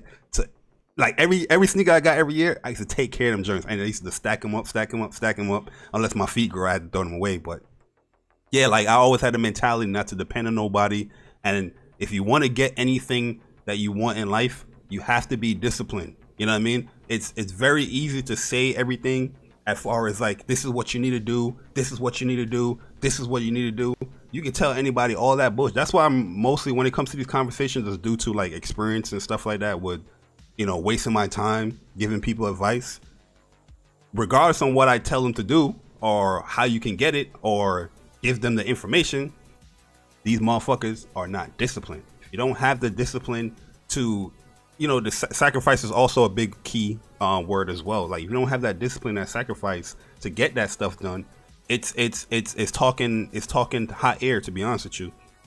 Because a lot of people in this world, that's why the things that we're talking about, it's not a popular thing. You know what I mean? It's a very limited thing to a lot of people, because people lack that discipline. And from when I was a little kid, I was always disciplined because I grew up very, very poor. I grew up with eating peanut butter, you know what I mean, through a spoon. That was our which dinner. One though? Was it Jiffy? If it was Jiffy, you wasn't putting. I'm kidding. Nah. It was the Peter Pan joint that you put that in the fridge. That shit was rock solid. I'm waiting for this nigga to say sardines and stuff like that. Nah, yo, mana yada, yo, trust me, we had sardines. We, you know those water crackers. Those water crackers. Yeah. My mom used to have those water crackers, yo, and we used to. That's how we used to, you know. Nah, what I mean? you ain't poor if you got that. You got a little bit of bread to afford that. Listen, I was so poor. I used to eat my hopes and dreams, brother. Damn. Yeah, man, yo, it used to be a struggle, man. But yo, like our family, yo, you wasn't poor until you had that sugar water, man. Sugar water. Ooh, that city yo, y'all want to hear something? Y'all want to hear something funny? Y'all want to hear something funny? Like me and my brother, we used to experiment with a lot of sandwiches, right? With a Wonder Bread. So we had the ketchup sandwiches, we had honey sandwiches, we had toothpaste sandwiches. Yo, toothpaste sandwiches used to go in because hell no, nigga, hell no. Yo, bro, yo, listen, dog. Y'all was going through I it. ain't gonna even lie. You never been that poor. Yo, one of these days, yo, Persona know my twin brother. One of these days, I'll get my brother in here and we'll talk about our sandwiches back in the day. We used to go in. Oh my god. We used to go in, yo, toothpaste sandwiches, bro. I'm calling child service back. It used to be a struggle, man. Hey, yo, real talk though, even to this day, listen, man, I'll throw some butter on some bread and toast that up real quick, man. That's a butter roll, nigga. I mean, at the end of the day, that stuff never really leave you. You know what I mean? You still know how to survive, but you just have more. You just have more bread. I got a box of oodles and noodles in the goddamn cabinet now, boy. What you I got nigga, fry some of that bologna, nigga. Quit playing. Hey, I ain't hear that nigga say nothing about SpaghettiOs, ravioli. Nah, but yo, really and truly though, it's the mindset of a lot of people that don't get them to where they want to get to. Like, I have a mindset and how I live my life is that is not what people can do for me, but is what I can do for other people. And I feel like when you have that mentality, your perspective on life is just so much different, because you're not walking around, you know, out in the streets or wherever you're walking around thinking that people owe you something because you're in a struggle or you're doing that. Even when I was struggling, I was helping and blessing people. You know what I mean? That's a fact though. Like when it comes to that type of mindset, I agree with Barry on that, man. Like I have no problem giving, right? Like that shit don't, and I'm not expecting nothing in return. If I ever gave to somebody, I'm never expecting nothing in return because I'm giving out the kindness of my heart. You feel me? And it's not, you know how some people, the reason I don't like taking shit from people too, because people like to use that to hold over your head. Like, oh, I gave you Remember this. I did that for you? You needed me. I don't need. And it's like, Exactly. nah, man. I'm not, I don't like asking people. I'll give. Bro, I don't ask you for shit. But I don't ask nobody. Nobody, not my brothers and sisters, not my grandma, nobody in my family, nobody in life. I don't ask nobody for nothing. Listen, I remember that time you was in Hempstead and I had to fuck that fat bitch and you got away. I took that for you. Now I need a PS5 in return. Yo, but nah, that's how people are though, man. Like when people do stuff for you, like I learned that when I was young, man. My parents, my family, they look at me weird because I don't act for shit. You know what I mean? They were like, damn, like so you just gonna struggle. Like, yeah, I'd rather start from the bottom and build up on my own because I know the satisfaction is gonna be much greater once I get where I want to get to without relying on anybody else. And like I said, when you depend on people and you rely on people, you're playing on their rules and their time and what they do stuff. And I'm a type of person, I move quick. Persona will let you know, bro. I move quick. If I have an idea, if I have something, boom. That's how I move. New York minute. That's that I'm not waiting for you. out of you. That nigga you still. Yeah, I'm not waiting for you. I'm not waiting for you. That's why I don't ask people shit. I move fast, quick. If I have an idea, boom, boom, boom, boom, it's gonna be up next week or the next day. It's quick. So that's why I don't depend on shit on nobody. If I'm doing something, people just need to stop making. Yeah, go ahead, Street. People just need to stop making excuses. My fault, man. People just need to stop making excuses, dog. Like that's really what it comes down to, man. Stop making excuses. I know we all have our perseverances and we all have our, obstacles and stuff like that. But at the end of the day, man, excuses ain't gonna get you shit. So I mean, if you wanna, you know what I'm saying, if you wanna sit there and just accept the bare minimum, you know what I'm saying, and have to trade in games like Persona was saying, like, then that's fine with you. But I know for a fact, I remember when I was younger and our house got robbed, bro, motherfuckers stole my PS2 and GTA San Andreas, and y'all already know the fact. Man, I was hurt. And listen, bro, and listen, my parents, they replaced it because this is when I was, like young. And they replaced it or whatever, but they didn't replace the GTA San Andreas, and I was sick. So, you know what I'm saying? At some point later on, I had to go, I had to buy it myself or whatever, but it was just like, at that point, I knew that I wasn't going to depend on no fucking else. Nobody. I was But yeah, that's a crazy thing though, Strick, is that, like, as gamers, bringing it into gaming, regardless on what it was, if we wanted to play something or if we wanted to get something, we're going to do it by any means necessary, right? We know we're going to do certain jobs. We're going to trade and stuff. We're going to do that. That mentality that these quote unquote people have, they've been playing games for all these fucking years. It seems like it's just lost now. Like, motherfuckers don't want to pay for shit now. You know what I mean? Or I've heard things where people's like, yo, I'm excited for this game, but I'm not paying $60, $70 for that. And I'm just like, yo, where that hype and that enthusiasm went from when you was a kid, when you had to work out hard, or, oh damn, I want to get that GTA San Andreas. I had to trade like 3 games and a controller in to get that Kingdom Hearts too, bro. Yes, sir. I went through everything to get that. What? And that's what I'm saying. We always talking about, like, that's why I always talk about, like, the origin of where shit start. You know what I'm saying? We always talk about gaming is just a platform. You know what I'm saying? Like, when we talk about beating these games, and we, like, for example, Returnal had a bunch of people, including myself, like, thinking, like, damn, are you really good? Are you good at games? You know what I'm saying? But when you there was a thought in your mind that where you're like, bro, I'm not letting no game defeat me, fam. Like, absolutely not. I'm a, you know what I'm saying, get better, put in the work, and I'm gonna beat the game. And that's what it's about. It's not about the actual game. It's about the mentality you need to get through that shit. That's what people not really realizing. You know what I'm saying? So once you have that mindset, then at some point, yeah, you know what I'm saying, you're going to have to put in your work and you're going to get somewhere. But that's where it starts. Your mentality. That's why you need to read. That's why you need to look at motivational speakers. And I know a lot of people gave Will Smith, but shout out to Will Smith because he's one of the best out here when it comes to motivational speaking. You know what I'm saying? And stuff like that. Like, that stuff matters. So stop making up excuses and, you know what I'm saying, get on your shit. Listen, man, a lot of people create excuses for a lot of things y'all need to read in this world, man. There's a book y'all need to read, man. Rich Dad, Poor Dad. Read that book. I read it already, and I'm going to read it again. Very good book. 2 different perspectives. And I also think that people need to set realistic expectations too. Like, you know, we're all from different backgrounds in this chat right here. We're all from different, you know, financial spectrums. You know what I'm saying? And so it would be nice to be like, oh, I want to be like so and so, or I want to be like so and so, and that's fine, right? You want to have attainable goals. You know what I'm saying? But to sit there and be like, well, you know, I want to be like Ghost. Okay, well, I'm 50 goddamn years old. You know what I'm saying? Like, it takes a lot of years to get where I'm at. So, like, set attainable goals. Don't, you know, or smaller goals. That is, I agree 100% with you. People got to set incremental goals, right? Like right, you have like your monthly, your yearly goals, your 5-year goal, your 10-year plan, right? But you also need to have like monthly goals. Like what everyone should get like a vision chart or some shit, like a vision board or something where they can write down goals of what they want. But you also, the problem too is people have all these goals but don't have a plan to get to those goals. They just say, yeah, you know, I want to own 3 houses and I want to have, you know, the nice cars and all. It's like, well, what are you doing to get there? You know, what type of shit you trying to do to get to that point, right? And a lot of people can't really explain to you like what they're doing to get there. They just know that that's what they want.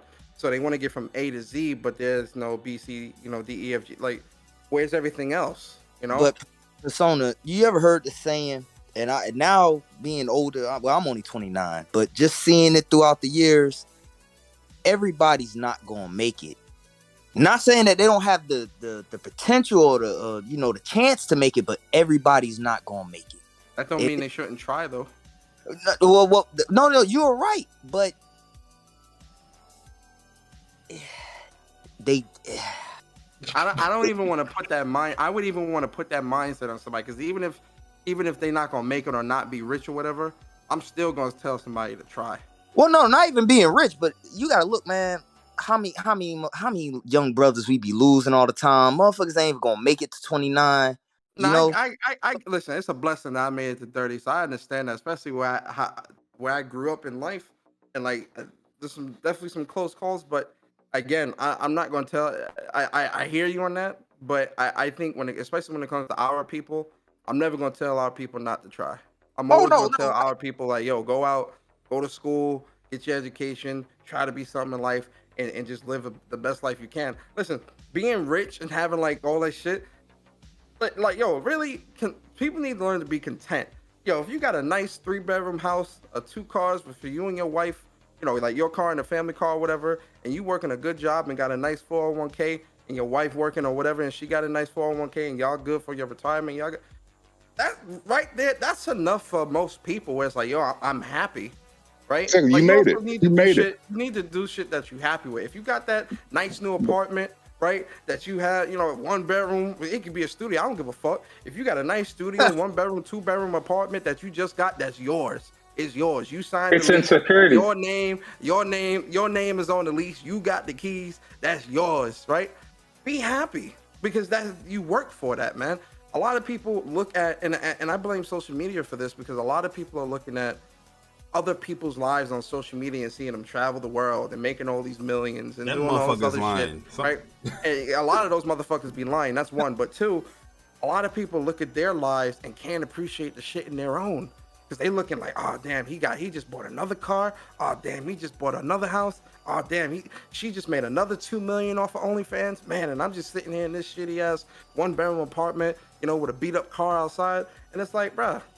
Hey, yo, one of the funniest things I ever witnessed was there was this guy I was working with. I ain't gonna say his name, but dude was in the office, right?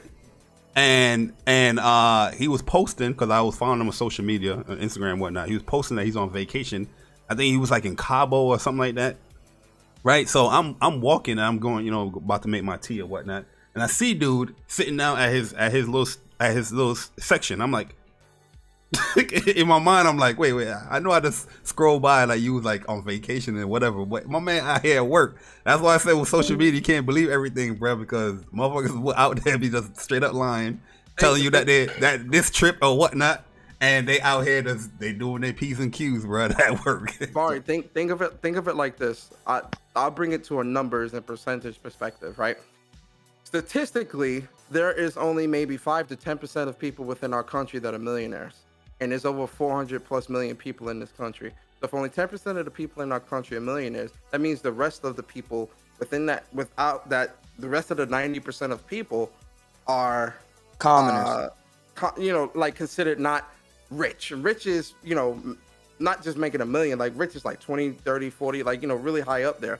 So that means the rest of the 90% of people are everyday people. And there's tons of everyday millionaires where on paper they're millionaires, but they're not liquid, right? Exactly. It's a lot of it. And this goes into the goes in the garage. You know, like sick. We all, you know what I'm about to. You know where I'm getting at. Yeah. Like Let me help you out. Let me help you out. The concept of being rich for a lot of people, you have to understand that concept, right? Where on paper there are tons of people that are rich, but they're not liquid rich, meaning they can't foot a $20 million bill in cash. It's in assets and stocks and things like that. So a lot of people are paper rich, but not liquid rich. It's there's two different versions of being rich. But take it away, Ghost. I know you're gonna add on to that. Right. I like so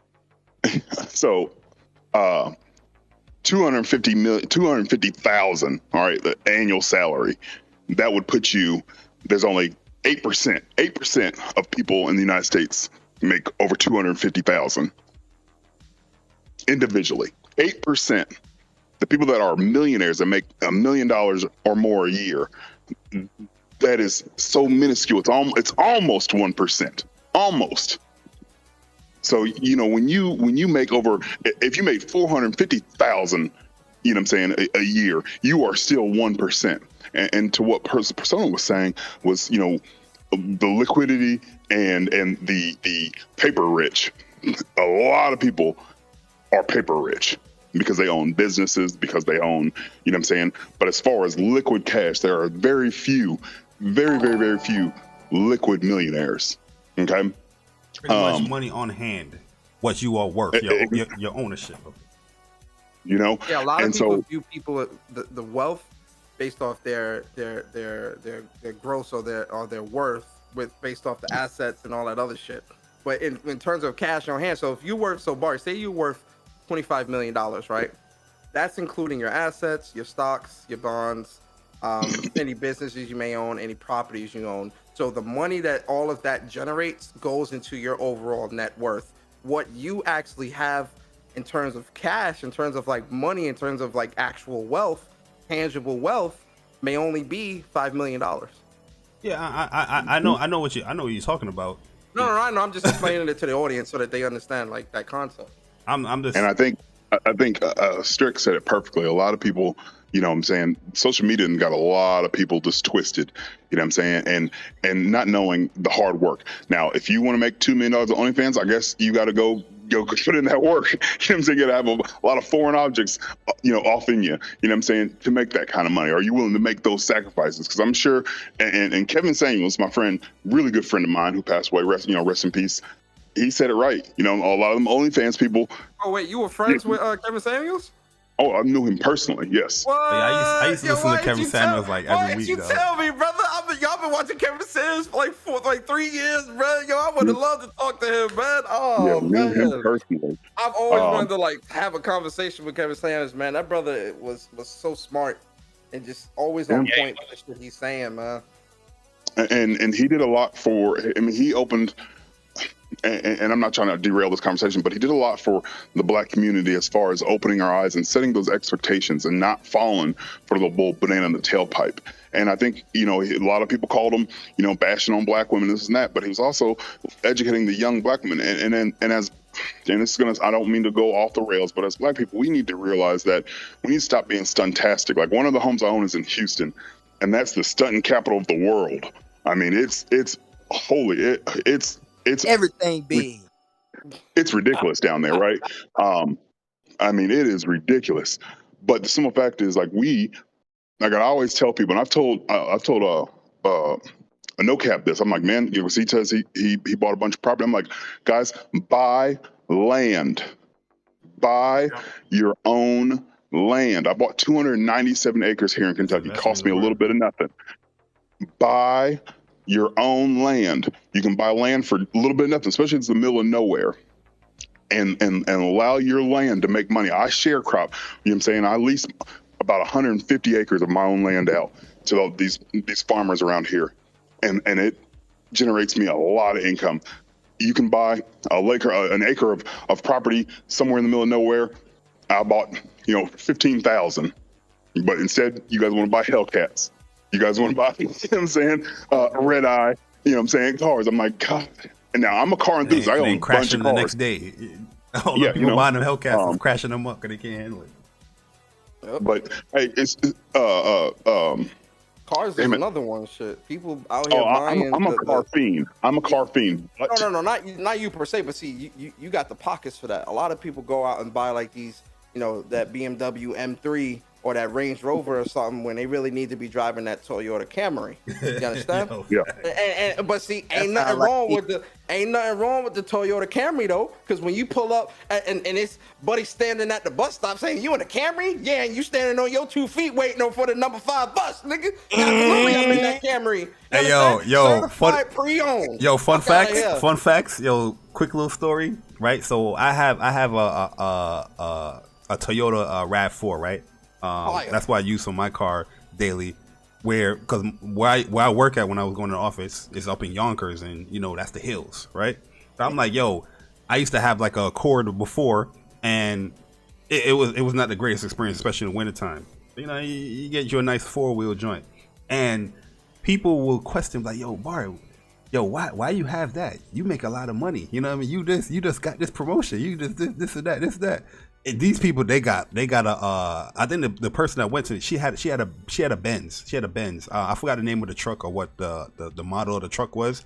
The Benz truck is like boxy. I know what you're talking about. No, it wasn't a boxy one. It wasn't a boxy one. I forgot the name of the. Damn, I remember it. I remember. The G-Wagon. No, it wasn't. It wasn't a G-Wagon. It wasn't a G-Wagon. I thought it was a G-Wagon. But she has that joint, but she had that joint because of her baby daddy, I guess, or whatnot. I forgot the story, what it is, but a couple of months later, and the thing is, what's funny is that this person is like a union worker, so they're like way below of what I'm doing, and that's the type of car they was driving. But a couple of months later, like Persona said, "Yo, but you waiting to take the bus?" It popped into my head because there's one time I stayed late and I'm heading home. And I see the same person waiting for the Beeline bus, because Yonkers got the Beeline bus. And I'm just like, I wasn't an asshole. I obviously dropped her off. But I was just like, in my mind, I was like, yo, just a couple of months ago, you out here playing me because I got me a RAV4, which, you know what I mean? I think is a great car. It gets me to my daily. I can drive in start up at time, baby. I can drive into that snow and all that, but you out here making fun, trying to make little jokes because you worrying about my pockets or what I'm doing. You don't know what my goals are. But now you out here waiting for that bus. Oh, yo, when you said that, it just popped up right there. I was like, oh shit. Well, I mean, people living too high above their means, where they buying these brand new Mercedes, Lexus, BMWs, and all this other shit that you can't really afford, right? Right. And you end up getting behind in your payments, or you end up working only to pay the car off, and you can't do shit else. Yeah, cause a lot of people going into cars, they forget that you have to have the insurance. You know what I mean? Like they think, oh, I'm just gonna be paying this $200 and something a month. Nah, motherfucker. No, absolutely not. Hey, Link, you'll realize this. So I've been out in Arizona a couple weeks ago, and I got behind I was in the McLaren, and a rock hit my left or my passenger side front light. Just guess how much to fix the light assembly on the McLaren. That just nigga's say a number. To fix the light on the McLaren, we talking at least 10 $800. grand, bro. 800? No, we talking like 10 grand, bro. That's just for the light. 12.5. It cost me 12.5. Yeah, because like your real talk, foreign cars like that, the parts are not easy to come by. So if you go to like the specific manufacturer or the dealership, they gonna charge you arm and a leg because they getting that specific part.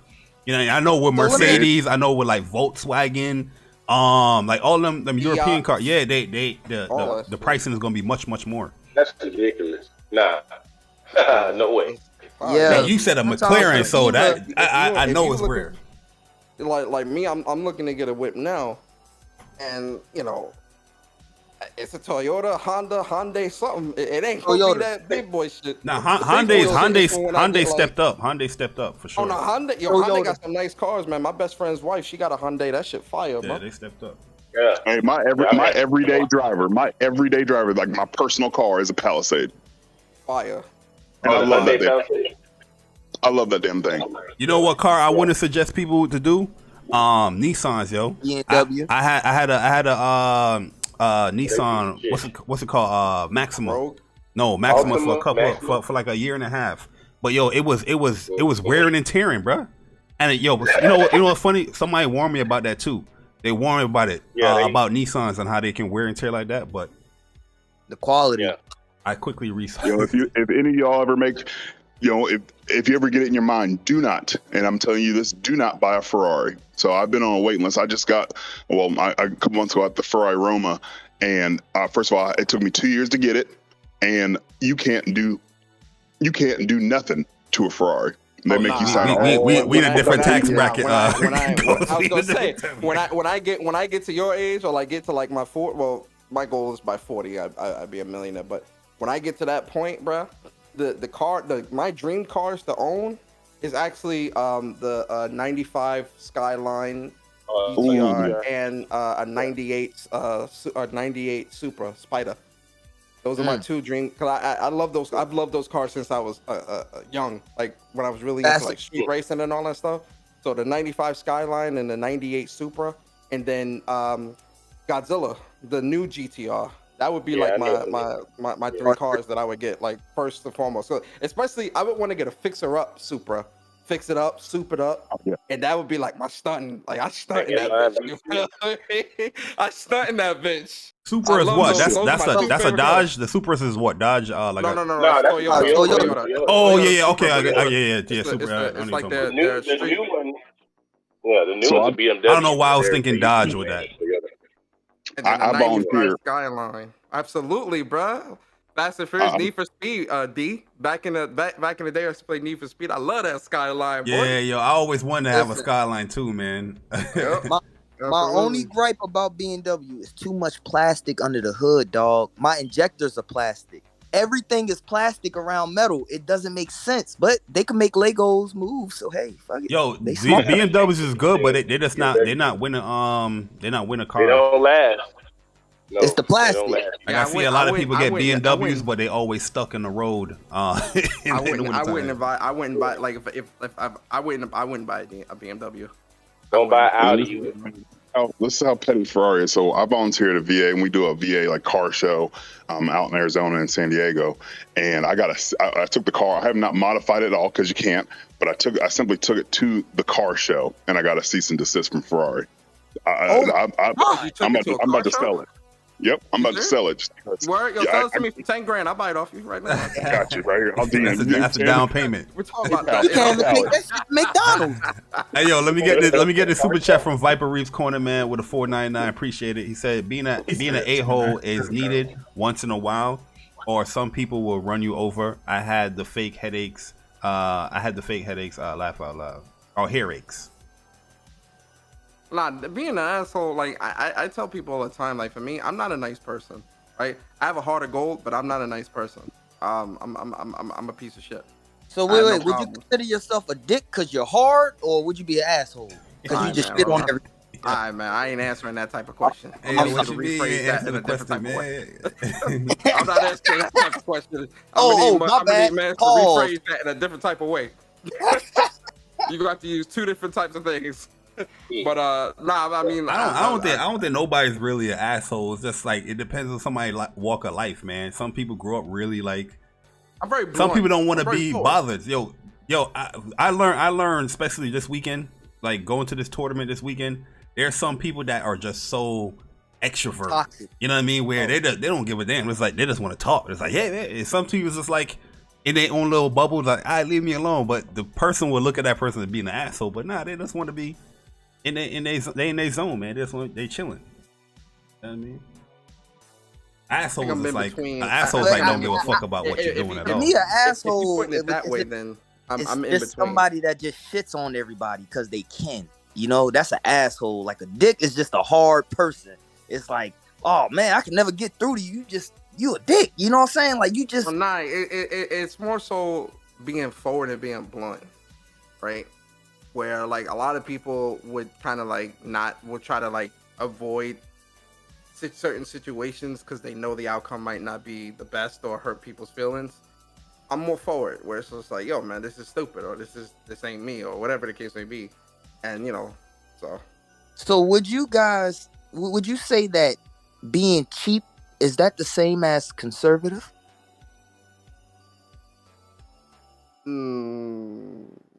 Yes. No, not really, Persona. Come on, man. Yeah, I mean what's the meaning of being conservative? When you're conservative, it's like you could spend this money, but why would you waste this money? Yeah, but that's like being cheap. No, being cheap is all right. You walk up in the store and you run right over to the goddamn layaway and I'm not layaway. He meant Harachis. My bad. Viper Reap. No. I'm talking about what's that shit? God damn it, my mother shopped all the time. Oh, he had the fake Harachis. I know exactly what you're talking about. Yo, so I remember Harachis used to. Yeah. No, Clarence. I'm sorry, Clarence. No, my bad. CJ, Viper just put in another super chat that's explaining what he was saying because I said hair rakes or whatnot, but he meant Harachis that he was pronouncing. Yeah, I know exactly what you're talking about. I had Harachis.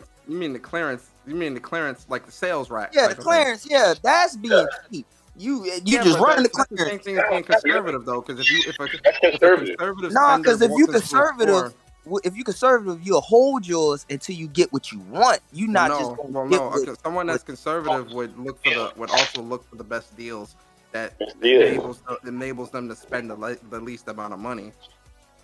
That's what being conservative with your money is. That means you want to hold on to more money than you spend.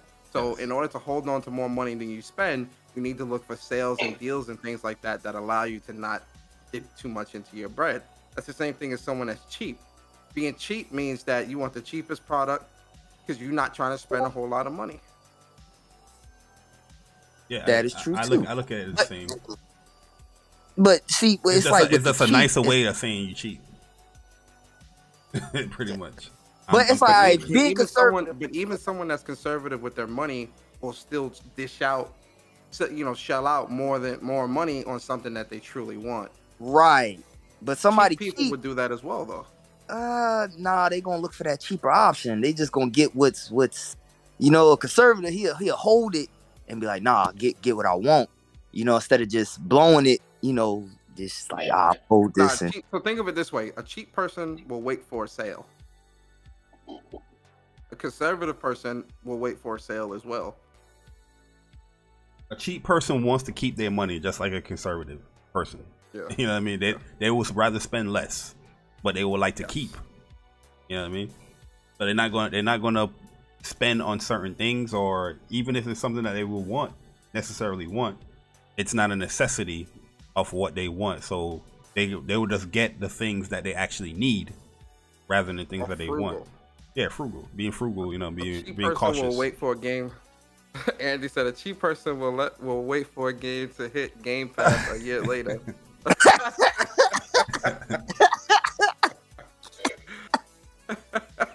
That's a fact. Yeah. All right, conservative wise, it's like we got all these games coming out, but it's like I'm gonna make sure I got my money ready for Final Fantasy 16. I got that 70 waiting. Now, it's not like I'm gonna be like, oh yeah, I'm gonna wait till it go down. Hell no, I want my hands on it, but I'll look past all this other stuff to set my eyes on the prize. I don't know, maybe not. No, that.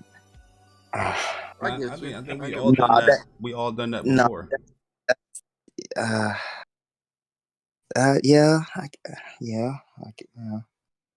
Now y'all got me second guessing myself on this shit. I'm over here trying to think about it, like, but yo, I was gonna ask you. We gonna end this. We gonna end this stream here, guys. We're gonna end this stream here. Yo, I did a test throughout the stream because YouTube have like a new button here where you can insert an ad on this joint. So if you guys saw an ad, I saved that shit too. Oh, you saw the ad or you just saw the button? No. I didn't see the ad. I saw the the button when I was streaming. I was like, yo, what the fuck is this? Yeah. Insert ad. No, they're getting Oh like wow, Twitch now. I can gift memberships. Yeah, the gift membership joint's been out for a minute. Like they rolling that out to people slowly, but that I know that's in beta. But the ad joint, I think they just added that like this week, which I thought was funny. I just pressed it just to test it to see if you guys saw. Some people say they saw the ad. Okay. But I got premium, so I don't see none of that shit. Yeah, YouTube Premium, you gonna see none of that. You know what I mean? But nah, we're gonna end this here, man. I appreciate everybody coming through. You know what I mean? And you know, enjoying the stream or whatnot. I wasn't even gonna plan to go this long with the stream, but it was a good conversation. So, you know what I mean? Just gotta let those things rock sometimes. He said, "Yo, you can spam that button. Yeah, you can press it whenever you want to press it." I'll show you guys real quick.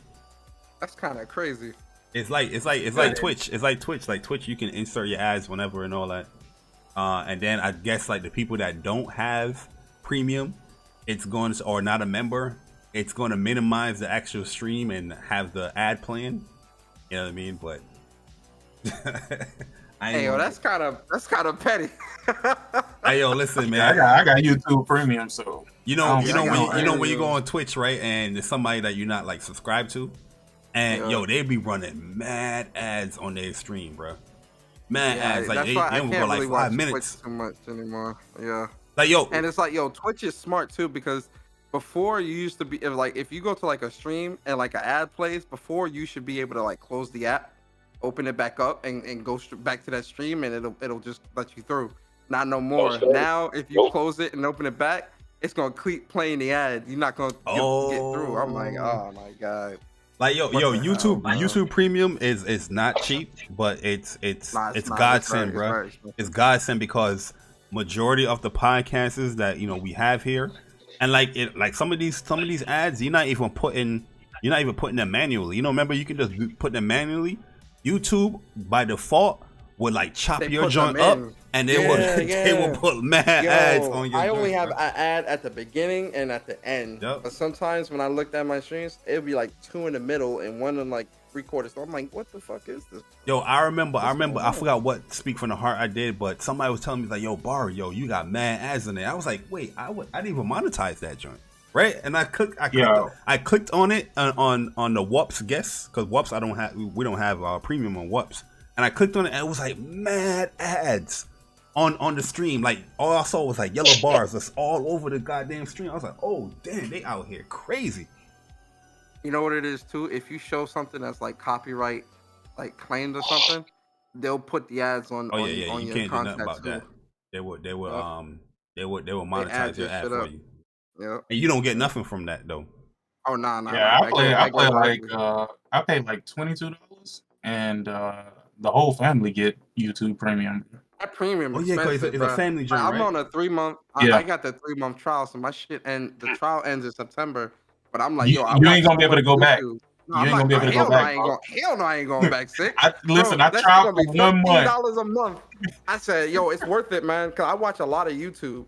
Like a lot of different YouTube, and even people that I normally watch, like bigger YouTubers for like my motivational shit, like investment podcasts and all this other shit.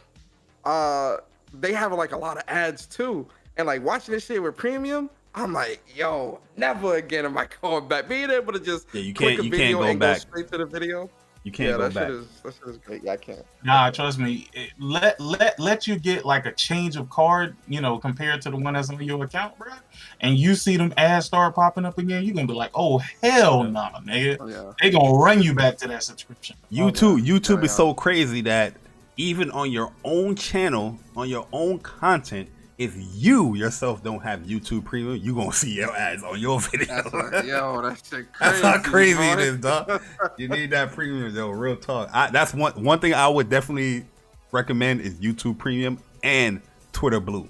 I recommend it all over. Yo, really? You think that? Oh yeah, I've had Twitter Blue forever. Y'all recommend Twitter Blue? Absolutely. I've been thinking about it. For $3 a month, and you can control your timeline. I like the whole editing your tweets, like it don't go right away, so you can undo it and just edit it. Hell yeah, I think it's worth it, bro. It's worth it. The reason why I want it too is because you get to upload up to 10 minutes of video, and it uploads at 1080p. Yeah, So you can upload much longer video. I don't know if it does the 1080p because it still compresses the video. It's supposed to be a higher quality though, I thought.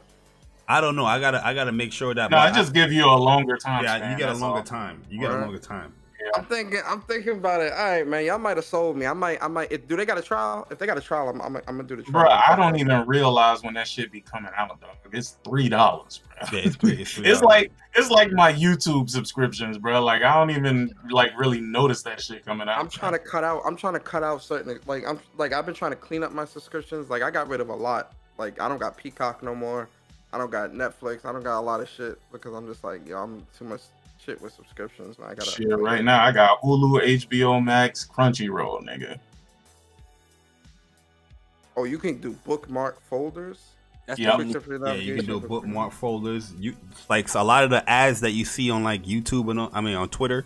Like if you click on an article and it's on a Twitter joint. Yeah, I'm looking at it now. You get to you can upload up to 10 minutes of video and you upload 1080p full HD videos. Oh yeah, I'm doing this. I'm getting this. Yeah, but because YouTube, a lot of my videos like Twitter, it still be breaking though. Like the codecs or whatever they use and what it's called, the bit rate, it still will break sometimes. Even because I've been having this for months. I had Twitter Blue for like months, but like uploading the longer video, yeah, you definitely see that. But sometimes it still will break. You know when it just gets mad blurry, then it goes clear out again, like it's focusing.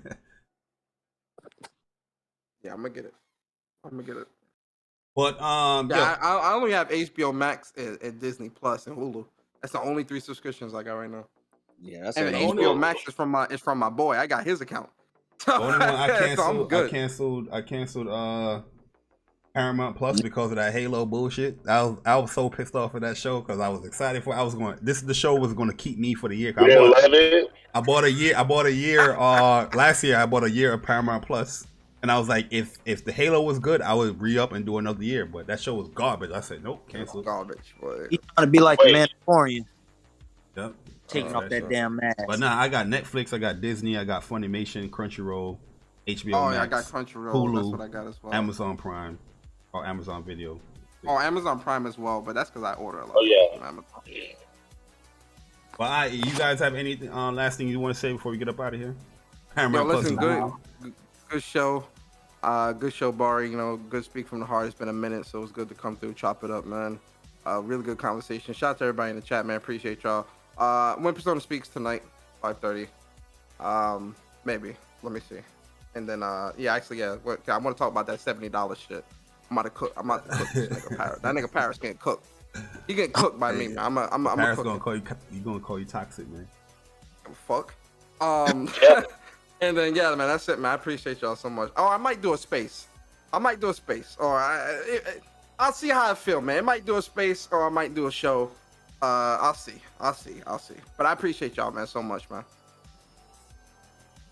Yeah, man. Yo, I'm gonna start playing DNF Duel again, like tomorrow or Wednesday. I need to get a little break from that game because that's all I've been playing all weekend. I bought it yesterday. Yo, bro, my arm the other day was like tensing up. Like, you ever got little muscle spasms? Yo, and then my hands start cramping up. That's how much of that game I was playing, bro. Because I'm just like, yo, I was trying to fix my fingers properly, but that shit was cramping up. I was like, yo, let me take a break on this game for probably a day or two, and I'll be right back on Wednesday because we got a tournament this Saturday, at 3 p.m. Eastern. And we already got I've been practicing so much. That's all I really played. All I played this weekend because I was gonna play Final Fantasy 7 because I'm close to the end because I'm at the part in Final Fantasy 7 OG where I gotta go get this shit so that Cloud he's got the Mako poisoning, so I gotta and Sephiroth is now out of the live stream and all 3 weapons is out. All the weapons came about. Yeah, all the weapons is out now. Yeah. So I'm close. I'm almost done. But I end up playing Call of Duty and DNF all weekend, bro. All fucking weekend. All I did was fucking Call of Duty and DNF. That's all. And I rage quit. I don't know if Dre is still in the chat. I rage quit yesterday in the middle of my stream because He caught me with this fucking grapple super, and I was so angry. I was so mad. I just ended the lobby and ended the stream, bro. Hey, yo, this man be rage quitting, bro. I was so pissed off, bro. I'm competitive, man. I'm competitive. Yo, I already told you your issue, man, and you don't want to listen. You hard headed. I listen. Like, you wouldn't rage quit if you listened. I listen. It's just, that one moment I raged, man. I was like, I gotta get out of here. Hey, man. Especially you playing against Grappler. Grappler would do that. Yo, you know what I mean? That's just what it is, bro. Yo, Dre perfected me 2 times. One time, I was just like, you know what? This is just. Nah, it was the way it happened, bro. Because I rolled. It was the way it happened, Barry. I rolled past him and was about to do the DP, and his fucking super auto corrected, and he turned behind me and grabbed me. I said no. Yeah, but you also got to remember. You also got to remember that roll has recovery frames, so you're not going to get DP right away. It's not that. I was already behind him, Barry. I was behind him already. Yeah, but you're recovering. Still facing the opposite way. He was still facing the opposite way. He popped the super, and it auto corrected, and he grabbed me. He grabbed me, bro. He grabbed. Yo, go. I'm gonna put that moment up on Twitter so you can see. I'm gonna put that moment up on Twitter. I saw it. I definitely saw it. I checked it out. I know Drake. Probably said something. That's why. Yeah. I definitely saw it, but from what I'm telling you, what happened is that he caught the recovery frame of your rolling. It's not instant. So you know what I mean. When you're recovering and you're trying to press DP, that's another big startup that you're doing. Even though that's invincible when you start up, it's just longer to get started up because of the roll. Yeah. So as soon as that happened, I went straight to the lab, and I labbed for like another 3 hours, like straight. I was just like labbing, trying to figure out my timing and stuff. Yo, my man just left that goddamn stream. Was like, yo, man. Yep. You understand? Mad. I was pissed, bro. I was really pissed at that, like legit, right? And I ain't mad at Dre. Like, I was just mad at the situation. Like, I mean, Dre play a brain dead character. Forget these grappler players, man. Hey, right now, I'm weakest against grapplers, striker, launcher, and that's really it right now. That's where I struggle the most. Yo, my weakness is definitely is hitman, troubleshooter, launcher. Or hitman as well. Yeah, launcher's so tough, bro. Cause like she's another one, man. She's like striker, but with guns and range. Where the time frame between when you can punish and press a button, if she's pounding on you, it's so small, bro. Yeah. And I'm just like, yo, I still can't read it properly. Striker, I got her down a little bit more, but even striker, bro. If I'm in a corner with a striker, a good striker, she gonna get some life off me, man. Cause I'm still like, oh, do I block low, block high? And then it's like I'm blocking high. No, I should have blocked low. I'm trying to get out of it, and it's just like she's still catching me because her shit is autocorrect. I'm just like, yo, come on. I hate striker, bro, so much. I keep telling people striker is top 3, top 4 in the game. There's a lot of shit that she can do that I definitely want to have to, lock down and lock in to bait a lot of the stuff that people do. But yeah, once I get that shit down pat, it's gonna get over. Right, yo, the tournament started at 3:00. When is the grudge match? Yeah, 3. Y'all need to announce that. I ain't announcing no more grudge matches for y'all. Y'all need to announce y'all grudge match and let me know, and then we'll do that. We'll set it up. I don't know what. Well, I don't know. Chuck said he told you Saturday, and I'm like, how? I don't think we'll be able to do it Saturday. Yeah, I'll talk to Chuck. I heard before the tournament. Yeah, but our podcast is. Yeah, we usually end the podcast like around 1:30 anyway. Or around. Yeah, we'll have to push it to like the week after or something like that, or during the week, or the next day or something like that. What for the grudge match? Yeah, for the grudge match. Y'all can do it before the tournament. We can start this tournament like 3:30. That shit ain't gonna take 2 hours to do. It's DNF. It ain't Dragon Ball. Dragon Ball. If y'all was almost 40 people that signed up. I mean, but I think after checking. I'm gonna say this on stream, Barry. Don't go messaging people. Hey, don't forget to check in. Oh nah. Check in. We sticking it to the old school TOA rules. Check-ins are available. If shit closed at 3, If you ain't checked in, you ain't getting in. That's all it is, man. Yeah, like I have it set up where these loser rounds is gonna be off stream, so it's gonna be much faster. You know, when we get to like top 8 and all that stuff. So. Did everybody put their PSN into? Well, no, they don't. Nah, you don't need to do that because you got to put the code. But this they week should I'm still gonna probably put their. They should still probably put their DNF name so that we know who. Yeah, who is who in the Discord. In the Discord, would do that. Yeah. But yeah, so far 37 people signed up. You know, just like with any tournament, I don't expect everybody to that sign up to 30. participate, but that's still a good number. Yeah, it'll probably be 30 by the time check-ins and everything is done. It'll go up. It'll go up because there's still people that I haven't even told yet that I met this weekend. Like, yeah, I'll play. But it's gonna be a fun event, man. Yo, Stone saying ladies' night featuring Barry again. There's a Stone. If I come up to another ladies' night, I'm getting somebody number. So y'all gonna make sure y'all have that number prepared because we gonna make sure y'all. Let me. I was gonna say, hey man, I was gonna say we gonna make sure y'all female. Nah, man, I ain't mad at it, man. We need a ladies' night featuring Barry again. Yo, Stone. We definitely gonna do another ladies' night soon for sure. Feel me? I want to get all the ladies, man. Whitney as well, man. I know she on the other side of the pond, so it's hard to. UK with my them. Yeah, so I'm trying to get Whitney. I want to get everybody on, all the ladies. Yo, cause it's too much catfishing going on, man. It's another catfish debacle. It's three. It's not even with the females only. It's dudes catfishing too, man. It's dudes. We got dudes catfishing their race and ethnicity and nationality and all this other bullshit. Nah, ladies' night definitely need to happen because there's too much going on with the catfish and all this other bullshit. This junk spooky, yo. I don't know. I don't know what the hell going on in these streets. This shit spooky, man. Like in my mind is just like, yo, I don't know why you lie about shit like that. You know what I mean? But maybe I'm just too gullible. I don't know, man. That's why I keep my distance with a lot of shit, especially when it comes to like Ice Queen, if you wanna come to the ladies' night, hell yeah, you can come. Mary will come. I think, I don't know, Mary can pull up as well. Amanda could pull up. Yeah.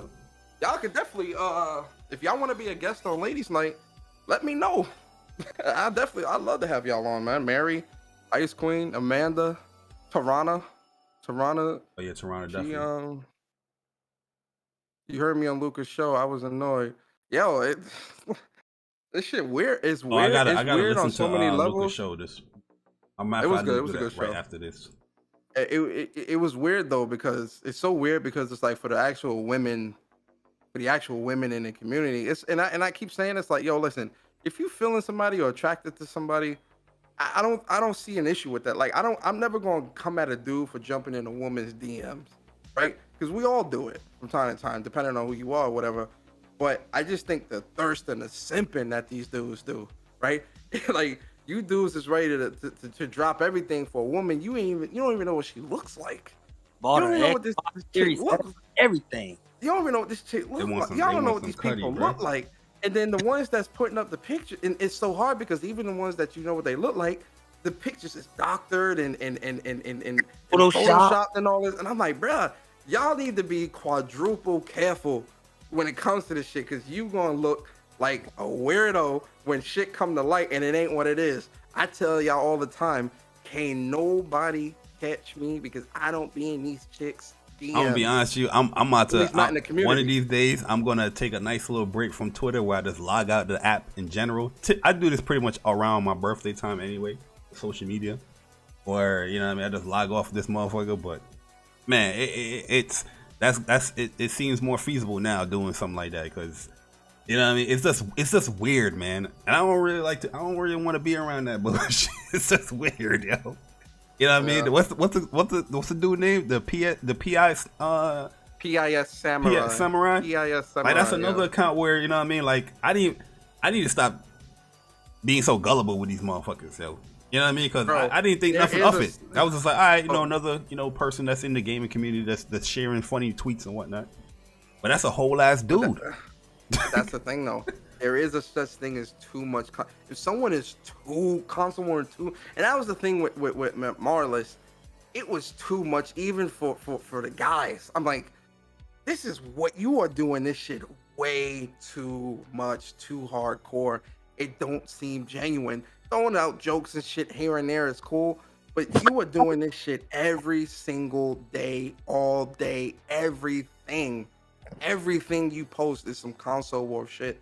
That's weird. Even for a woman, that account had weird. 6K followers. People were sending gifts and stuff. My God. My God. Losers, bro. Losers. Like Jay sending gifts of what? Like, right? Like, what are you getting in return, man? You sending out gifts, expecting shit in return with some feet. But y'all going on a date? Picture her smiling and all this other shit. Fuck out of here, man. And majority of these females that's on here, they got whole ass relationship, boyfriends, and they married. You know what I mean? So it's I don't understand what people go in there to expect just because they see a female on Twitter or in the gaming community. Like, you know what I mean? It's just like, damn. Let's calm your little PP down and talk to real people. They're not used to it, bro. They see a woman and they get all hyperactive and wanna. They say my PP go hard. It's a chill. What that shit you say? What that shit you say? Cocky in the bucket. they want some cocky in the bucket. In the bucket. Yeah. Do you think these guys interact with women regularly in real life? No, they don't. That's why they act like that, because they don't. Yeah, absolutely. That's the problem. And if they do, it's not in a romantic sense. It's more so like, you know, because like people interact with. If you have a job, you interact with women on your job, you know. But it's not. It's very business. It's very. Yeah, you're not trying to mess with every female that you have at your job. It's just unprofessional. Yeah. Like yeah, if you can't control yourself. That's what I'm saying, though. But it's the internet, though. The internet allows people to kind of run free, a little freer, to be these weirdos that they are, right? Because if you was acting like that on your job, you get fired and Me Too'd. You feel me? Like you not, you know, like they can't act like that. They can do that stupid shit on the internet because it's the internet. Crazy. Yeah. This is the world that we live in, yo. This shit wild. Yeah. No, I wonder who's the next one. Who's the next one? Yeah, I got an idea, but I ain't gonna say it on stream. I'll wait till we go. There's another one out here too. I'll tell you off stream. Man, listen, man. Y'all already know, man. Like when it comes to gaming, I just feel like I'm not trustworthy, but you know, I'm just still giving that, you know, people the benefit of the doubt. But it seems like you can't do that. You can't do that here. You can't give people the benefit of the doubt, man. Yeah, man, I ain't giving nobody the benefit of no doubt. Fuck that. Not no more. Yeah, I mean, sometimes you don't want to walk around just with your defenses up every single moment, every single time. Shit, you have to now.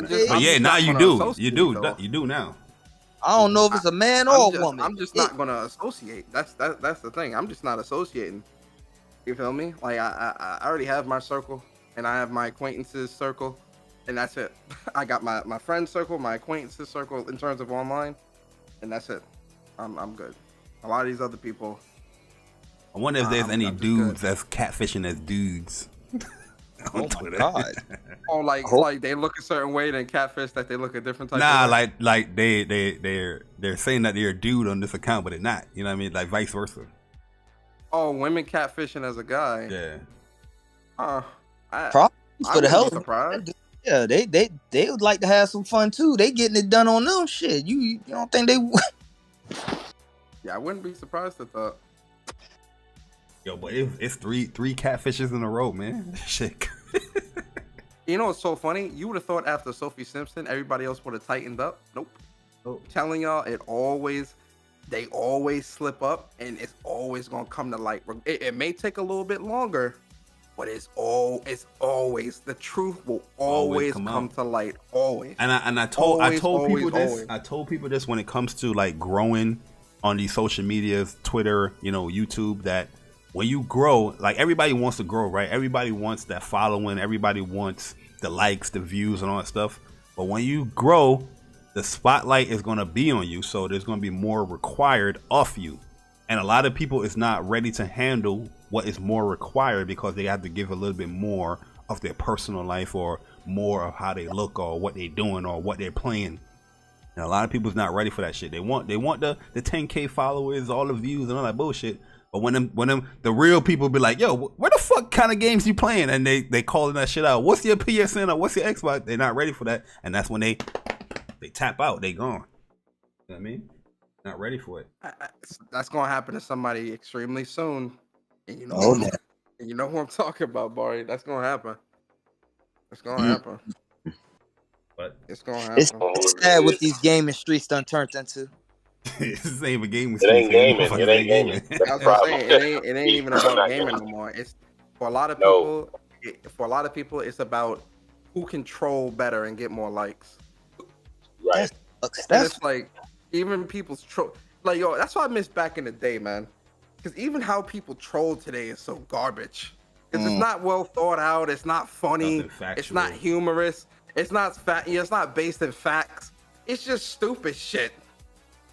But it's just weird, stupid shit, right? At least when you put something out, it's got to be something that can at least make. If you can make both sides laugh or make the other side really respond, you a good troll, man. Like that's good trolling. Yo, listen. But it's also got to be shit that's funny, man. Like everyone is saying all this stupid shit online, but none of it's funny. Like yo, none of it is. I said early in this stream what the new thing that people are doing on Twitter to grow is asking these dumbass questions. And majority of the people that ask these dumbass questions, like, what's the first movie you ever watched? Or what's your favorite movie? You know, these random ass questions. They're these females. You know what I mean? If you go through your Twitter and look at these females and the questions that they asking, and then you see them go from 2K to 6K in a matter of week. You know what I mean? Because those questions they attract a lot of conversation and back and forth. But you will see that person themselves, they will never be interacting with anybody that answer the actual question. They're just on to the new question. What are your plans today? Or what TV do you have? What's your favorite gaming controller? What's the game? Oh, I love this one. What's a game that you've always wanted to come back? Yeah, you know what I mean? Yo, Persona, you see it. You see it every day. You see it, bro. Every week, and I'm just like, bro, how many times we gonna answer the same question? Or the ones where they have you tag your friends. You know, this new one I see, 5 games that define you. Like how many times we got to do that shit? How many times we got to do that shit throughout? What's your favorite franchise? It's like, come on, guys. Like, how many times how many times do people have to answer this, bro? Yo, we see them joints, man, and then I guarantee you one of them Hearts, gonna be a catfish. Infamous. Yo, one of them gonna be a catfish. You know, and then when you look down their timeline, no gameplay, no posting, no trophies or achievements, no posting new games they buying. No post, no nothing. They not posting nothing about gaming, but these stupid ass questions. And it's just like, bruh, look down my timeline right now. You're gonna see nothing but gaming. Nothing but gaming. Verifiable. I ask the question all the time: are you verifiable? Are you? And I don't ask that to be mean. A lot of it's because people's actions. It's not enough to prove if they're verifiable or not. I think maybe this community is a little bit easier to infiltrate than other ones, you know?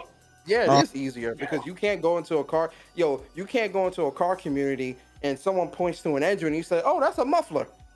Oh shit! They gonna kick your stupid ass out the community. Hey, they gonna drag your ass. Owning gaming.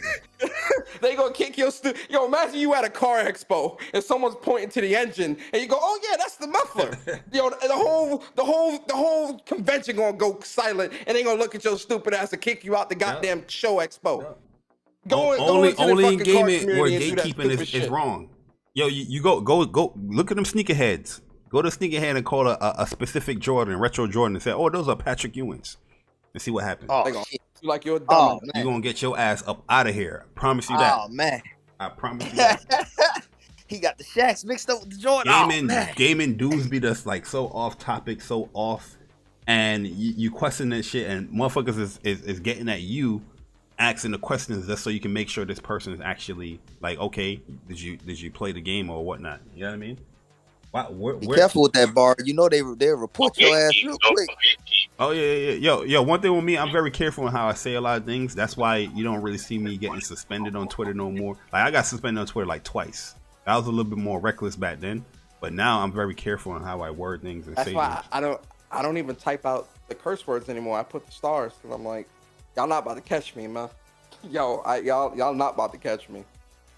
Y'all definitely not about to catch me. And I don't engage. I don't engage with a lot of people. I'm careful with the shit that I retweet.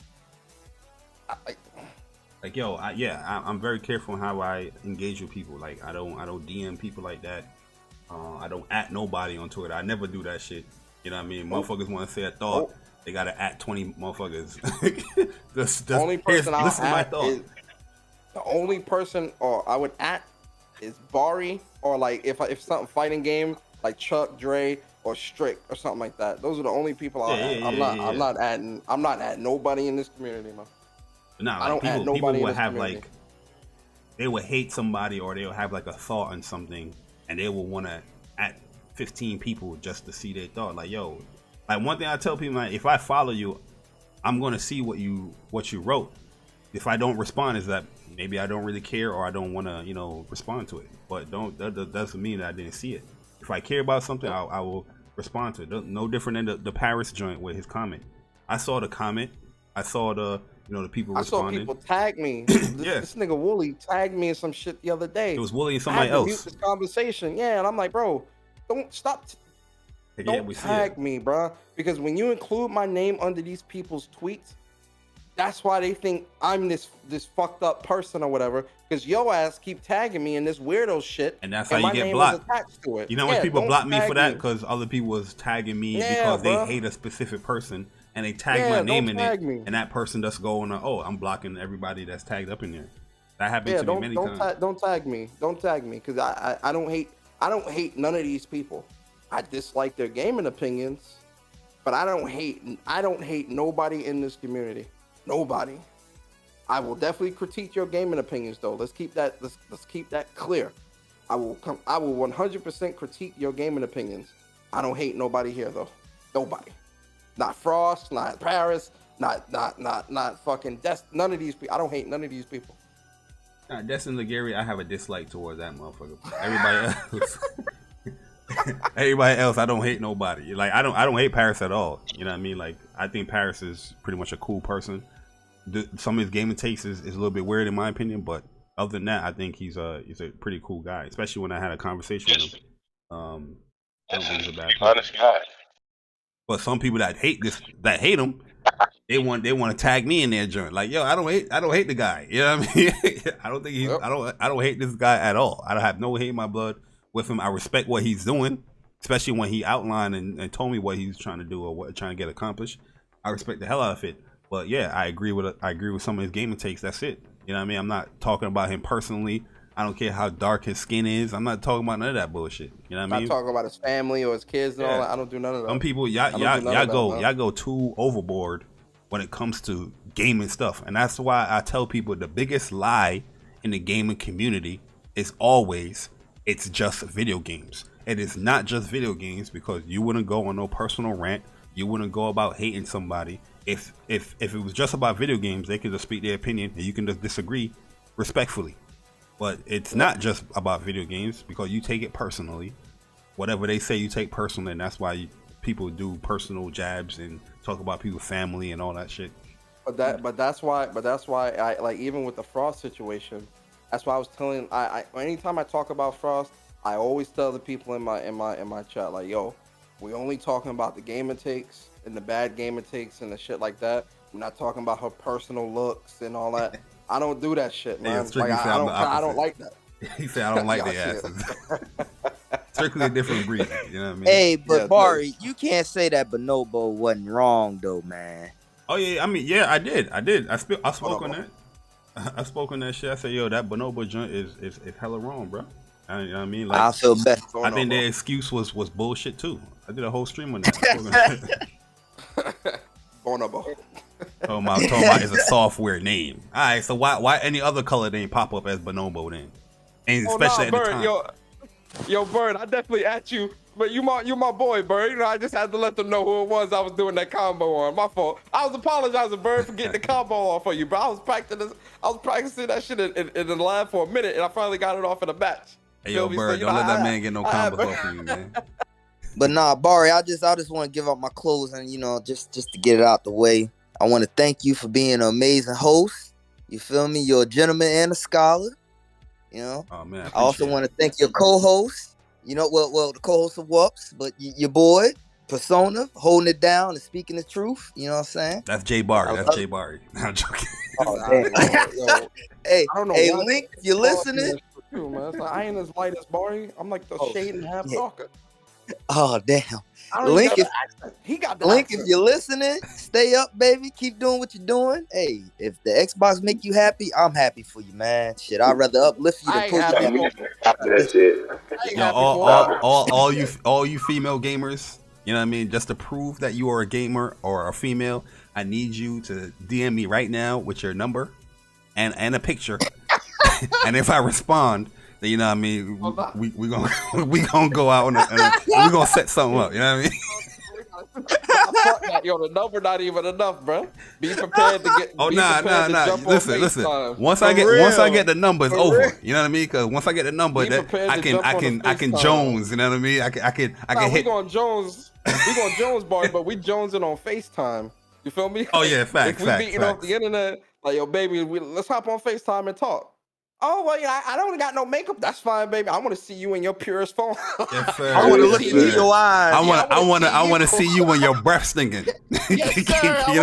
I want to see you. I don't want to see you all dolled up and shit. I want to see you just rolling out of bed. Let's hop on FaceTime. Absolutely. Oh, my hair ain't done. That's perfectly fine. I ain't judging. Absolutely. Listen, guys. I'm a single man. I ain't gonna go up in no girl DM and send no none of my schlong or something like that. You feel me? But you know what I mean? If I'm hollering at somebody, it'll eventually get there. There ain't no shame in that. Yeah, ain't no shame in that. There's some beautiful women on Twitter, but like, yo, you gotta be hesitant out here. You gotta be hesitant out there because you don't know what the hell going. You know what I mean? Is that you? Yeah. Yo, the most common gift given out is a Series S. They've been giving out Series S to these catfishes. Yeah. Series S. What you talking about? Oh, people buying people consoles? Yeah. Only person I know that bought a console for somebody.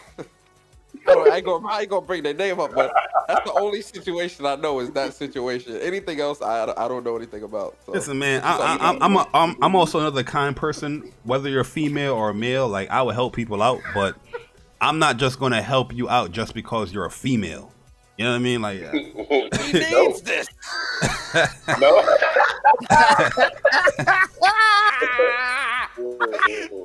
Hey, yo, you do the background check? I got you. Hey, yo, he a fool. Hey, she a fool. She needs this. She needs what? Hey, yo, man. Listen, yo, the gaming community, yo. Sometimes, we need to do a reality TV show, man. If we need to get some editors together, get some film crew, and just like videotape people like on their daily, and just like get that shit on a show or something, man. Or get people in one house. Oh, speaking of that, yo, I definitely want to do a meetup, guys. I want to do a meetup for E3. So that nigga for wow, boy. E3 2023. We are definitely gonna set that goal so we can do like a meetup for E3 2023 because it's open to the public, and pretty much if you're gonna get your ticket, I'm gonna try my best to get there. Persona, you're trying to get his best to get there. Meet up for E3 2023. Let me get in the gym now, man. E3 2023, man. We trying to do a meetup there. You know what I mean? We gonna bring the show to the show, okay? You know what I mean? These boring motherfuckers that be going to E3 and they think they doing something. Nah. I know we understand y'all need some entertainment, but these motherfuckers is boring out here. I know, but. Yeah, we gonna try to do it like a meetup, man. We gonna do a meetup. If you guys are, I'm serious too. I'm not even joking. Like, if you guys are serious. Yeah, real talk. Me and Barry was talking about this on WUPS. Like, we would like rent out like a penthouse or some shit and have like a nice WUPS meetup party and whatnot. Yep. And then obviously we go to E3 and do all this other stuff. Yeah, we was definitely thinking about doing that. It's gaming event. You know what I mean? Yeah, gaming. So if y'all wanna we would definitely love to see folks in the community, man. If y'all could come through, make it to E3. We planning it. Obviously, we would make it more official closer to launch, but me and Barry definitely talking behind the scenes, and definitely do a nice meetup. Gonna plan that up. Feel me? Yeah. Meet with some of you guys and just chop it up. Rent a party bus. Nah, yeah. I don't know about the party bus. Party bus. That's a lot of bread, but I'm gonna need the community chip in a little bit. That's a lot of bread. A fucking party bus. Like our goal is pretty much like we're gonna rent like a penthouse, kind of like hotel room, and we'll just have like a little meet and greet party up there, and everybody can go out their merry way after, and then we just meet up at E3. Well, obviously we'll have like some consoles, have some games. Yep. Somebody bring bring the PlayStation. I'll probably bring the PS4. Man, I bring my Xbox. I bring my Xbox. I don't know about bringing a PS5 on the plane. You feel me? My PS5s don't leave the house. I bring my Xbox Series S. I'm gonna bring the Switch and use it as a standing thing, like it's a stand. You know what I mean? Yo, facts. But let us know, man, if y'all would love to, do a meetup, man. We plan that out. Sure. Yo, is that my man Chris Righteous that popped through? Sir. Yo, Chris is good, man. Yeah, you know I mean, yo, how you let Tara? No, I ain't going. So Chris, do you identify as Puerto Rican or are you Puerto Rican? What's going on? Both. As you should. So Chris, are you Puerto Rican and Japanese or just Puerto Rican? Both of my parents is Puerto Rican. I was born in Puerto Rico. I have a birth certificate that tells you exactly where I was born in Puerto Rico and everything. You know what's crazy? I've seen this happen in real life actually. Like I had a dude. It was a Panamanian cat. He was telling over here when I first moved over here to Texas.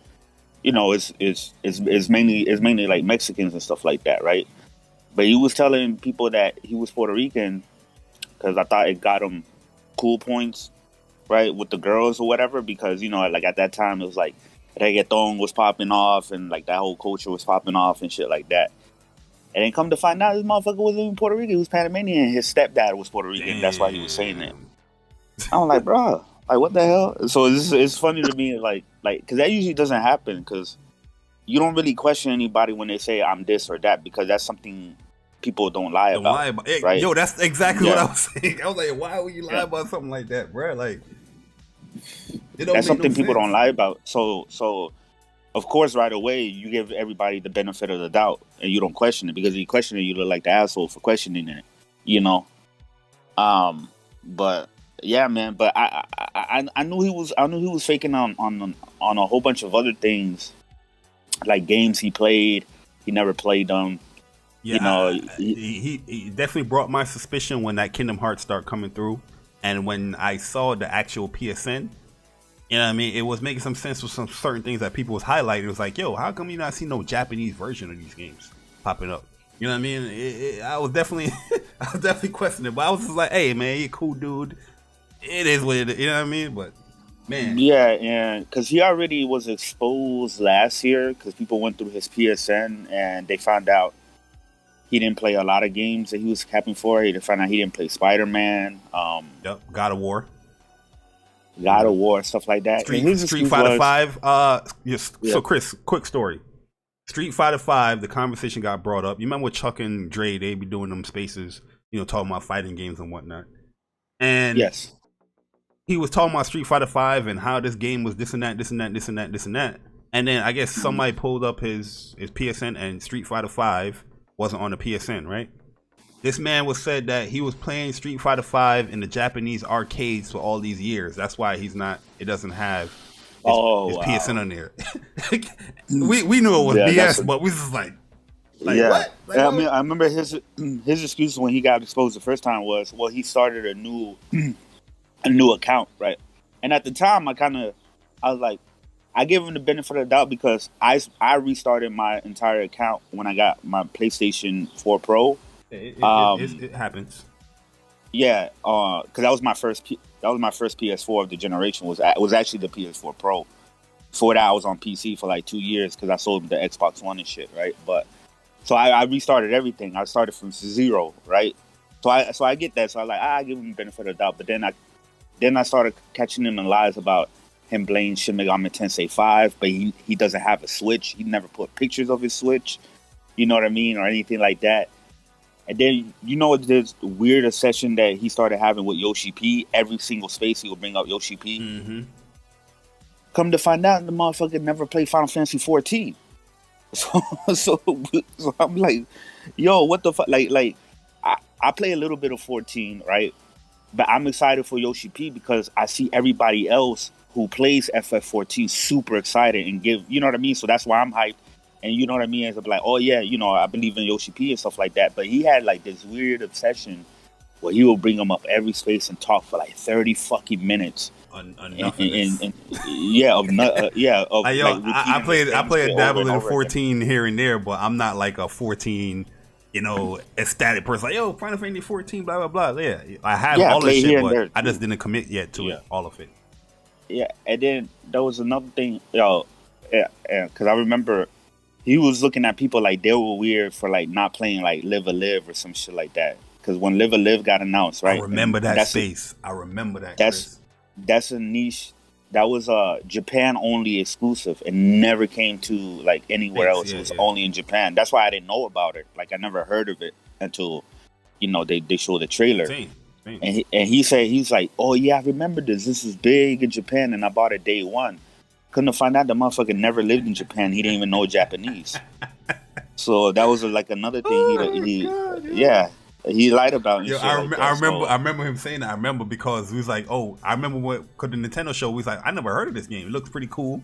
You know what I mean? I never heard it. And he wanted to step out there. Yeah, this game is in Japan. Most niggas ain't know about it, bro. Nobody. When I seen that Live and Live trailer, I was like, what is this? I thought this was like a continuation of Octopath. I was like, what is this? And they said Live and Live. I'm like, what the fuck is this? Like I ain't gonna. And the demo was good too. The demo was good. It fully voice acted and all that. So yeah, and that's what I'm saying. I got I'm like, bro, like why? Yeah, I got a pre-order too. I can't wait to play that. Why lie, bro? You lying about insignificant shit he like this. He want to stand out there like he's a spokesperson. He wanted to be the cool person and act like, and I guess he thought saying that he was Japanese gave him more validation in his opinion over other people. You know what I mean? Like, don't question me. I'm from Japan and I know what I'm talking about. Type of vibe. And like, yeah, I mean, I don't understand why he had to lie about like games he played when he's a gamer. Like he does play games, right? He platinum Seafood. Like he does play games. He puts up footages of games and Judgment and shit like that. So it's not like Jack, what's good, bro? His PSN though is spooky because he never played God of War, never played Horizon, never even played, Ghost of Tsushima. It was spooky. What? Yeah. There's a lot of games he didn't play, and I'm like, you know who was on his ass? A lot of people don't like him. J-Tech. That's how I learned about his PSN. That's how I know about his PSN. J-Tech exposed his ass. That's how I found out because J-Tech was the one that was calling out all the games, PlayStation games he never finished. He's like, why is Akira hype for God of War if he never played it? It was crazy. He never finished he never played The Order. He never played Infamous. There's a lot of games he ain't played, bro. And I'm like, nigga, how you a PlayStation dude? And all this other shit, but you ain't playing none of these games. Well, that goes to tell you why he lied because he know that we like Japanese games, we like the culture, so he's like, yo, I want to be that person to represent y'all or whatnot. You know what I mean? Like it's weird. But this is also what struck me. Why is none of the games he playing in Japanese, and why is his account not a Japanese account? Yo, I always thought that was weird. Like from jump, when I first seen his account, I'm like, why is your account not? He got exposed. He got exposed on that months ago. But y'all know Toxic, right? Like TMO6, the dude with the Animal Crossing, right? Yeah. The first time he exposed him, he exposed just that. Like he went through all his video games that he took pictures of, right? And every single one of those versions was the Chinese and English version. It was never the Japanese version, never. And at that time, he was saying he was living in Japan before he said that he moved back to the Philippines. So he actually came out and said that he actually lives in the Philippines before. Yeah. So like first he said he was in Japan, and then he said that no, he moved back to the Philippines, and then he said no, he was born in Japan, but then lived in the Philippines or raised in the Philippines, and then he said he was never born in Japan at all. That he's straight from the Philippines. He changed his story. Yeah, he changed his story like so many times and shit like that. And to me, that what's crazy to me is like, yo, you actually one of the ones that like I see put gameplay footages and stuff like that. So I don't even understand why you had to lie about all these games. And it's like every game that would get announced, or if it was like a re-release or remaster or whatever, he always jumped on the hype train and act like he played the game and stuff like that. And I don't understand why. Like when Valkyrie profile that Lilith shit got announced, right? I could have easily said like, oh yeah, I'm hyped for this because I remember playing this back in the day and shit like that. But I never played a Valkyrie profile game ever. You know what I mean? I never played your game too. That's down your alley for sure, guaranteed. Yeah, well, I know it. No, I know it will be. But I could have easily been like, oh yeah, I played this shit back on the PSP. This shit's amazing. Nobody would have ever known. But like, nah, I'm not gonna do that because I didn't play it. Like, I don't know shit about it. I don't know nothing. That's why I tell people all the time, Chris. What's crazy about that though, Chris, is that you being honest like that, niggas respect you more because like, damn man, I never played this, but it looks dope. I can't wait to play. I don't understand what's so hard about that because I didn't play Lilith either. I'm not gonna lie and be like, oh yeah, I played Lilith, man. This shit. I never played it. I can't wait to play this, man. I'm playing that and Valkyrie Elysium. We putting time into that. Yeah, I'm playing both. You know why they do that? You know why they do that? You know why they do that? Because those games are like cult classics. They're not popular games like that. So they thinking that other people didn't play that, but that's where they fuck up. That's why I keep telling you, if you're gonna talk about games, just make sure that I'm not privy to it or this is not like a favorite game of mine, because if you try to go back in the old school days of talking about these games and you can't show no trophy for it because you can't prove it, but the things that what you say will prove it, people's going to catch on to it. You know what I mean? People's going to catch on to that because there's a lot of shit that people saying that they watch the trailer and say, oh yeah, this looks cool. But yeah, you didn't realize like, yeah, that's stuff that's always been in Valkyrie profile, like the recruitment of the ninjas and all that stuff. That's always in there. And people didn't catch that. But somebody that knew Valkyrie profile or played it, they were just like, oh yeah, I know what that is. You know what I mean? Or I know that mechanic. But yeah, then when you ask him like what he feel about the game or give him details about the game, he would just give like a general safe answer. It's great. Answer. It was amazing, and like the same thing with Soul Hackers 2 and Dust Divers 2. I seen the gameplay and the trailer for those. The Dust Diver look dope. These look amazing. I got those pre-ordered. I can't wait to play that. But I never played Dust Divers 1. I never played Soul Hackers 1. That doesn't mean people who fuck with me not gonna fuck with me. It just means like, yo, like I didn't even pre-order Soul Hackers. I didn't pre-order. We can get into it together, Pauls. The only Atlas game that I played prior to Persona 5 was Catherine on the 360, right? So when I played Persona 5, like that was my first. I didn't play for Golden or anything like that because I had sold my Vita before that even came out. So yeah, Persona 5. That's my first. I never played Soul Hackers, Karel. And I never played Soul Hackers. Shin Megami Tensei 3, the HD remaster. That was my first one, and I got hyped for SMT5, and I played SMT5. That's my second one. So when 3 and 4, Persona 4, guess what? I'm going to play those games. I'm going to platinum new games and shit like that. I could have been like, yo, I've been playing Persona since PS1 and, I played Persona 2 and 3 back in the day and shit like that. But like, nah, I was like, I started with Persona 5. I'll tell you my quick summary on Atlas games because I typically normally would avoid them, right? Because the Devil Summoners, the Shin Megami Tenseis, I used to ignore those games. Like, nah, I'm not playing that. Especially like with my parents. Yeah, me too. I knew about them, but I didn't play them. But it was like, my mom not buying me no shit, no Devil Summoners. But in college, my roommate was like, yo, because in college I used to sit down. We have like a little living room area to sit down, play whatever RPG game or whatever game. My roommates would sit down and watch it with me, or they had like the strategy guide and they would break down stuff like, no, Bar, you gotta do this, do that. So that was like a typical thing. And my roommate, his name is Jason Bruno. He was like, yo, you have to. he don't care. You have to play Persona 3. So he got me Persona 3. I played Persona 3 in front of them, and then right after Persona 3, I played 4. And that's where my Persona experience come from.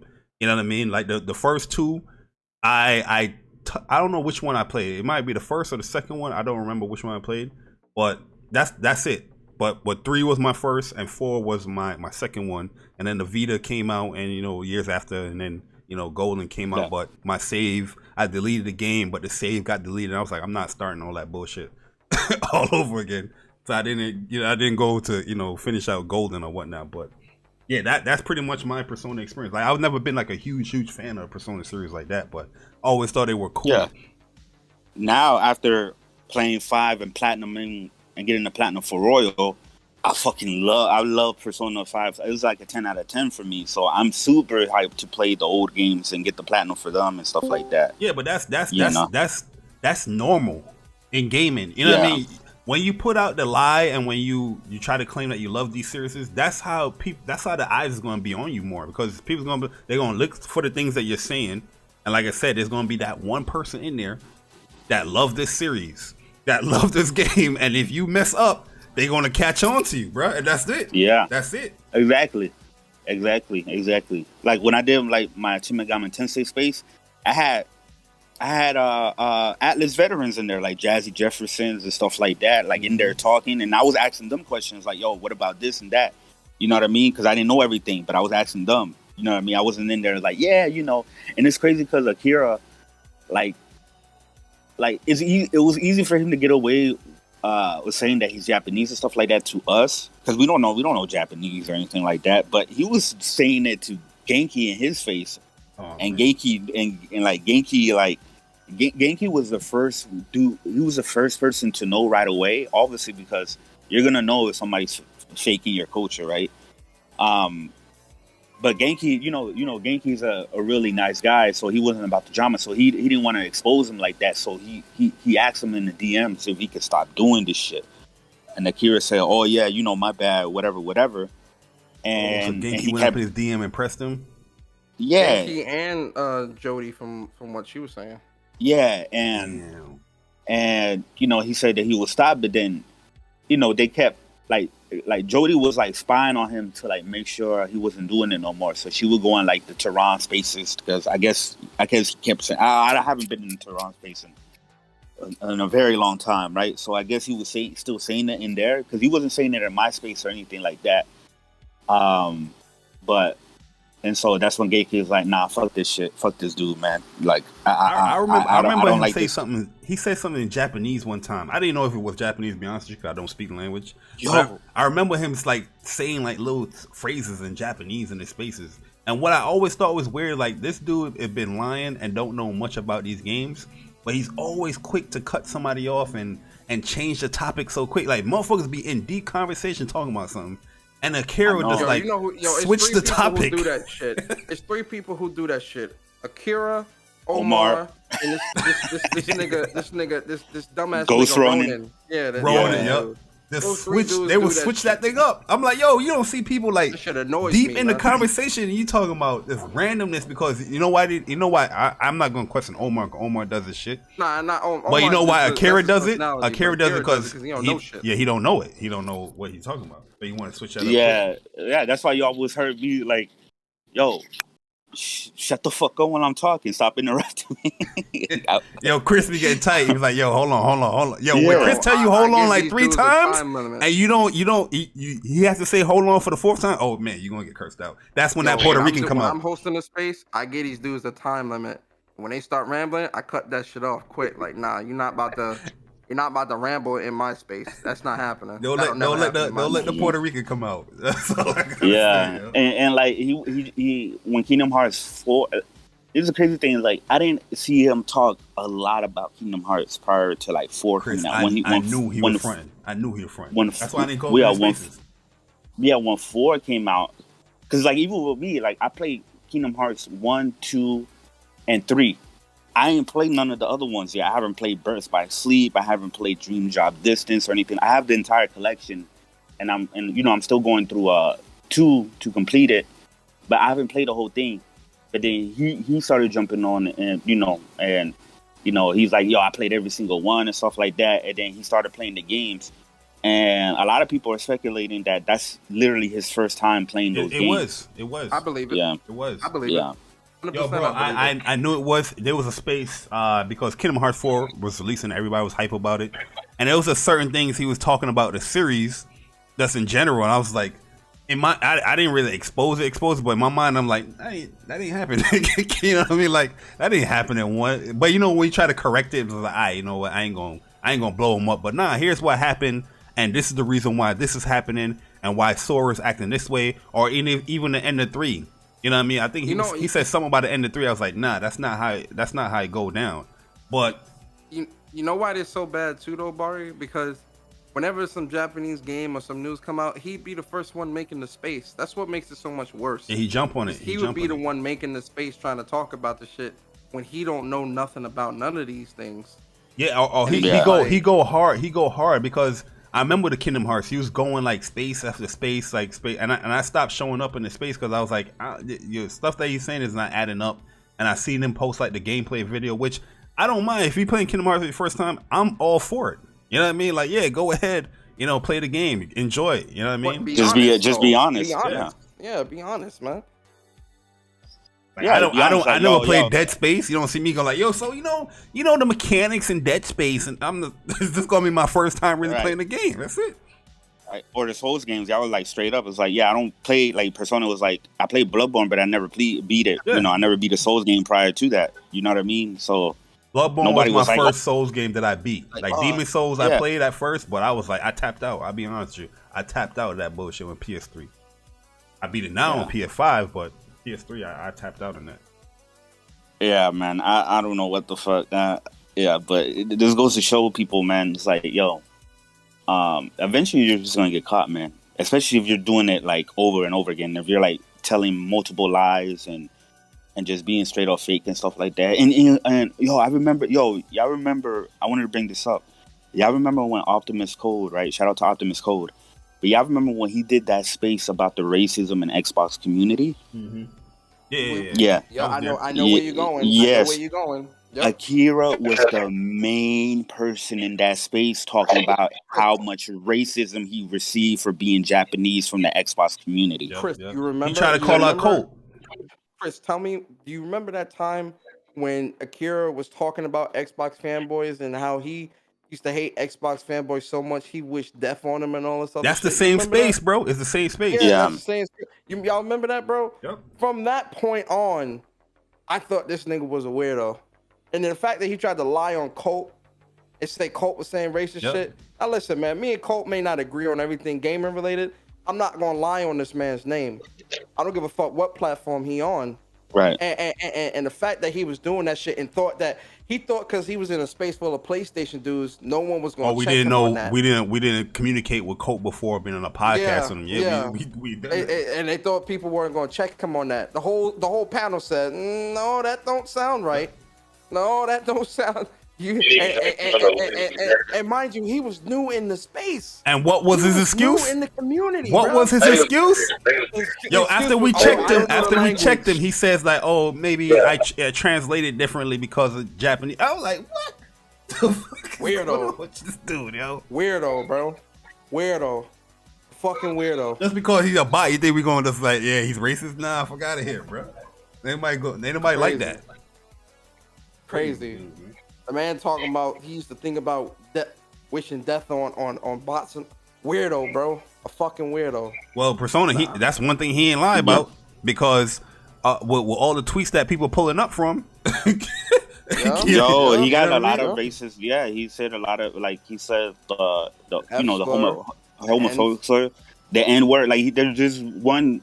I just seen it the other day too, where he says where he says they call me King N-word with the heart of yard. I've seen that picture. I've seen that. Yeah, shit like that. And I don't know who he was talking to, but I know what you're talking about.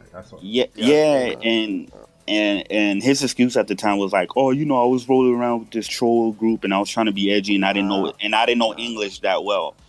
And then he said that he just started learning English, which is a lie because in the Philippines, where he's actually from, I don't even think he's from there, bro. Yo, I'm gonna be honest. This might be some white boy troll motherfucker that live in Missouri, bro. I'm gonna be honest with you. Well, he showed pictures. He don't look white. He's Asian. That might not be him. Oh yeah, true. Yo, listen, bro. Like, yeah, true. I can't refute it. The man would lie about being Japanese, speaking Japanese, and being from the thing. Why wouldn't he lie about being from the Philippines and being and being that? About that whole I'm half Japanese bullshit. I don't believe. Yo, Chris. I don't know if you was. I don't think you was in the space when I was listening to it.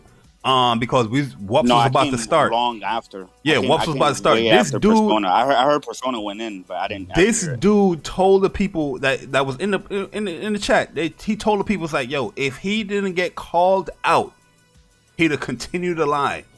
He loved the attention. He loved the growth, and he loved talking about it. That's what he said, yo. And people was like, nah, it's all good, man. Yo, that's when I went off a little bit, because I'm not particularly mad at the dude, but when I heard his comment and how smug he was coming off in this space, that's when I was like, what the fuck is wrong with this dude? I'm not welcoming you back in shit. There's people that have done crazy shit in this community, but I've spoke to them and they came as like, mad humble, like, yeah, man, that was my bad. I fucked up on this and that. Understandable. Right. I will forgive you. But the way how he was talking in the space with them people, my man was smug as hell, yo. He was chuckling. He was. It was just like, yo, come on, bro. Yo, listen. Akira's some dude that live in Utah. That's who he is. Yo, bro. I can't deny that. Middle of the country, and he pretending to be all this other shit for attention on the internet because he a loser in real life. He ain't no. You know why I can't deny that, Persona? You know why I can't deny that? Because I can't refute the time zones are just different, right? But it seems like this motherfucker never sleeps. You know what I mean? Like it's like every time we are doing something, he's in that space, or a space will come up, he's in there. Like if you're in the Philippines or if you're in Japan, there's gonna have to be some type of time period where you are sleeping. It's morning time. You just woke up or whatnot. But this dude was just always active. Yeah, because you be in like I'll wake up, right, and it'll be like 9. Yeah, hold on real quick. Yo, Tool Man, shout out to you. Hey, nothing against Missouri, Tool Man. Tool Man said I'm a 47-year-old white guy from Missouri. No. Shout out to Tool Man. Shout out to Missouri. Shout out to Tool Man. That's my guy. Yeah, I'm just saying, this motherfucker here, he could be pretending to be from Philippines, Japan, or wherever, but the motherfucker, some motherfucker living in Missouri, Utah, or some shit. I'm telling you, bro, I don't believe nothing he say. Everything he said is a lie. He ain't Filipino. He ain't none of that shit. And that baby that you hear crying in the background, that might be his little brother that he got watched while his mom at work. Fuck out of here, bro. Yo. Yeah, that might be a Cabbage Patch Kid. That's the sound. Fuck out of here, bro. Yeah, fuck out of here, man. I don't want to hear none of that. It's all if you're gonna lie about your ethnicity, you're gonna lie about everything else. You know what I mean? But exactly. So it's kind of hard to refute that. But even but let's just say like that the part about him being for the Philippines is true, right? And he's using that excuse like, oh, I barely learn English.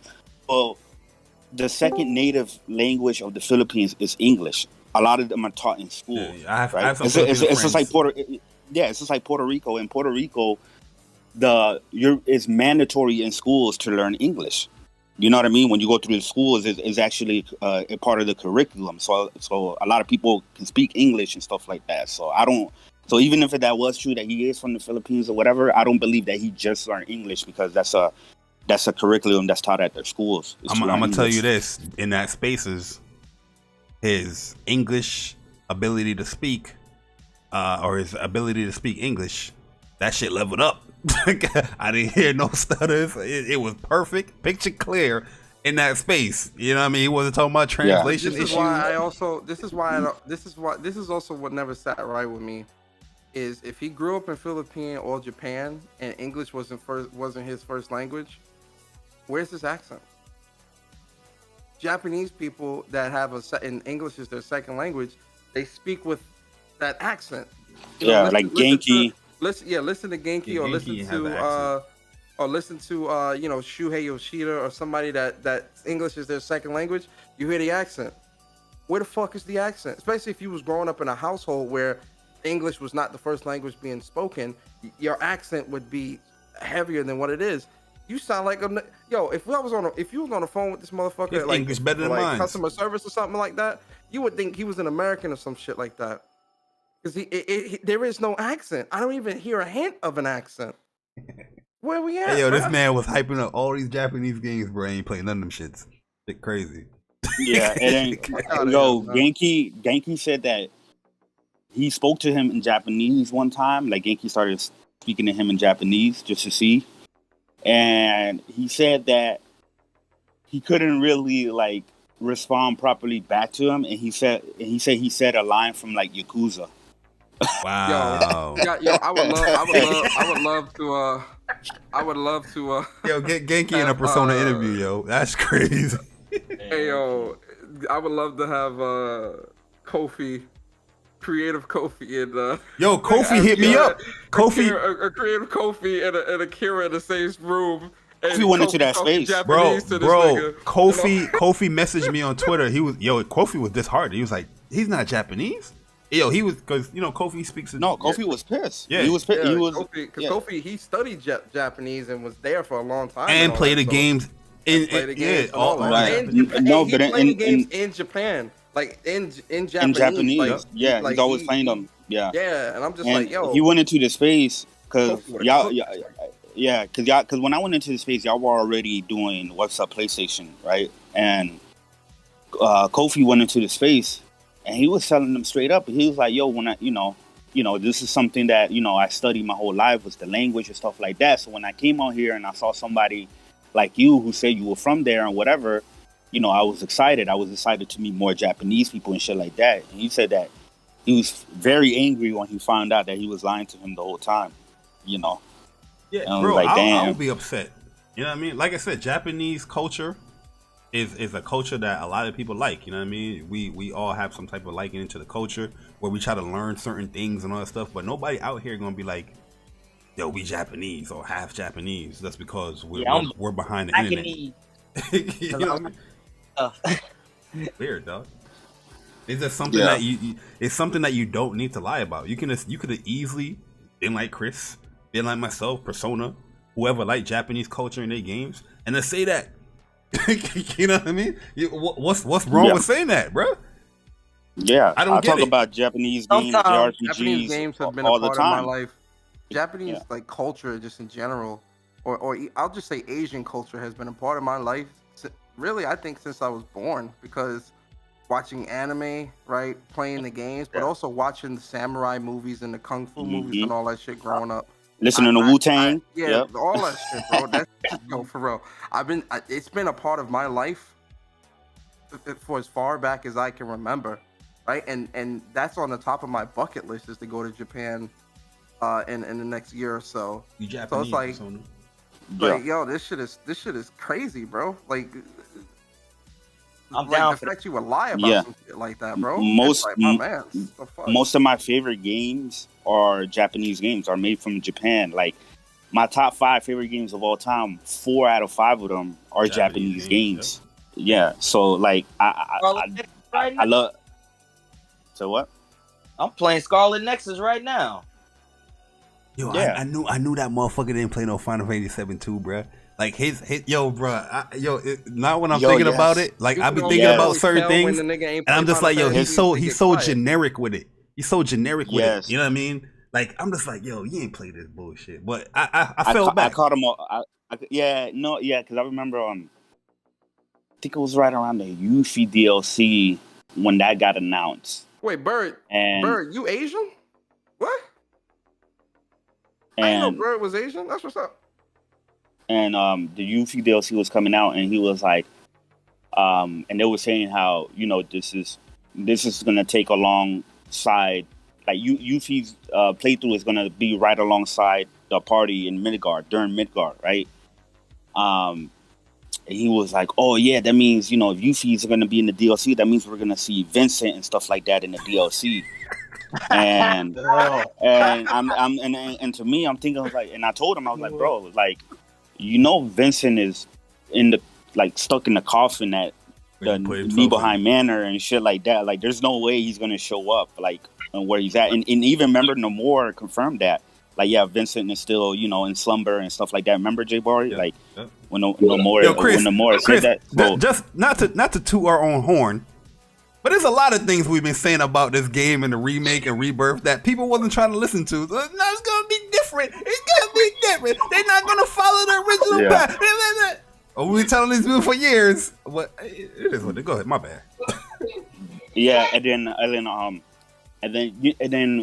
a few months ago, you know how he started having all these name changes all of a sudden? He's always had Clive, name changes, right? Yeah, I see. Yeah, the Clive, the Genesis. I think the Genesis was the first one. You know he ain't playing no goddamn Crisis Core 2. Yeah, Crisis, exactly. And I remember he was coming after people, like saying like, oh, you know, people who don't like Genesis or whatever don't know what they're talking about, whatever. And then I comment him and it's like, yo, I didn't like Genesis specifically for the fact that he yo, Link, your background, bro.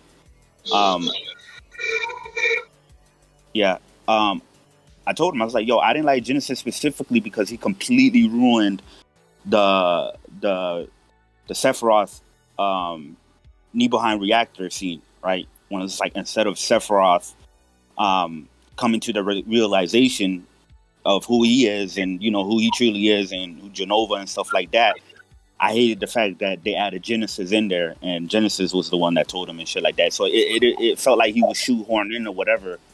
And he was like, and all he said was like, oh, I disagree.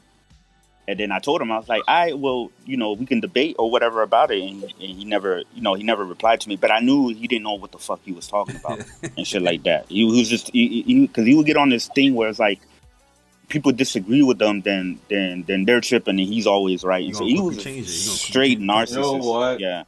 You know what? You should have questioned him. He played the original seller. No, yeah, just ask him like, all right, so what do you like about Genesis? What about the character you like?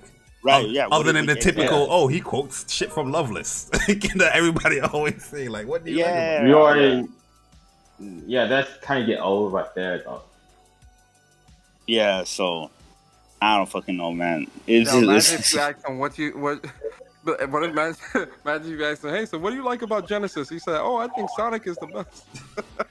Oh God! That's because of Sonic. Yo, I would have put it past him though. Like, what do you think about about Genesis? I never read the Bible. Yeah. And then people was like, hey, what are you talking about? It's like, oh no, don't worry about it, guys. So Virtual Fighter, that's how he does it, bro. No, Yoshi P. You go to Yoshi P. Yeah. You ask him about Genesis or some shit like that, he gonna go straight into talking Japanese and some other. Yeah, so you know, Kurosai, no. Oh, he would ask somebody else a question to like further the conversation. I know it's a lot of people doing it on Spaces, like they don't know nothing. Like, you know, they have a specific space tied about this topic or whatnot, but they're using other people to further the conversation rather than their own knowledge because they don't have it. Like, you know what they'll do if Chris is there, or if Drew is there, or if Barry or somebody's there, they're gonna be like, I actually want to hear what Chris has to say. I want to hear what Drew has to say. Yep. Drew, what's but your the thing is, like, yo, you can have your own, you can have your own thoughts and theories of, you know, like or why you like the character, but he's not that vast in the game to even bring up like a basic thought or, you know, thought pattern. You know what I mean? Like me and Barry will have our own thoughts and theories that sometimes it doesn't even align with each other. Yeah, you know what I mean? Disagree. But I know he for sure played the game. You know, these niggas is weird out here, man. It is. The motherfuckers be like, yo, this is my favorite game, and they don't play the game. That shit crazy. I don't get it. Like, yo, I remember we had a debate. Like one time we had a debate on Omar podcast because at the time it was like, which is better, like Final Fantasy 9 and 7. But this or 8 and 8. Oh yeah, I think it was 8. Yeah, he said it was 8, right? Yeah, he said it was 8. But this motherfucker, he said 8 is his favorite one. Yeah, he fucked up. He's like, yo, you know, this is my favorite franchise. Like, I play the games. You know what I mean? So I was saying certain shit, but he wasn't like. Omar wanted like a debate, you know what I mean? But he wasn't going back and forth. He was like, yeah. I'm like, this ain't no debate. This is me just saying certain things. That he just go back and listen, bro. He had no rebuttal to what Barry was saying. Yeah, it was just like it was this one guy that I remember. He was saying that Final Fantasy Remake was a terrible game because it didn't have the whole story, and he was saying that he was the biggest Final Fantasy fan. Right? Yo, a lot of them was like that persona. A lot of them said that it was in Tehran space. I cooked this nigga because he was like, oh yeah, I started at 7. So I was like, did you play 1 through 6? He was like, nah. I said, did you play? Oh, I remember 8, that. 9, I remember 10, that space. I remember that. 11, yeah. 12. I played 7. I'm like, so you didn't play none of the ones after 7, and you didn't play the ones before 7. What the fuck are you talking about? You the biggest Final Fantasy fan. You ain't played none of the other ones, man. What are you talking about? Yeah. Like a lot of people don't know. Like going my second favorite Final Fantasy. You know how people be like, oh, it's 6 and no, my favorite second favorite is 4. My second favorite Final Fantasy character is Cecil Harvey. Mine too. Cecil, yeah. My second going through is the 10. 1 through 6. Now, My once I second get is my 10. Steam Deck, I'm a fan. Yeah. Some shits up. Yeah, the only Playing 6 one, right now. the only one I didn't play was 5. That's literally the only one. Bart. That's literally. But I played 1, 2, 3, 4, 6, 7. I started with 7 was obviously my first one, right? But like on PS1, they remastered like damn near every Final Fantasy game. Remember, because they had like the Chronicle collections. Then they had the one with Chrono Trigger and 4. Then they had the one that came with, I think it was the anthology that came with 5 and 6. I played 6, but I didn't play 5 and stuff like I that. can tell you something about 5 real quick. Like, 5 is sorry. No, go ahead, Phil. Like, Go ahead. yeah, I was like, 5 is actually you have a class. I'm sorry for parts, but you have a class, like a class mechanic where the more you use your class, the more you like master it. So Yeah, that's how 5 rely a lot on the job system, and that's where you fought. What's his name for the first time on that bridge? Where you get the Gigamesh. Yeah, Gigamesh armor and all that bullshit. Yup. When I tell people all the time, I love Final Fantasy. I didn't play 1 through 6. I would play 7, 8, 10, 10, 2, and 12, and 13, 1, 14. You gotta get 9.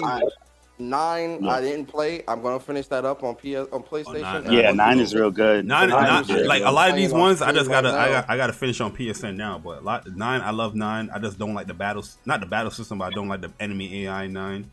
Because they always, I'm playing 1 through 6 now on Steam, and I'm almost done with 7, and I'm gonna go through all of the. I want to go through all of them on PlayStation. Yeah, if you have trance. The enemies are always gonna attack you. They always. And you try to save it for a boss. Nah, they gonna always attack it. It's one of the dumbest shit in the world, yo. I used to hate 9 for that, but I love the characters though. Yeah, 9 is great. 9 is actually one of the better ones. But yeah, I mean, so what? Like, shit like that. I said back to the roots, like as far as Final Fantasy, like high fantasy, the characters, like Vivi and them, it takes it back to the roots, like tactics. Yeah, because 7 and 8 went more modern. 6 was like, it was like medieval, but it still had, it still had like tech. It had It still had like sci-fi tech and shit. Like what did they call this? Like steampunk. Yes. Yeah, it was more steampunk. That was like the first. I keep telling yo, 7 is like an involvement of 6. People don't want to. I can go deep into it. People don't want to hear that bullshit. Like Cloud itself is like a derivement of Terra, but that's in a male version. Or when I finish 6, we definitely gonna have that conversation. Yeah, 6 is fucking amazing. 6 is not an easy game either. 6 is they're gonna separate you a lot. And yeah, that story. There's no other story. Everybody gonna talk about Kefka. He's a great character, which he is. But the shit that way you witness with Kefka, what he's doing, you gotta witness that for yourself. Yeah, that story, and then that thing at the end, like, I don't want to spoil it, but 6 is really good, man. And listen, you have to suplex the train. All right, if you don't suplex the train, I told him about Phantom Train. I said I really want him to get to the Phantom Train just to give his opinion, because I know he's gonna get bodied. I know. That's the first thing I told Persona. I was like, yo, wait till you get Phantom Train, boy. Yeah, I'm actually gonna miss that in the 7 remake with Tifa. I'm gonna miss trying to suplex the weapons with Tifa. Oh, you look mad. But you see how easy it is, to be honest, right? I ain't play all the Final Fantasies under the sun, but Chris and Barry and everybody else, no one thinks different of you. Especially if you're making an effort to play those games. Listen, man, I want you play the game, guys. I want you to play 4 because I promise you, it's like one of the greatest stories in Final Fantasy IV. One of the biggest plot reveals or like surprises when it comes to an enemy. Yeah. And I think a lot of the stuff that in later Final Fantasies took from what 4 was doing when it comes to story implementation. But people ain't ready to have that combo. Well, my thing is, I'm gonna get through 7, and then I'm gonna beat 6, and then I'm gonna beat 9, and then I'm gonna go backwards and play 5, 4, 3, 2, 1. Yeah. Damn. Four. So is the J Barry, is the Pixel remastered version of 4? Is that the 3DS remake or the DS remake, or is it just like the regular one but Pixel remastered? No, because I remember the DS remake. That's the one that added voice acting and and they changed over like how the characters look as far as like the chibi look from the Chronicle series. No, the Pixel remaster is like the original. Oh yeah. That's right. That's right. Other one. Which version you like better? No, the original. The original. The original or the remake? The original for sure. The original. was one for PSP also. I've always liked Kefka as a villain. I always thought he was a dope looking villain, and then seeing like the ending of how he became God and he's a Joker. To get him and all that. I've always liked him, but Sephiroth I like as well. Oh yeah, Sephiroth, that's iconic. He's just that's iconic. Sephiroth is more relatable than Kefka is just like a fucking. That's a villain. He's the Joker. He literally based off of the Joker. Yeah. Motherfucker's a bastard. That's what the fuck he is, man. Yeah, when he said wipe my shoes in the desert, I was like, this motherfucker crazy. Like Sephiroth, you understand his reasonings of why he really go crazy. Like Kefka just already had that goal or that ambition just to conquer shit and defeat shit. You know what I mean? So and Sephiroth, he will fuck with not only what he fucked with Cloud's mind personally, but while fucking with Cloud's mind, he was also fucking with the player's mind as well. Yeah. You know. Not only that, but it's a lot of times Sephiroth shows a lot of humility, and I feel like, and again, I haven't finished through 6, but looking at Kefka's demeanor and how he is, I feel like Kefka would just be that nigga that be on that bullshit. Yup. Yo, I show you guys right here, yo. There's a few games that I don't move off of my desktop. Yeah, I think it's a joke. I know it looks crazy here, but you have 4 here, you got 6 here, 13 here, Chrono Trigger. I would never remove them shits off my desktop. Never. Damn. It's always being played, bro. Nah, I do need to do Chrono Trigger. I ain't gonna cap. I do need to do that. Yeah, that's Chrono Trigger is a good game. I definitely. Personally, I think that's also getting a remake, but I think it's gonna get more of the remake or a remaster. HD 2D. No, like what they're doing with Dragon Quest 3. Like an HD 2D. I hope they do that. Chrono Trigger is the first game where I actually legit like tear it up. That's the first game I ever teared up. You know what I mean? And I was young too. I didn't give, you know what I mean? I was playing, but yo, I was deep in that shit. I was deep in that. Yeah, that shit's amazing, man. It still holds up very well. Can't wait, man. Yo, my Steam Deck come today. I'm excited. You gonna do it? You gonna drop a review? Yeah, I'm gonna drop it on the floor. What'd you say, buddy? I said you gonna drop it. You said on the floor. I thought you said I was gonna drop it on the floor. Yeah, that's what I'm doing. I'm gonna drop it on the floor. Nah, I said you gonna drop a review, not on the floor. Yeah, I'm gonna drop a review and I'm gonna be like, shit garbage. Don't buy it. Yeah, I'm still waiting for that email for me, man. Cause I canceled my pre-order and I pre-ordered again, so I'm gonna have to wait longer a little bit. Bro, Barry, all the information with like Rebirth and Crisis Core, it's like they fucking get it, man. They fucking get it. Ain't it like deja vu, Chris? Cause to a lot of people, this is new information, but like I said in my stream, like this is stuff. This is stuff that we've been talking about for a long time now. You know what I mean? When Remake came out or before Remake came out, the same things I've been telling people. I remember before Remake came out and the Tokyo Game Show, they said that they already working on 2 and part 2, and it's going to be much faster than how they developed the game because the assets and all that stuff is there. And Hamaguchi came out with like a development article. Matter of fact, it was Hamaguchi, Katase, and Nomura. They had a development article talking about everything that they spoke about in that past interviews that with IGNs and all that stuff, but they're just rehashing it again. You know what I mean? So I was just like, yo, They knew. Yeah, and you know what's crazy? A lot of dudes not paying attention to that stuff though. That's why. Yeah. They act like the stuff that's being said is a surprise. No, but that's the thing. Persona is like it's okay. Like not everybody's gonna pay attention to interviews and shit like that, so that's fine. But it's the fact that it's like, okay, they're not paying attention. Okay, cool. But then when somebody else, right, like me or Bari or you or whatever, goes to them to present this information, they still deny it. That's the thing that that's the thing that gets me. It's like, okay, if you didn't know, you didn't know. But when somebody's trying to tell you and trying to inform you, you still brush it off. And at that point, you're just choosing. You're just choosing. Same thing with Final Fantasy 16.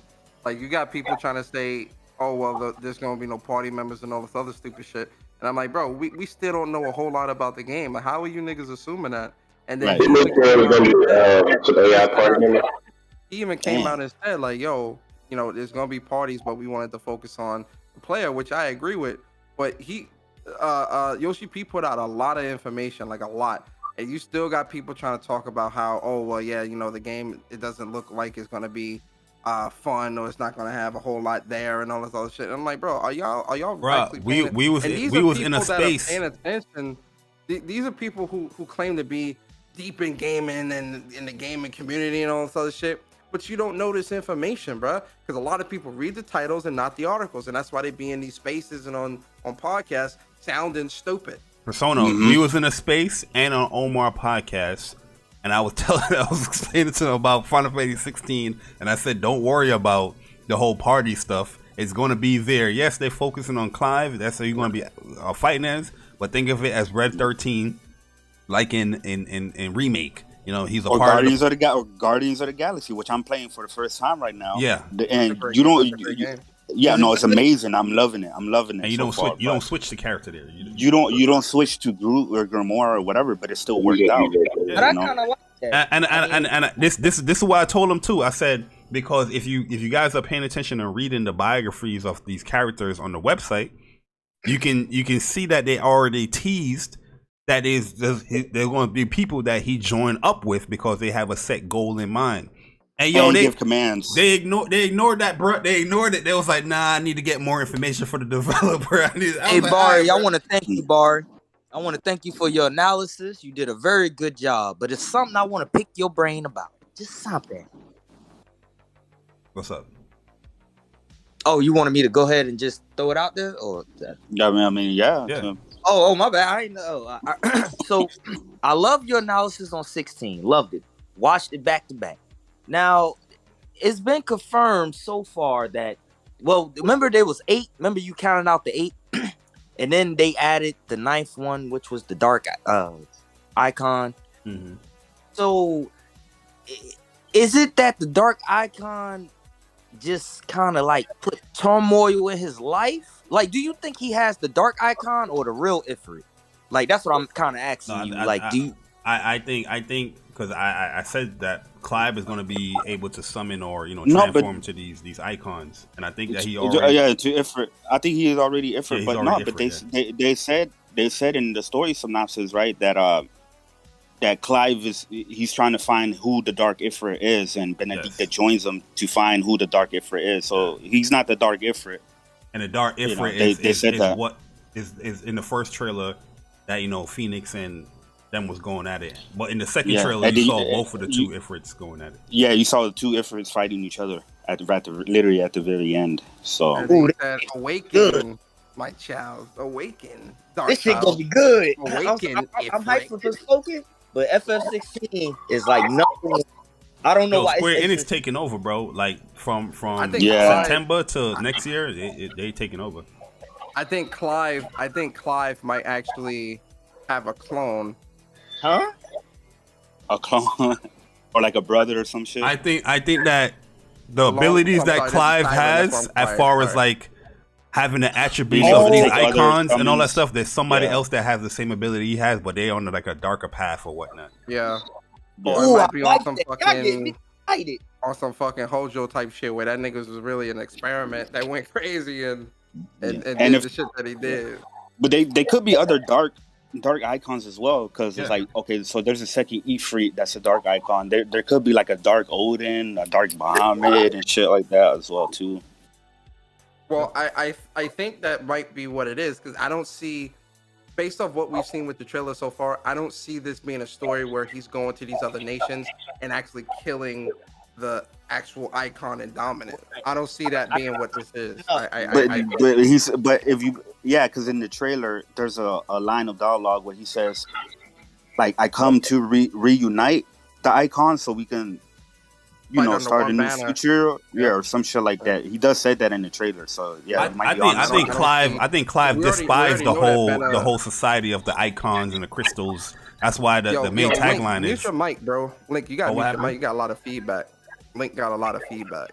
The whole tagline for 16 is the legacy of the crystals has. What he said, like the legacy of the crystals will not shape our future no more, or some shit. Something like that. Has shaped our history for long enough for something like that. And I think Clive, understanding what's going on and how the icons, everything is so icon dominant. The dominant the icons, they're using these people as far as like gaining, you know, any type nuclear of value. weapons. Yeah, but we already know that Benedicta, she's gonna be joining the party, and she's gonna be with Clive, and she's the Garuda dominant. Yeah. So yeah, I mean, I wouldn't be surprised if Benedicta's joining us. Maybe Shiva is joining us as well, because we saw in the second trailer that Shiva, there was the part with the war where Shiva did her ice shard, but then there was remember the other part of the trailer where she was stopping one of the flame scourges. And that seemed like something you were activating and having her do. I think that Clive is like, look at Destin, not Destin. What's dude name in Infamous Second Son? Delson. Delson. He has like ability like Delson. He's a conduit. Yeah, he's a conduit where he can absorb these powers, because, like I said, the main thing that gave that away is when you look at the left side and you look at the right side. The right side is typically your enemy where you're fighting. The left side is you. And we seen Phoenix. We seen Ifrit already a part of that side. We seen that they summon Shiva. We seen that stuff already in there. And Clive is the main gameplay component. So he's telling me.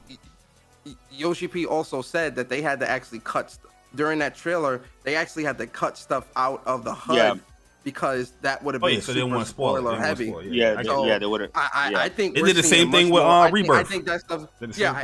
And I think some of that stuff might actually be the party members, like showing the party members like on the screen as well, like, you know, their health bars or whatever the case may be, and certain other summons that might have been there. Yeah, because one of the battle scenes, he was saying that it was deep in the story as far as like where they're at in the story, and around that time there's like a party member or whatnot, but they cut that up. Yeah. You know who else I think is gonna be a party member that joins up with you? I really think Hugo. Yeah, Hugo is gonna be. I think you're gonna fight. We're gonna fight him, right? Because they showed that in the trailer. It's gonna be a big epic fight, and then I think he's gonna join your party after that. I think all of them may. And somehow. If you look at the main page as well, there's also 2 realms that despise or are not about the whole icon. They don't like dominance icons. thing. Iron and so maybe they're coming out with their own dark icons to defeat the other icons. I think one of them is, the other one is like they don't want nothing to do with no icons or nothing. But the other one didn't really say that. They're just like they don't have like a dominant here. You know what I mean? So see, I forgot it was called. One of them is Iron, and the other one I forgot the name of the other one. Some shit like that. Because it wasn't like one of them, they didn't like the icon because it goes against like their religious belief or some shit like that. And the other one just don't have a dominant. Yo, all I know is this Final Fantasy 16 game about to be amazing, bro. Like break the internet. And when this game drops, we gotta do Chris, Bari, we gotta do a podcast on this, bro. Of course. We all beat the game. Oh yeah, Kira, we gotta get him in there, man. He gotta only speak Japanese though when he talks. Oh man. When this game come out, don't text me, don't message me, don't at me, don't bother me. Leave me alone. Leave me alone. I'm sorry, guys. And with the 7 Rebirth news, they did they did like 5 or 6 different interviews on different outlets. But one thing that they kept saying over and over again was like damn near every interview was how massive the game is going to be. And the more he even said, he's like, yo, people are speculating how we're going to fit so much things from the original game and the next two games. But he said that nothing is being cut out from the original game at all. And which nothing we is, told people. and nothing is being condensed or abridged, meaning it's not going to be like a short, like something that we get through shortly or whatever. Which we was everything's going to be expanded upon. So you mean I actually get the Tifa and Scarlet slap scene? Yo, Yeah, bro. all of that. But so to me, so to me, when he's saying that, to me, like, because the other day I did a space and Final Fantasy podcast was in there, and some girl came in there and she asked me, "Was like, is there any worries that you have about the game?" And I told her straight up, I was like, "It's not that I have any worries; it's that I have wonder, right? Like I'm sitting here wondering because they say, yo, they're not cutting nothing out and it's expanding, and they keep talking about how huge, how big the next two games are going to be. So I'm sitting there wondering, it's like, bro." Like how the fuck we gonna how the fuck we gonna ride chocobos in the ocean? How the fuck we gonna like how the fuck we gonna like how big the ocean floor is gonna be when we get the submarines and we're fucking looking for emerald weapon and shit like that? Like I'm sitting there wondering, I was like, fuck, and this is what I was trying to tell people. It's like, yo, ever since they showed the PS3 tech demo back in the day. Even back then, right? Of course, nobody knew me or whatever. I could be lying like a hero. All they right? saw But was even you jump off the train, but we still hype on Yeah. shit off of that. yeah, like I was hyped, but I was saying, it's like, damn, how are they gonna recreate the entire game with this level of graphical details in one game? I was wondering that back then. So when they came out with the remake and said, no, it's gonna be in parts, to me it made complete sense to me, because to me it's like Square Enix, they're gonna treat Final Fantasy as their biggest AAA game. So that's where they're going to put the most budget. So obviously they're going to go for high-end graphics, quality animations and shit like that. To like do the entire game of the original with that level of detail and graphics or whatever, it will be impossible. To have that in one impossible disc. to have it in one game without them cutting a lot of things back. And they said that last year. Glad that they did it they're doing it in 3 parts because that allows them to create this on this such larger scale like this and maintain the continuity of the original game. Don't be and surprised. Then flesh out more shit. Don't be surprised if you see Rebirth with 2 discs on PS5. Don't be surprised. I wouldn't be surprised. Don't be surprised. That middle section is a lot. Because what's it called? Integrated was almost already there 100 gigs on this one section of Midgard. And bro, it was I think the base the game cutoff is going to be getting to what's the name? Fuck, I forgot the name of the place where you see Sephiroth come out the live stream. I forgot the name of the place. The Northern Crater. Northern Crater. I think it's going to end there. Yeah, the only thing they said is really going to change. It's going to end with Cloud. It's going to end with the big reveal of Cloud and all that shit, and then he's going to like fall out. And that's what it is. The only thing they said certain locations have changed as far as like the placement of it. Yes, just to make more I got my theory on. I think Junon. Okay, Junon is changing up a little bit, but it's still going to be by water. But it's as far as like this is what I think. I think Fort Condor is going to be completely moved out of that location, right? Because when you think about it, right, Fort Condor like. It kind of stuck out of place, right? Like from the location it was at. It was just like after you leave the mental cave, it's it was like a side a fort that was there, and it was like a side thing. So I think Fort Condor is going to be moved to a different location. They said they're not cutting anything out, by the way. So even if we play Rebirth and we didn't see Wu-Tai or some shit like that, it doesn't mean that they cut it out. It's just that they're going to save it for the 3rd game. But I think Fort Condor is going to get moved to another location. I think Wu-Tai is gonna be moved to the point like we won't be able to have access to go to it after Rocket Town. I think Wu-Tai they're probably gonna save it for the 3rd game, and I think that the temple, City of the Ancients, right? I think that is going to be shift around a little bit because I don't think we're gonna go. I don't think after Aerith dies or whatever. I don't think it's gonna be like the original where after Aerith dies, right after that you go to the snow village and you snowboard, right? And you and you snowboard and start popping balloons and shit like that. I think getting to the city of the ancients, before we get to the city of the ancients, we have to get through it through the snowboarding and the snow maze and stuff like that before we get to it, instead of doing it after it. Because it's like Aerith dies and then we all go snowboarding. I think it's gonna be we all go snowboarding to get to the city of the ancients, and then that's when Aerith dies, and then we go to the northern crater. Yeah. But I also think there's gonna be like some secrets though, like or things that it's gonna require like a lot more exploration. Because the second game is definitely gonna be more open. It's gonna be much more open world. So I definitely think there's gonna be a lot of secrets and hints and stuff like that in the open world. That's really gonna have people like, yo, this shit is, it's a lot here. I think this second game is gonna be extremely, this shit's gonna be beefy. Pause. It's gonna be a lot. I can't wait to see Gold Salsa though. The biggest thing is this. Persona. A lot of the Golden Salsa might change as far as like.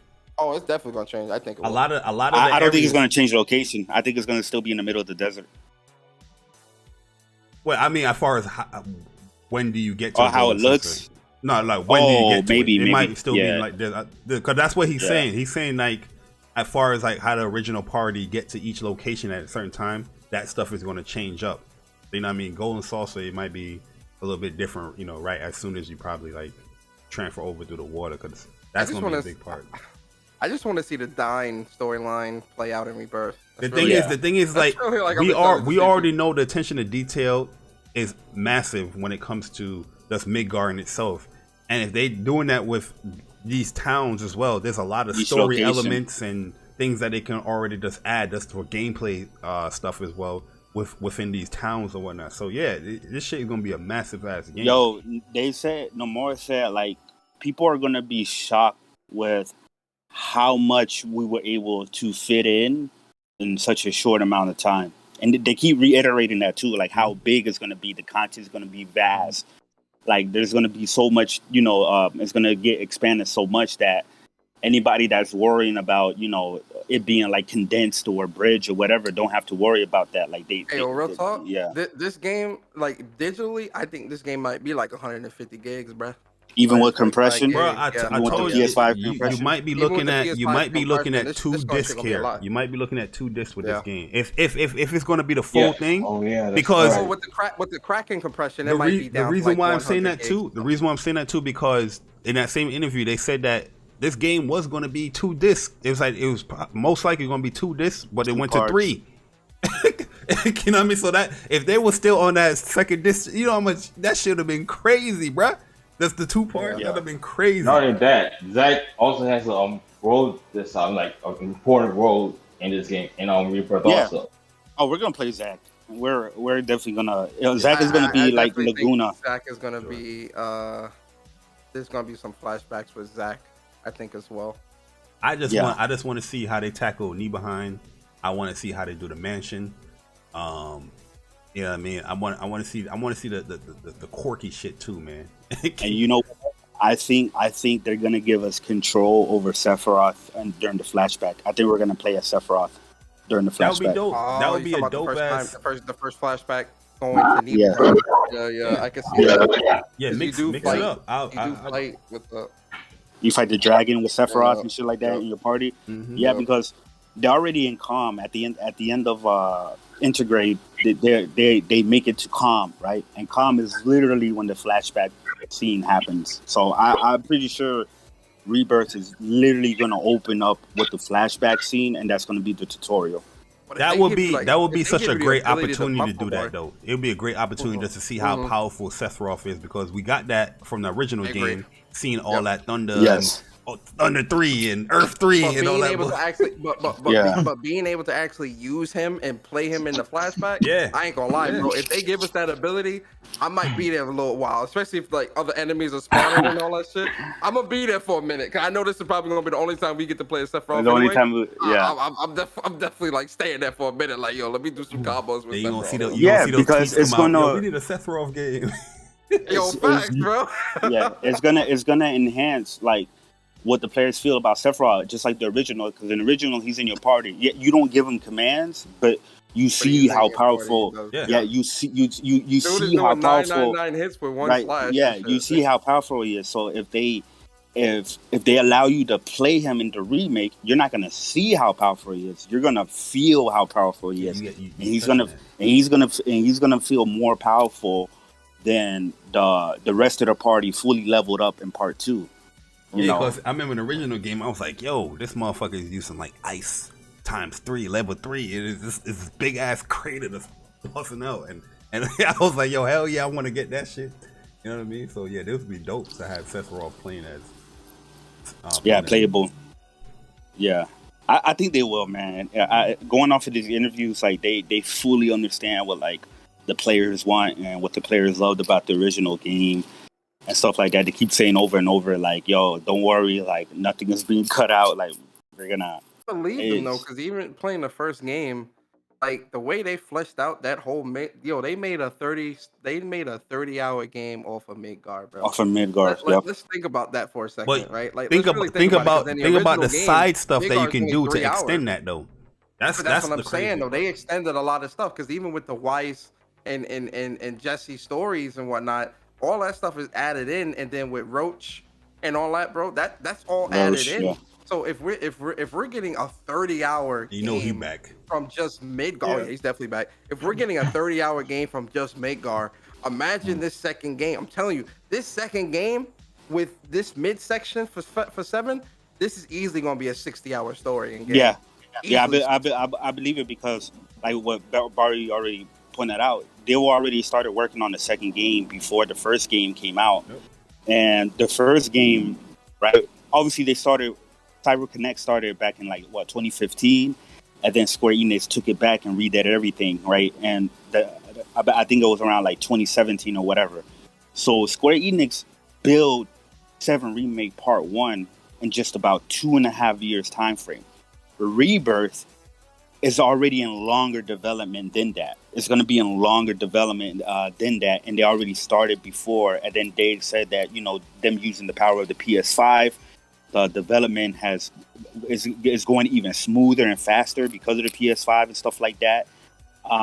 And this is why he said it. And Nomura literally said, it was Nomura or Katase, one of the two, literally said it. He said people are going to be shocked and surprised with how much content we were able to fit in the game in this amount of time. So I agree with Persona. That shit is going to be like a 60-hour first playthrough if you don't do anything else.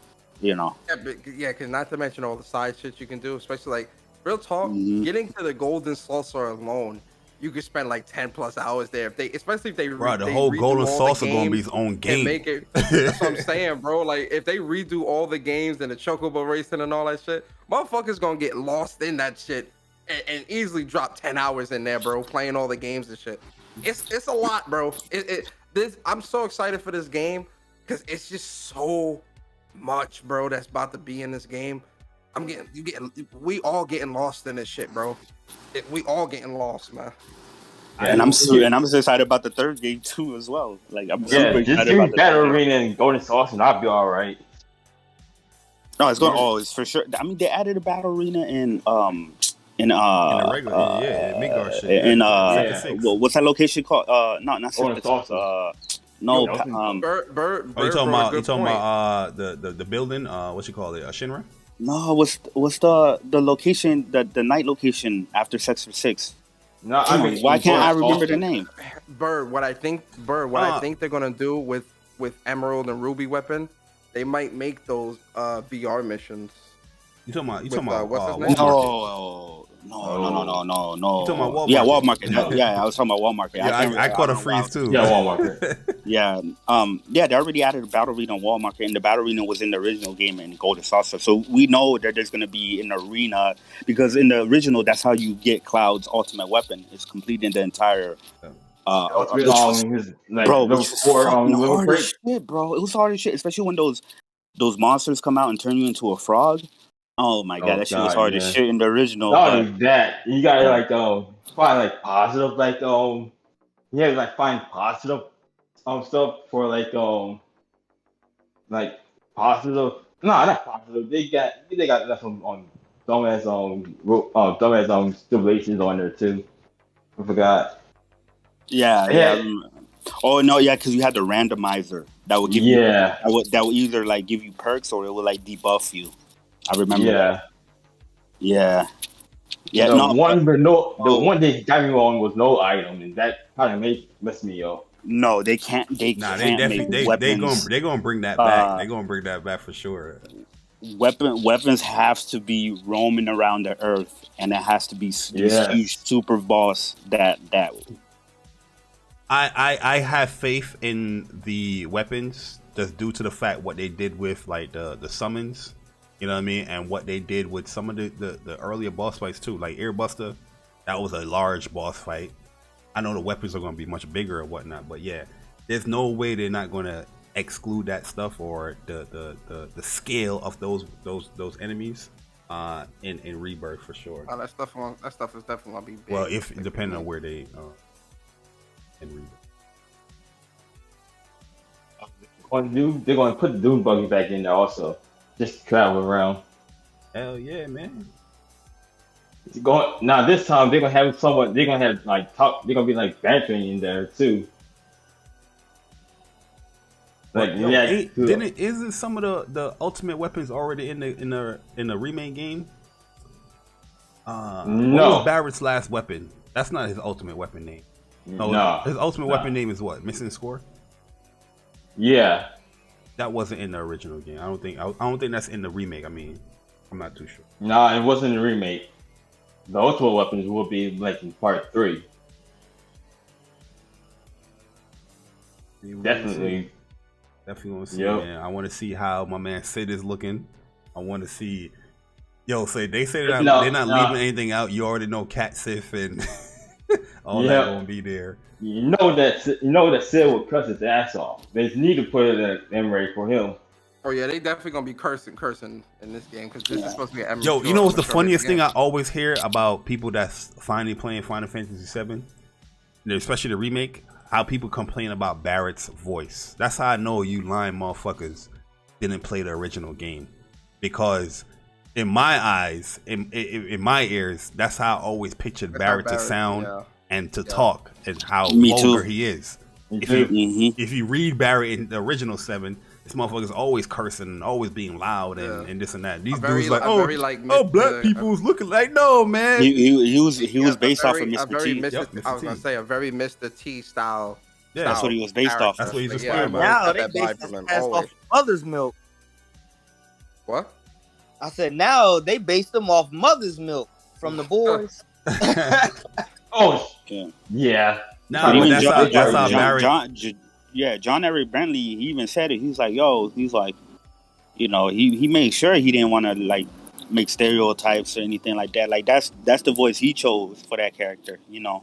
Yep. So, and when you get to really see the real nooks and crannies of Barrett, he's not that loud, vulgar dude. You know what I mean? How he talks to Marlene and all that. So that's the real Barrett. You know what I mean? He's just putting on that show. He's like chilled. He's like all chilled and calm, but when he gets serious, he gets serious. But these are the same motherfuckers that tell you, I played the original game and he never spoke like that. I just don't like how they represent black people. Like, sit your ass, bro. That nigga was cursing and all that. Lying. Stop lying to the people. I don't give a shit. Straight lying to the people, man. No, Rebirth is still going to be teen rated, but it's going to have cursing.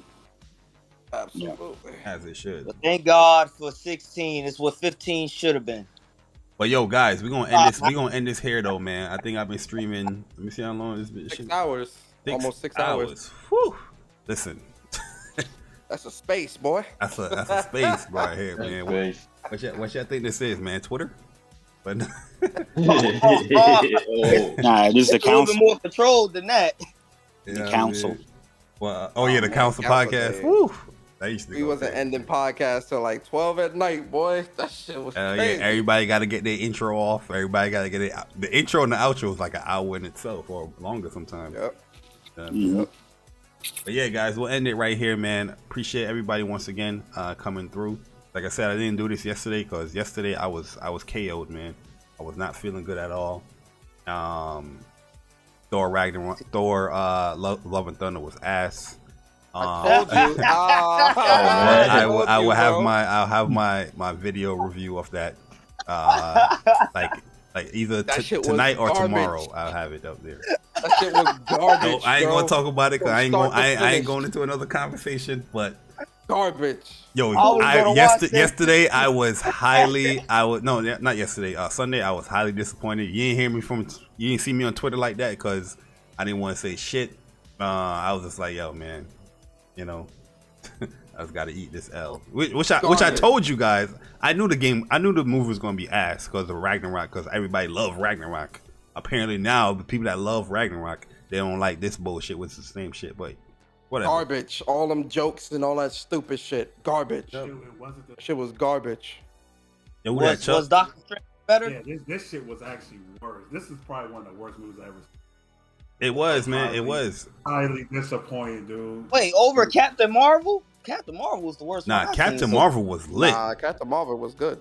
Captain Marvel. I would definitely take Captain Marvel. I felt this was garbage, bro. Yo, let me tell you something. I almost walked out the movie with some stupid ass screaming goats. Persona.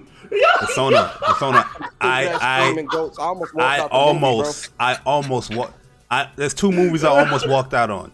Transformers 2, Revenge of the Fallen, and this shit right here. I almost walked out, bro. Garbage. I almost walked out. Every time I kept hearing them screaming goats, I kept getting pissed off. Serious ass moments. My man, they got Thor dim-witted making jokes. That's what I'm saying. Because I didn't know nothing about Gore, so I went back and just read the comics. I'm like, oh, this is gonna be fire. Oh no, bro. Gore's a bad motherfucker. And I'm like, yo, they really wasted this man because Christian Bale was actually really good. I don't think Gore, the movie version of Gore was bad. I don't think it was bad at all. But it's just like he was just barely in the movie. Yeah. I'm just like, okay, what's really going on? It was just. And then the way he took the axe. Oh my god, I just can't, bro. And then the way they did Jane Foster, I was like, yo, this. I didn't like how they did Mighty Thor either, bro. Terrible. But, yeah, she gonna be back. She gonna be back. But I ain't like it has some cool moments, but overall, this is definitely bottom 5. This might be bottom 3 low key. I'm just like, yo, this movie is right there with Iron Man 3 for me. And if you know me, you know me. That movie terrible. That movie terrible. It is there for me. Iron Man 3 was bad, bro. I actually think this was worse than that though. Yo, y'all don't understand, bro. Ragnarok was terrible, but this movie, bro, it was so much worse on every level, bro. Like this, I really do think this was the worst Marvel movie I've ever seen. Oh, for real? I'm being dead it's up there for me. It's there, though. It's definitely there. Because my worst movies for Marvel has always been Iron Man 3, Avengers: Age of Ultron, because they fucked that shit all the way up. I mean, that movie wasn't too bad. It was bad, but it wasn't. It was a lot of shit. My expectations for them. I love Ultron. It was up there. I was disappointed with the movie. I've definitely seen worse. I've definitely seen it. Yeah, you're right, Chuck. We definitely saw worse. This bullshit right here. This bullshit right here, bro. This shit is the worst. Listen, Thor out here looking like imagine an actual. Was a joke. Imagine a Thor purist. Enthusiast, fanboy. That's why Barry. I wanted to hear Barry's thoughts over watching anybody else movie because I know Barry's like a huge Omega Thor fan. So when I seen this movie, Chuck, I tell you no lie. When I walked out this movie, I said, "Ooh, bruh, Saturday night, you didn't see me tweet. You didn't see me tweet nothing. Saturday, I didn't say nothing. Barry gonna be mad. I said, walking out, Chuck. I tell you no lie. When I was walking out that movie theater on Thursday, I said, "Ooh, Barry gonna be mad." Hey, bro, when it comes to Spider-Man, Thor, I'm like, I already know he be tight, bro. Barry is gonna be mad, boy. That Saturday, we got out there Saturday night. We got out there Saturday night. Went to go eat, and you didn't see not one tweet from me, bro. I didn't give no impression. I was livid. Boiling, bro. Yeah, I was livid. I was heated, dog. I was heated. Bro, what? Yo, listen. Listen, No wonder I'm he telling you ignored no my lie. Spaces invite. Yo, bro, I didn't look at Twitter at all, bro. I was heated. I was done. I knew this movie was gonna be garbage. Is when them fucking goats came out. I said, yeah, this movie gonna be garbage. Nah, but the ghost garbage is actually movie. a part of what I mean. They made a joke of it. They're not really goats technically, you know what I mean. But they made fun of it with the hooray, you know what I mean. But what killed me is that I didn't like how they depicted Jane Foster. I mean, they took certain story beats from it. Okay, cool. I don't like what they're really doing with Thor, that they making him so dim-witted, because now everybody's gonna have this impression of Thor that he's like this dim-witted ass character, which is a real smart ass. You know, Which is crazy because out of everyone in the MCU, Thor went through the most. He had the most losses. Yep. Right. And he he's out lost here the joking. most people. Yeah. And it's crazy. It's like I get it with like Guardians of the Galaxy and certain other movies, like the comedy and stuff like that. But it seems like they're making every movie a comedy. Everything don't need that, bro. Bruh, I told people doesn't need to be a comedy. I told people that like Ragnarok and all that stuff. I said, you're not really a Thor fan. I could tell, because you don't really care for the character. You care for more of the glitz and the glamour, the jokes. But when it comes to the lore and everything else that's going on, that's not what this character is. You know what I mean? I'm not saying that there can't be jokes in there or whatnot. But yo, this man, I'm not gonna spoil it. I'm not gonna spoil it. Everything is a fucking joke. Everything. I'm not From gonna start to finish. It was annoying. Just know the destruction of the whole universe is going to happen in this movie, and these Barry, motherfuckers are joking. would you call this a parody of Thor? Like a parody movie of Thor? It's a joke, bro. It's a joke. I've been telling people. How are the kids? I've been telling in people mortal danger making jokes. Yeah, That's how exactly. fucked up the Yo, bro, movie I is. almost walked out of that part. That's the part I almost walked out. Yo, chat. I can't tell you no lie. I'm sitting here. These kids are in mortal danger, like life or death danger, making jokes. I said, yeah, this shit garbage, bro. I'm gonna do one little small spoiler and then I get out of here. It's called Persona brought up the kids joint. They're communicating with the kids, and then you have Valkyrie have like a feather tickling Thor while they're trying to be serious about saving these kids' lives in the movie. And I was just like, you already did the joke from the first scenes, joking around with it. The third one, you still joking? Like, yo, you about to rescue these kids and you out here tickling this man's nose and he's talking. Sorry, guys. I'm like, what the fuck is going on here, bro? That shit was so bad, bro. I was actually shocked on how. I ain't gonna say no more, but yo, I just knew from the previews. I looked at the previews, I was like, yeah, this is kind of looking kind of mid from the previews, bro. It was nothing really hype about it.